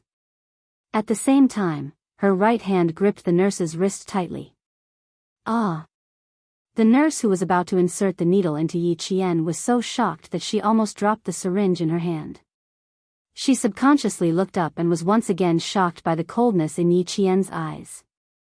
The trembling syringe in her hand did not escape the fate of dropping and fell to the floor with a thud. When the doctor heard the commotion, he turned around and saw that the patient had regained consciousness. He did not even have time to take off his sterile mask and walked over to the bed. He smiled at the female patient and said, "You're awake so soon. Do you feel better?" Chapter 1688. Her skin allergy wasn't serious, but she had a high fever and fainted. After a series of examinations, a skin test, and a normal anti-allergic fever medicine, the patient woke up in less than 3 minutes. He was indeed a soldier with a strong physique. Yi Qian blinked her eyes in a daze. Her long eyelashes fluttered, and she seemed to confirm where she was. She gently closed her eyes and let go of her hand at the same time. She fell into a deep sleep again. The frightened nurse patted her chest and picked up the syringe. She had to refill the medicine. The lights in the emergency room turned from red to green. Xia Jinyuan rushed over immediately. Yi Qian was lying on the hospital bed and being wheeled out by the nurse and doctor. All he could see was Yi Qian. He saw that his beloved lover's lips were abnormally red. It was the color of lips that only appeared when the fever had not completely subsided. There was a shocking bruise at the corner of her mouth, and there were small scratches on the left side of her face. These injuries were all caused by him. They were all caused by him. Her pale face, bright red blood, and snow-white quilt. The bright colors made Yi Qian look as fragile as a porcelain doll that would break at the slightest touch. His heart felt as if it had been gouged out. It was so empty that it made him panic. When he saw the 4 drip and the doctor's expression, Xia Jinyuan felt as if he had really come back to life. The doctor and nurse looked at the young soldier in front of them. Their gazes swept past the wound at the corner of his mouth. How did he get injured like this? The female soldier lying on the bed was examined. There were more than 10 bruises on her body, especially the first 2 bruises on her back. These 2 bruises were the most obvious. The subcutaneous tissue was severely congested and had turned black. Fortunately, the bruises had avoided important areas such as the back and did not hurt any vital parts. The male soldier also had bruises on his face. He guessed that his body was not much better. Xia Jinyuan asked in a low voice, "Doctor, how is the patient? Is she out of danger?" He was not in a hurry and spoke very slowly. However, the doctor could hear the urgency in his voice. It was as if he did not allow him to speak nonsense. "It's not a big problem. Her condition is very good. The patient has a strong will. She woke up groggily 2 minutes ago. She will be fine after she wakes up naturally." The doctor condensed a few sentences into one sentence. He picked what the other party wanted to hear and did not beat around the bush.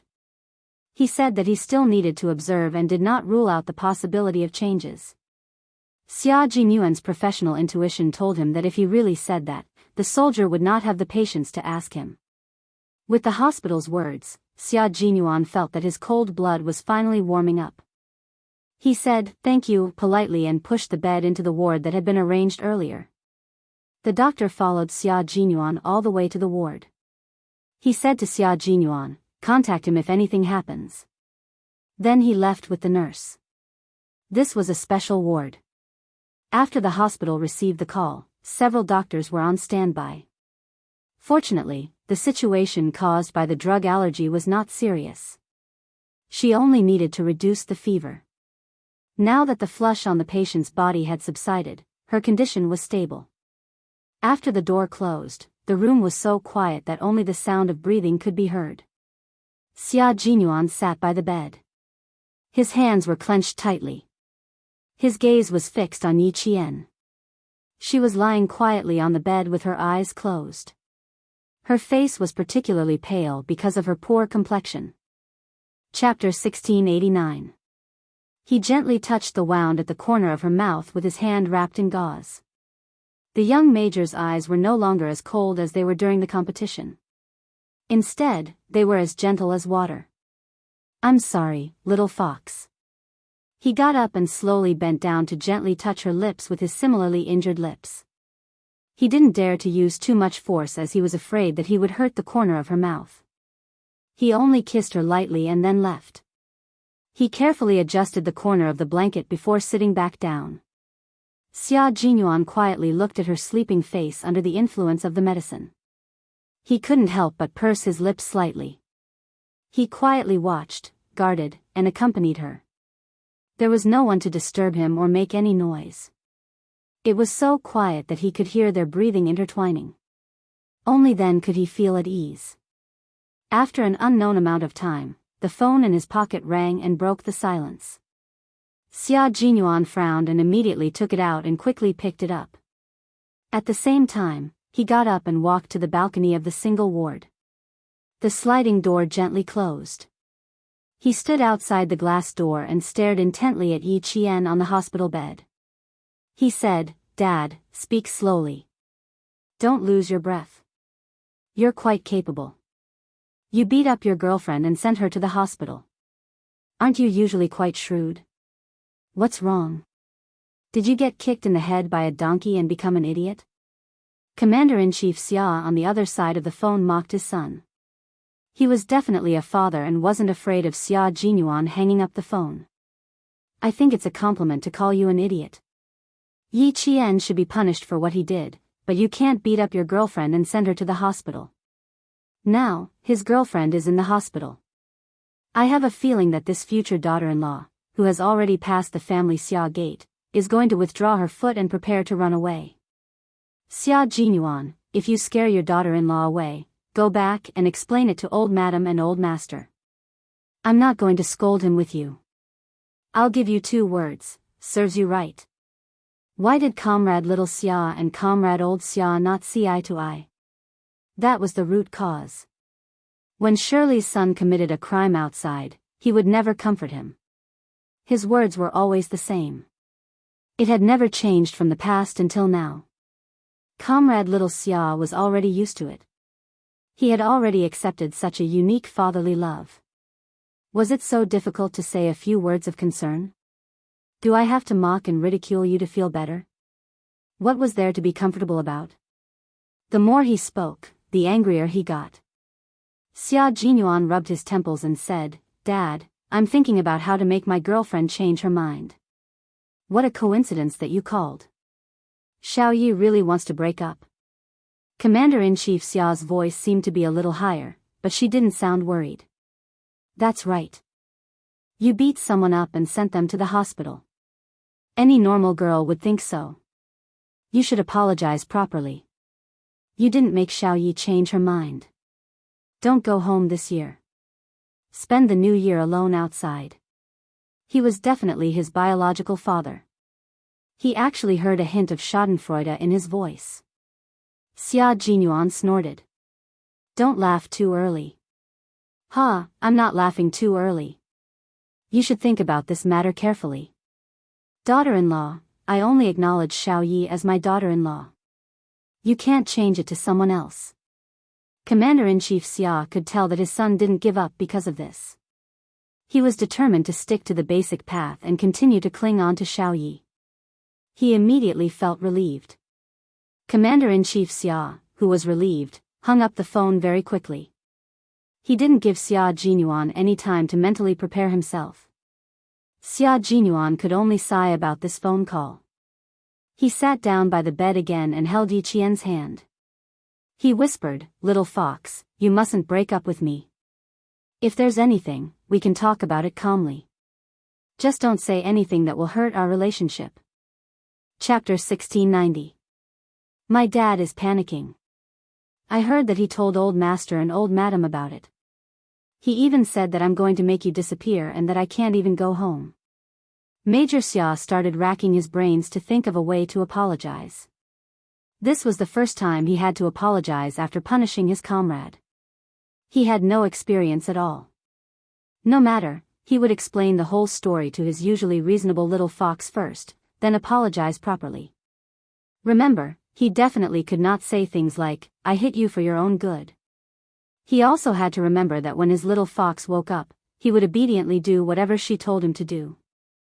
G3 said that if a woman was willing to follow them in their line of work, it was definitely because he had done good deeds in his previous life that he was able to find a good girl in this life. His girl, his little fox, was one of a kind in the world. He had chased after her for so long, so how could he give up now? It was undeniable that his comrade's words had affected his mood, but if he had to choose again, his little fox, he would still choose the same. Any training in the army was to prepare for war. It was tense, serious, and filled with danger. Once they were divided into factions, it meant that they were in the middle of a battle. Your every move will be the key to whether you can survive or not. He brought her all the way here not to see her sacrifice herself for his mistake one day, but because he wanted the two of them to walk side by side and live well together. He wanted the two of them to live well. When Yi Jian woke up, there was no more drip. Someone was lying quietly on the right side of her. His bent back was like a cheetah hiding in a tree. As long as there was a slight movement, he would immediately wake up and show his sharp claws and teeth. His hand moved slightly, and the highly vigilant man suddenly raised his head. At the same time, his gaze locked onto Yi Qian's face. 3 hours later, his little fox finally woke up. She had slept very soundly, and there was color on her face. Her seductive red lips were much lighter, and it was obvious that she was much more energetic after waking up. I'll go get a glass of water. He let go of her hand and carefully placed it under the blanket.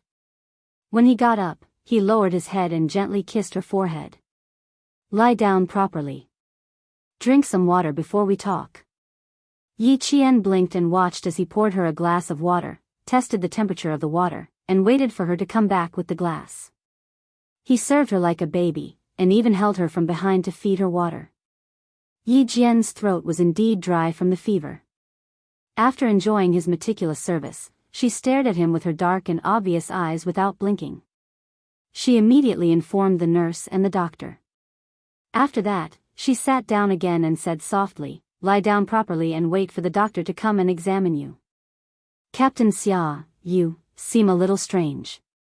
Yi Jian was keenly aware of his cautiousness. She could not help but ask, "Don't tell me you have some big move waiting for me?" Hearing this, Xia Jinyuan held his breath. She was really scared. The doctor knocked on the door. He said in a low voice, "Let's wait for the doctor to finish his examination and leave. And don't think too much. You need to rest well now." The doctor rushed over and asked the nurse to take Yi Qian's temperature. Then, he checked her arms, neck, back, and other areas to see if the rash had subsided. After the examination, he smiled and said, "The rash on your body is gone, and your temperature has dropped. It seems like you only need to rest for a day." Chapter 1691. While the doctor spoke to Xia Jinyuan, the nurse helped Yi Qian straighten his clothes and said softly, "There are many ruptured capillaries in the subcutaneous tissue. You can use ointment and massage to promote blood circulation and remove blood stasis. There are 2 serious injuries on your back. Use ointment as soon as possible." The nurse was reminding him out of kindness. Yi Qian didn't think much of it, but Xia Jinyuan felt a little awkward. The injuries on his back were caused by him.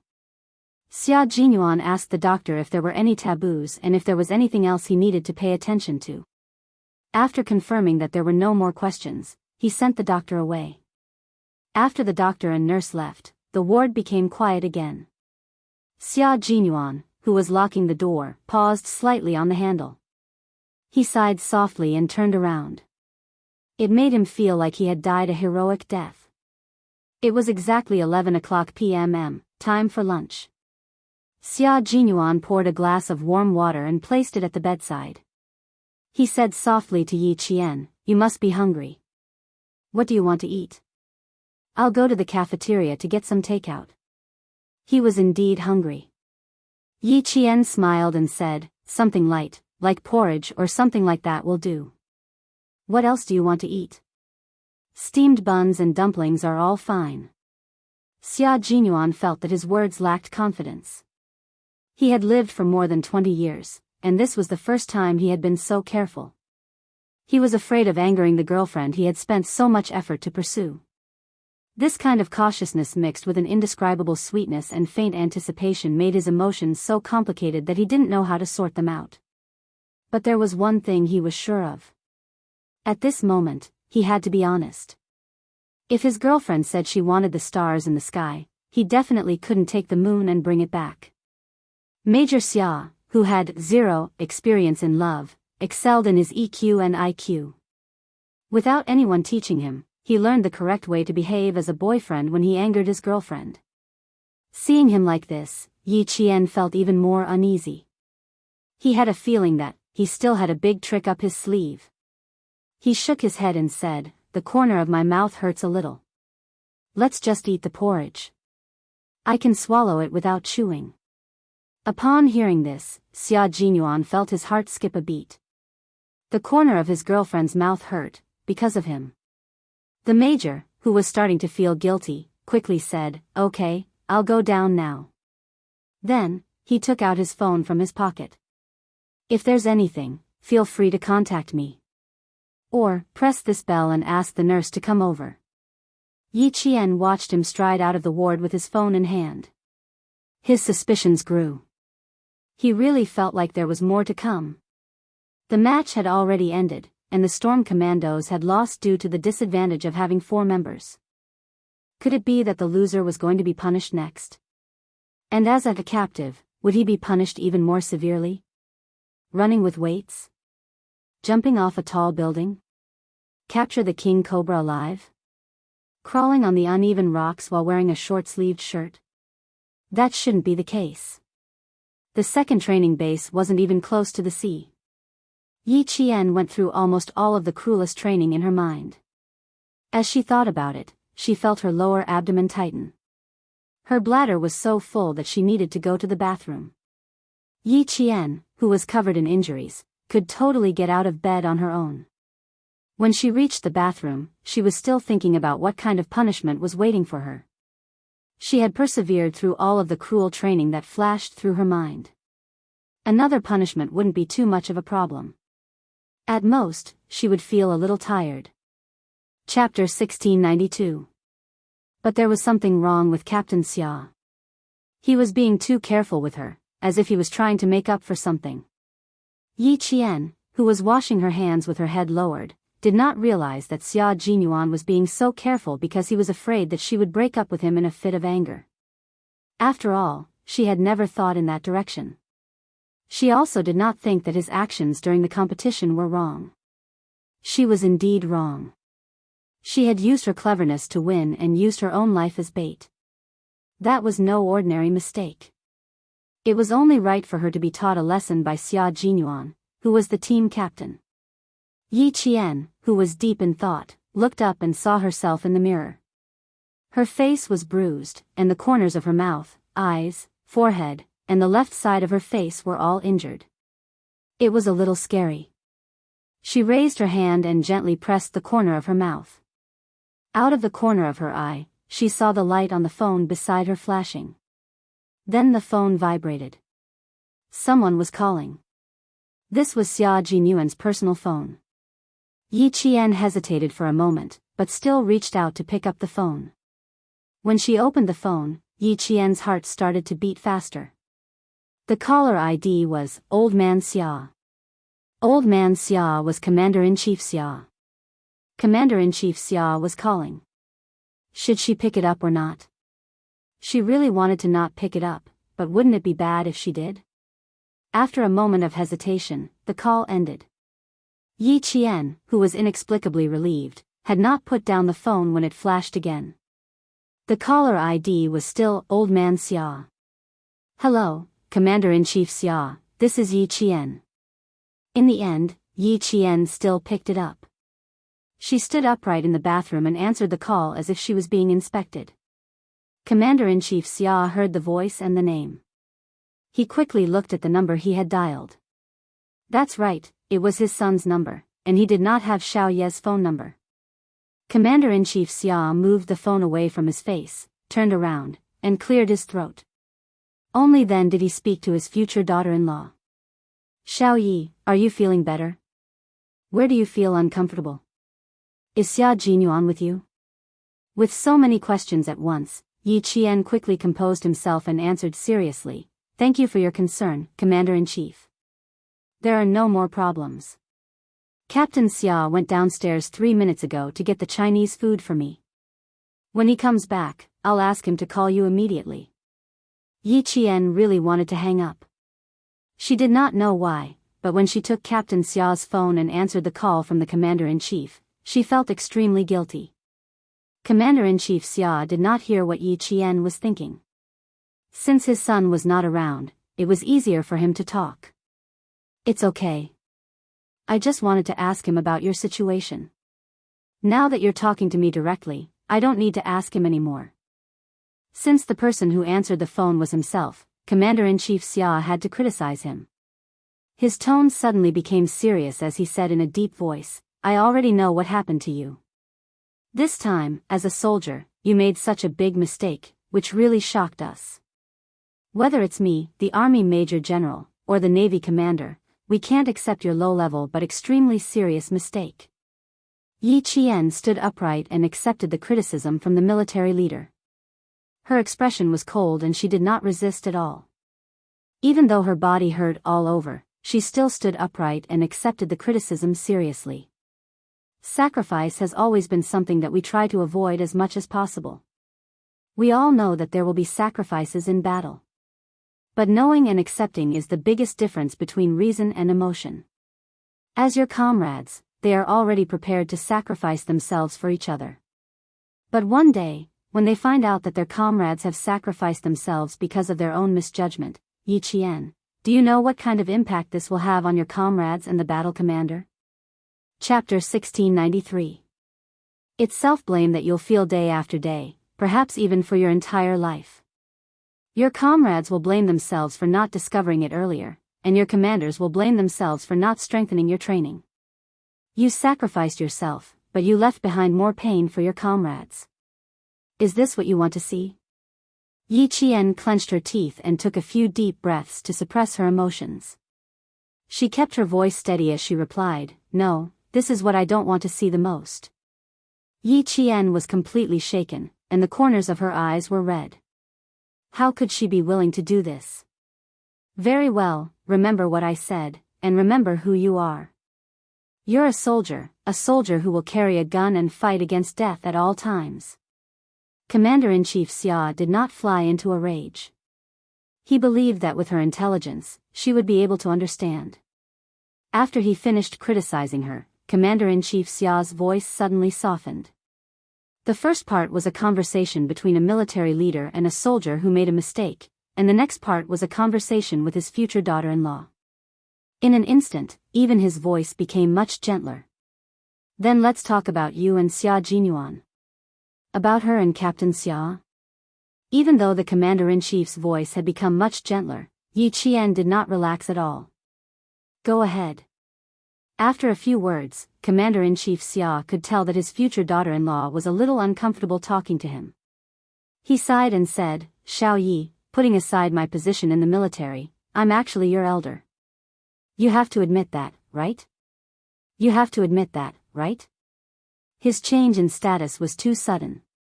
Yi Qian was so shocked that she almost dropped her phone into the sink. Admit it, admit it, admit it. Don't be too restrained. Just treat me as your father. A father is talking to his daughter properly. Commander-in-Chief Xia not only heard Yi Jian's uneasiness, but also heard her faint estrangement. The commander-in-chief, who knew her background like the back of his hand, did not get angry because of this. Instead, he was very considerate and comforted her very carefully.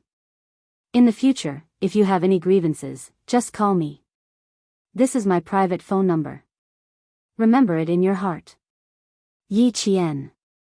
She seemed to know why Captain Xia was sometimes a little unreasonable. It was probably hereditary. Commander-in-Chief Xia had become a father without her noticing. On the other end of the phone, Captain Xia continued kindly, "I don't have a daughter, only that brat Xia Jinyuan. I'm very strict with him because he's a man, and as a man, he has to take responsibility and be responsible. And you're a girl. Which girl wouldn't dote on you? But you're also a soldier. I can't really treat you like a delicate daughter, but I'll definitely treat you like a daughter who needs my care, who needs me to stand up for you when you're wronged." Yi Jian, who was originally in a state of panic, heard this and her eyes turned red. Dad. She hadn't called him Dad in a long, long time. Hearing Commander-in-Chief Xia's kind voice, Yi Qian could only bite her lower lip to stop herself from crying. She didn't have any family love in her previous life, but in this life, God seemed to want to make it up to her. She was so lucky in this life. Xiao Yi, Xia Jinyuan was ruthless this time. I hope you don't blame him. Your identities are destined to be different. The path you walk, the hardships you suffer, and the sufferings you suffer are also destined to be different. As a Special Forces soldier, you need to be agile, resolute, brave, hardworking, and have self-discipline. Chapter 1694. The crime you committed this time can be said to be a big mistake, and it's a big taboo for a Special Forces soldier on the battlefield. Xia Jinyuan did not do anything wrong as a captain and a soldier. Xiao Yi, do you understand his painstaking efforts? After Commander-in-Chief Xia finished speaking, he quietly waited for Yi Qian's answer. He knew that no one would feel good if something like this happened to her.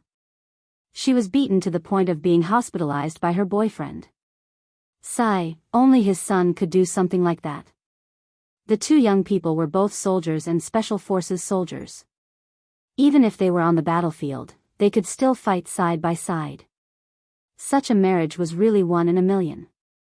As a father, although he usually ridiculed his son, how could he sit back and do nothing when it concerned his lifelong happiness?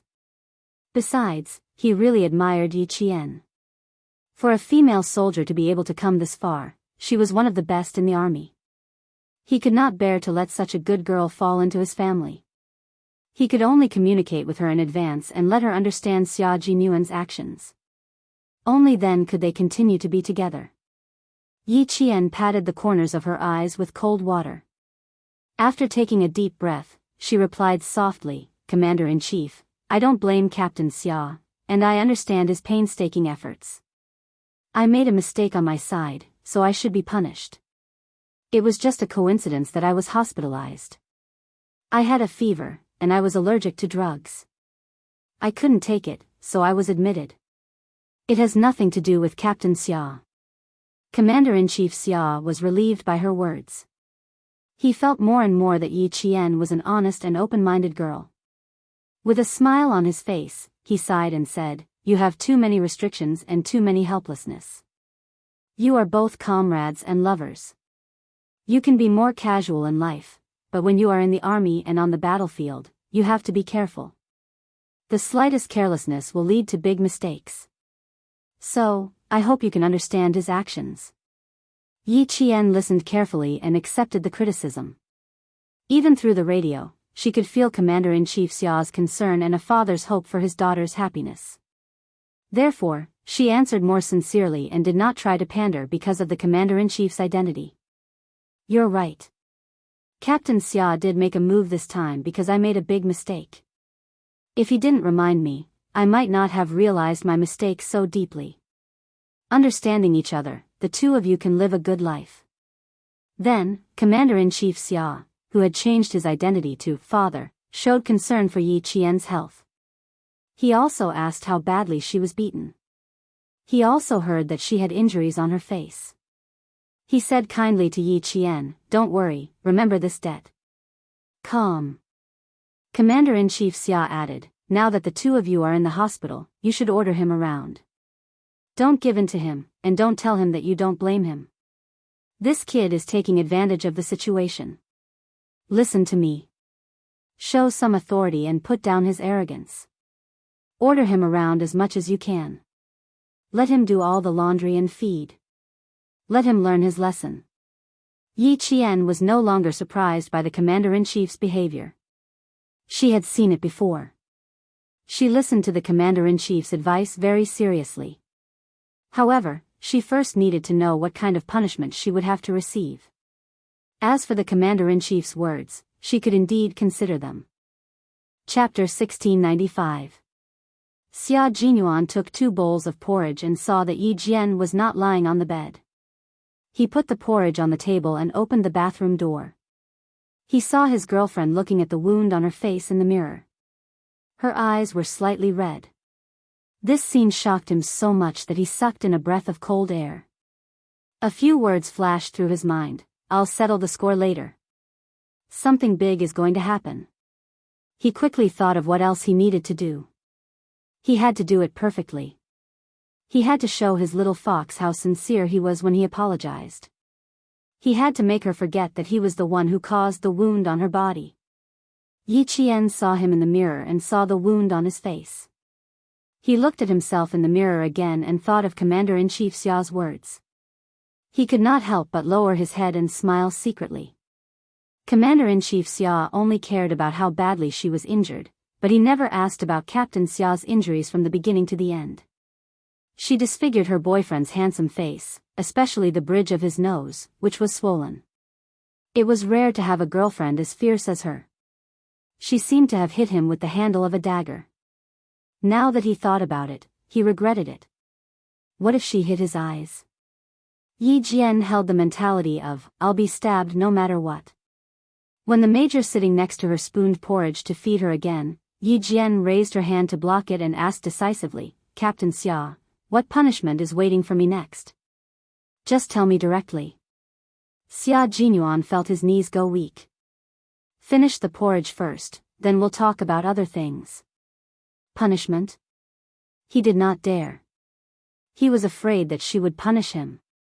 Seeing this, Yi Qian, who liked to cut the Gordian knot, took the bowl of porridge from his hand, tilted his head back, and drank it all like drinking water. She handed the bowl back to him. "Okay, you can talk now.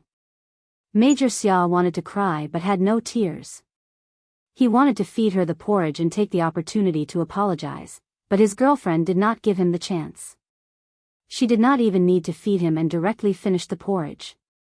He lost another chance to perform well. Major Xia, who had always handled things calmly and gracefully, put down the empty bowl in his hand. Let's start. He had to finish it early so that he would not feel uneasy. There is no punishment, little fox. The competition is over and the plan to capture you has also come to an end. You have also paid the price for your actions and received punishment. I believe that after this lesson, you will remember that even if you meet an acquaintance on the battlefield, as long as they are enemies, you must not test them. His voice was low and very serious. Yi Qian listened carefully and did not miss a single word. He had done a lot for her, and she remembered it all.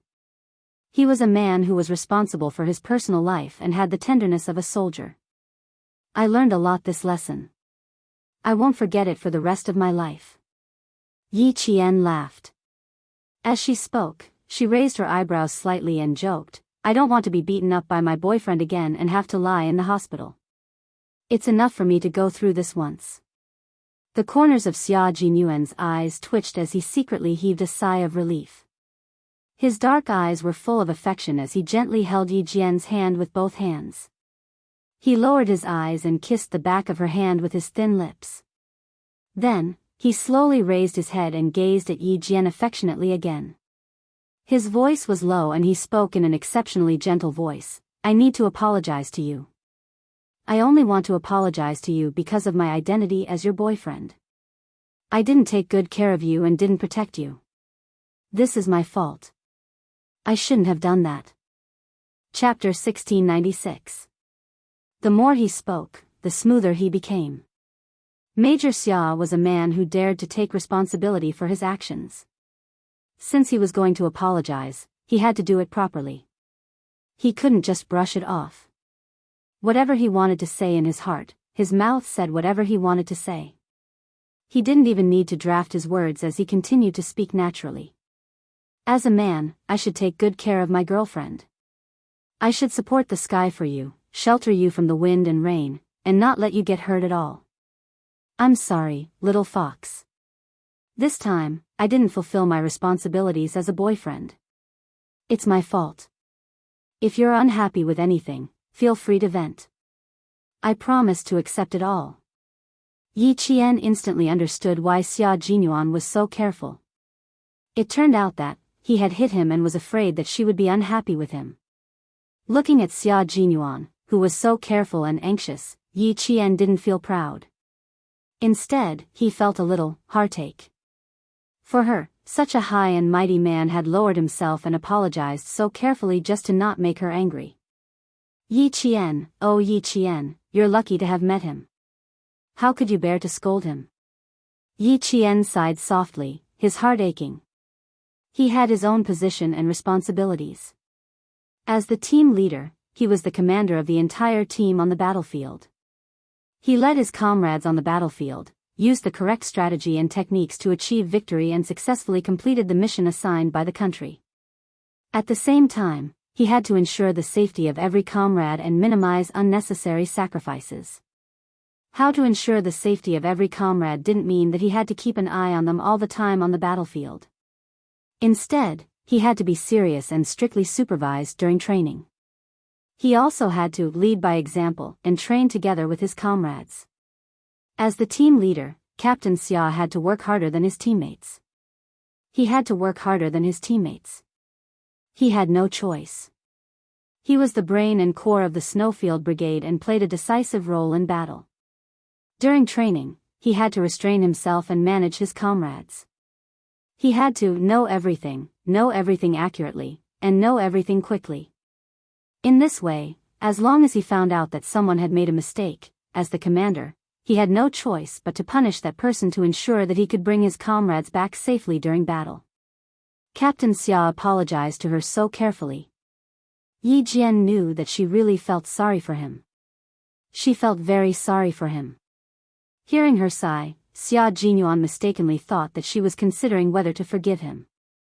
Feeling a little nervous, he tightened his grip on Yi Qian's hand.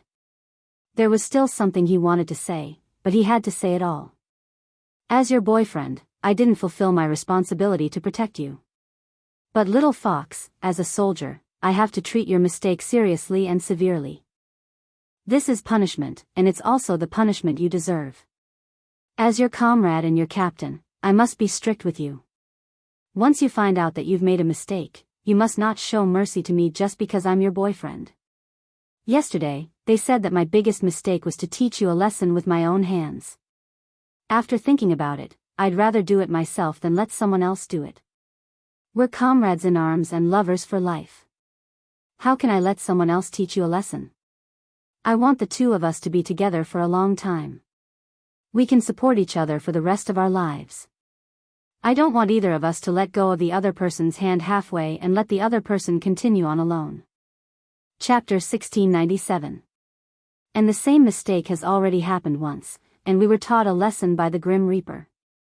Yi Qian, you made the same mistake this time, and I have to punish you severely because I can't accept the fact that you died one day when I send you away.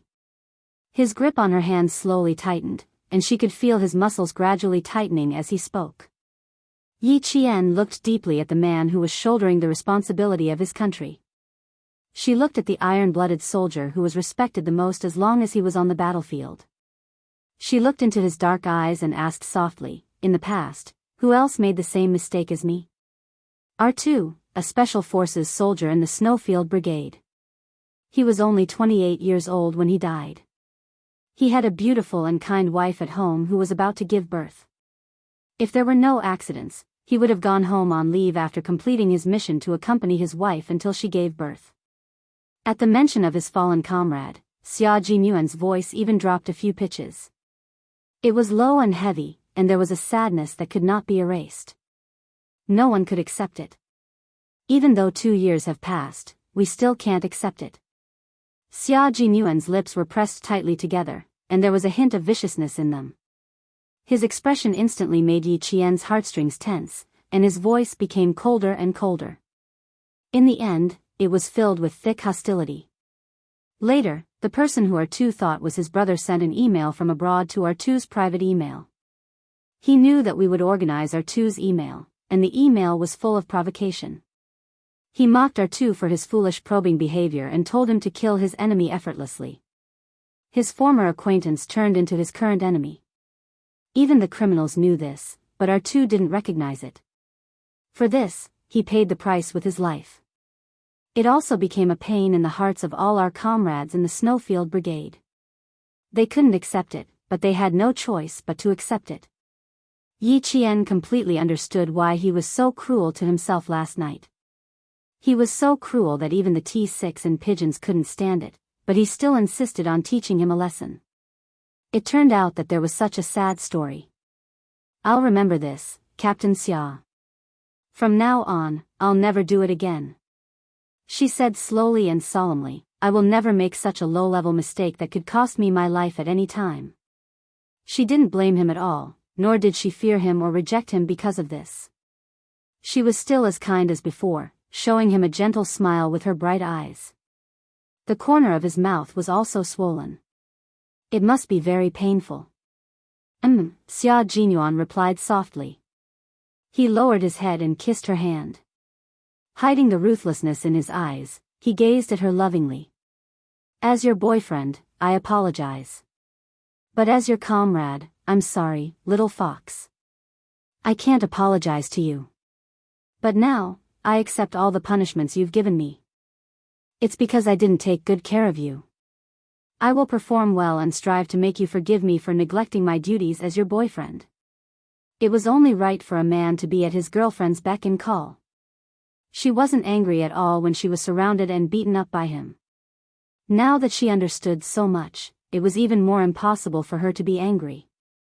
However, looking at Captain Xia now, she couldn't help but want to tease him. Who asked him to like teasing her in the past? Chapter 1698. Yi Qian's eyes flickered. He smiled calmly and said, Do you think I'm that easy to order around? Could it be that during the training, he would take revenge on him? After all, you're the captain of this training. I don't dare to offend you. It's a pleasure to serve my girlfriend. Xia Jinyuan said sternly and took out a tube of medicinal oil from his pocket. When I came up, I went to the pharmacy to get a tube of medicinal oil for promoting blood circulation and dispelling blood stasis. Lie on your stomach and I'll use the medicinal oil to rub your wounds. I'll start with your body. When the doctor checked her back, he saw the 2 large bruises that were so deep that the tissue beneath her skin was covered with dark purple blood stains.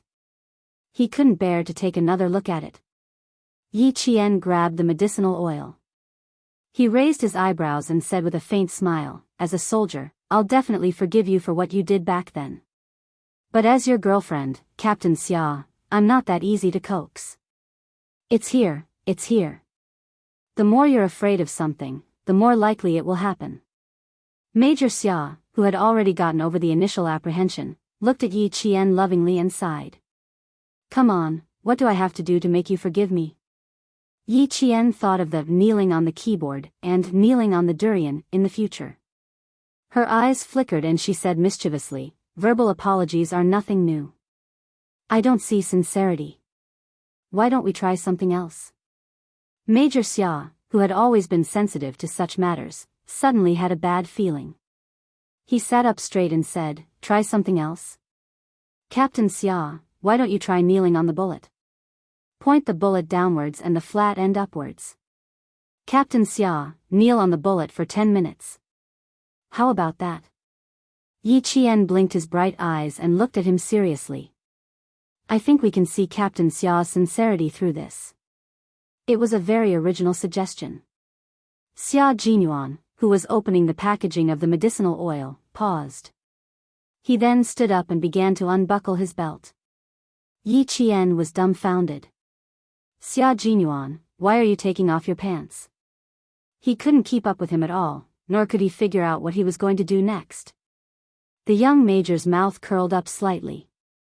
Although his handsome face was destroyed, his temperament was still there. He was still that noble and elegant young major. It's easier for you to check if I take off my pants. Also, don't you think it's more challenging to kneel in front of bullets with bare arms and legs? That's a good idea. I've never thought of this before. Next time, when my brothers make a mistake, I can use this move. All of you, kneel before the bullets.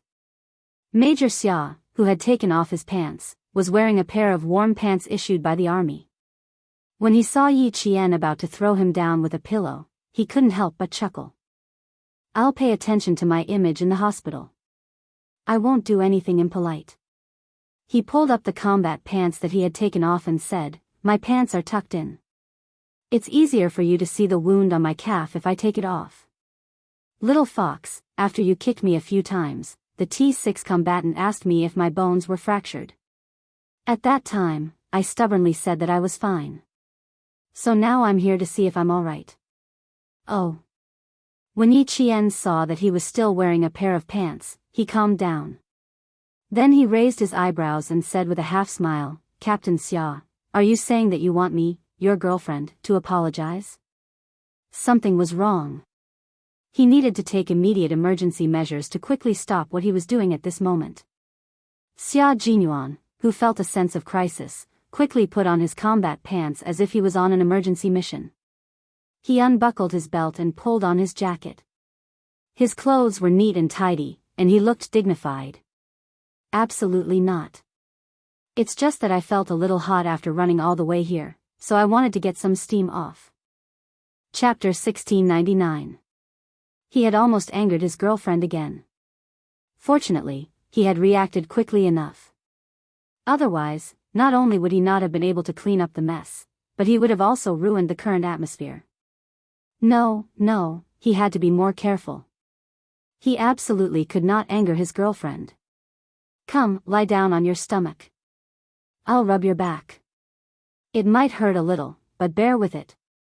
With a quick-witted and smart girlfriend, the boyfriend would be treading on thin ice if he angered her. Major Xia's conclusion was, when your girlfriend is angry, you have to follow her wishes no matter what you say or do. Yi Qian held back her laughter and said, boyfriend, take good care of her. When it's over, remember to prepare all the bullets. I've never seen anyone kneel before bullets. Let's see if you can kneel before them. This is also an experiment. When you succeed, we can promote it to the team, right? Yes, Little Fox has a point. When it's over, I'll definitely gather all the bullets. Do you have any other instructions? Feel free to tell me. I sincerely want to atone for my mistakes. Yi Qian felt that even chatting with him was full of joy. There was a visible smile on her face. Even if the corner of her mouth hurt, it could not stop her from wanting to laugh. They were soldiers. They were responsible for the sacred duty of protecting the country. They were comrades. They needed to help each other, rely on each other, and improve each other. They were lovers. They held each other's hands and gave each other their hearts. They were like this, and they were like this. Yi Qian, whose lips were slightly curved, looked at the major who was accompanying her. The smile in her eyes deepened. Captain Xia, I'll remember this. We're not in a hurry. There's plenty of time to settle the score. Okay. I'll be waiting. As long as there was no mention of breaking up, there was nothing to be afraid of. As long as the person was still his, he was willing to settle the score. Who was his girlfriend? Han Zhang was right. He had to pamper her like a princess. However, Yi Qian did not want him to rub her back. She held his bandaged hand and frowned in confusion. How did your hand get bandaged? It shouldn't be both of your hands. She did not know how the wound on his palm came about. It's nothing. I accidentally scraped myself when I was hugging the tree and scraped my skin. I was afraid that you would get angry when you woke up, so I quickly wrapped it with a piece of gauze and pretended to be pitiful in front of you. He said shamelessly and even clapped his hands to show that his palm was fine. Yi Qian believed him when he saw this. She said, I almost believed you. I'll give you a massage later. I know I kicked you a few times. Then she lay on the bed and waited for him to massage her. She wasn't used to having others push her around. It was better to let her boyfriend do it. Xia Jinyuan lifted her shirt and saw 2 palm-sized bruises on her snow-white skin. He tightened his grip on the glass bottle and his eyes darkened. These 2 kicks were indeed ruthless. He removed the bandages from her hands and looked at her palms. Xia Jinyuan poured the cold medicine on the back of her hands and rubbed them with the back of his hands until they were hot. Then he placed the back of his hands on her and said gently, bear with it. The area is a little big. We need to push the bruises away. Okay, I can take it, Yi Qian said disapprovingly, but it made Xia Jinyuan's heart ache. He was the one who was ruthless, but in the end, he was the one who felt sorry for her. He had not fully adapted to the switch between being her comrade and boyfriend.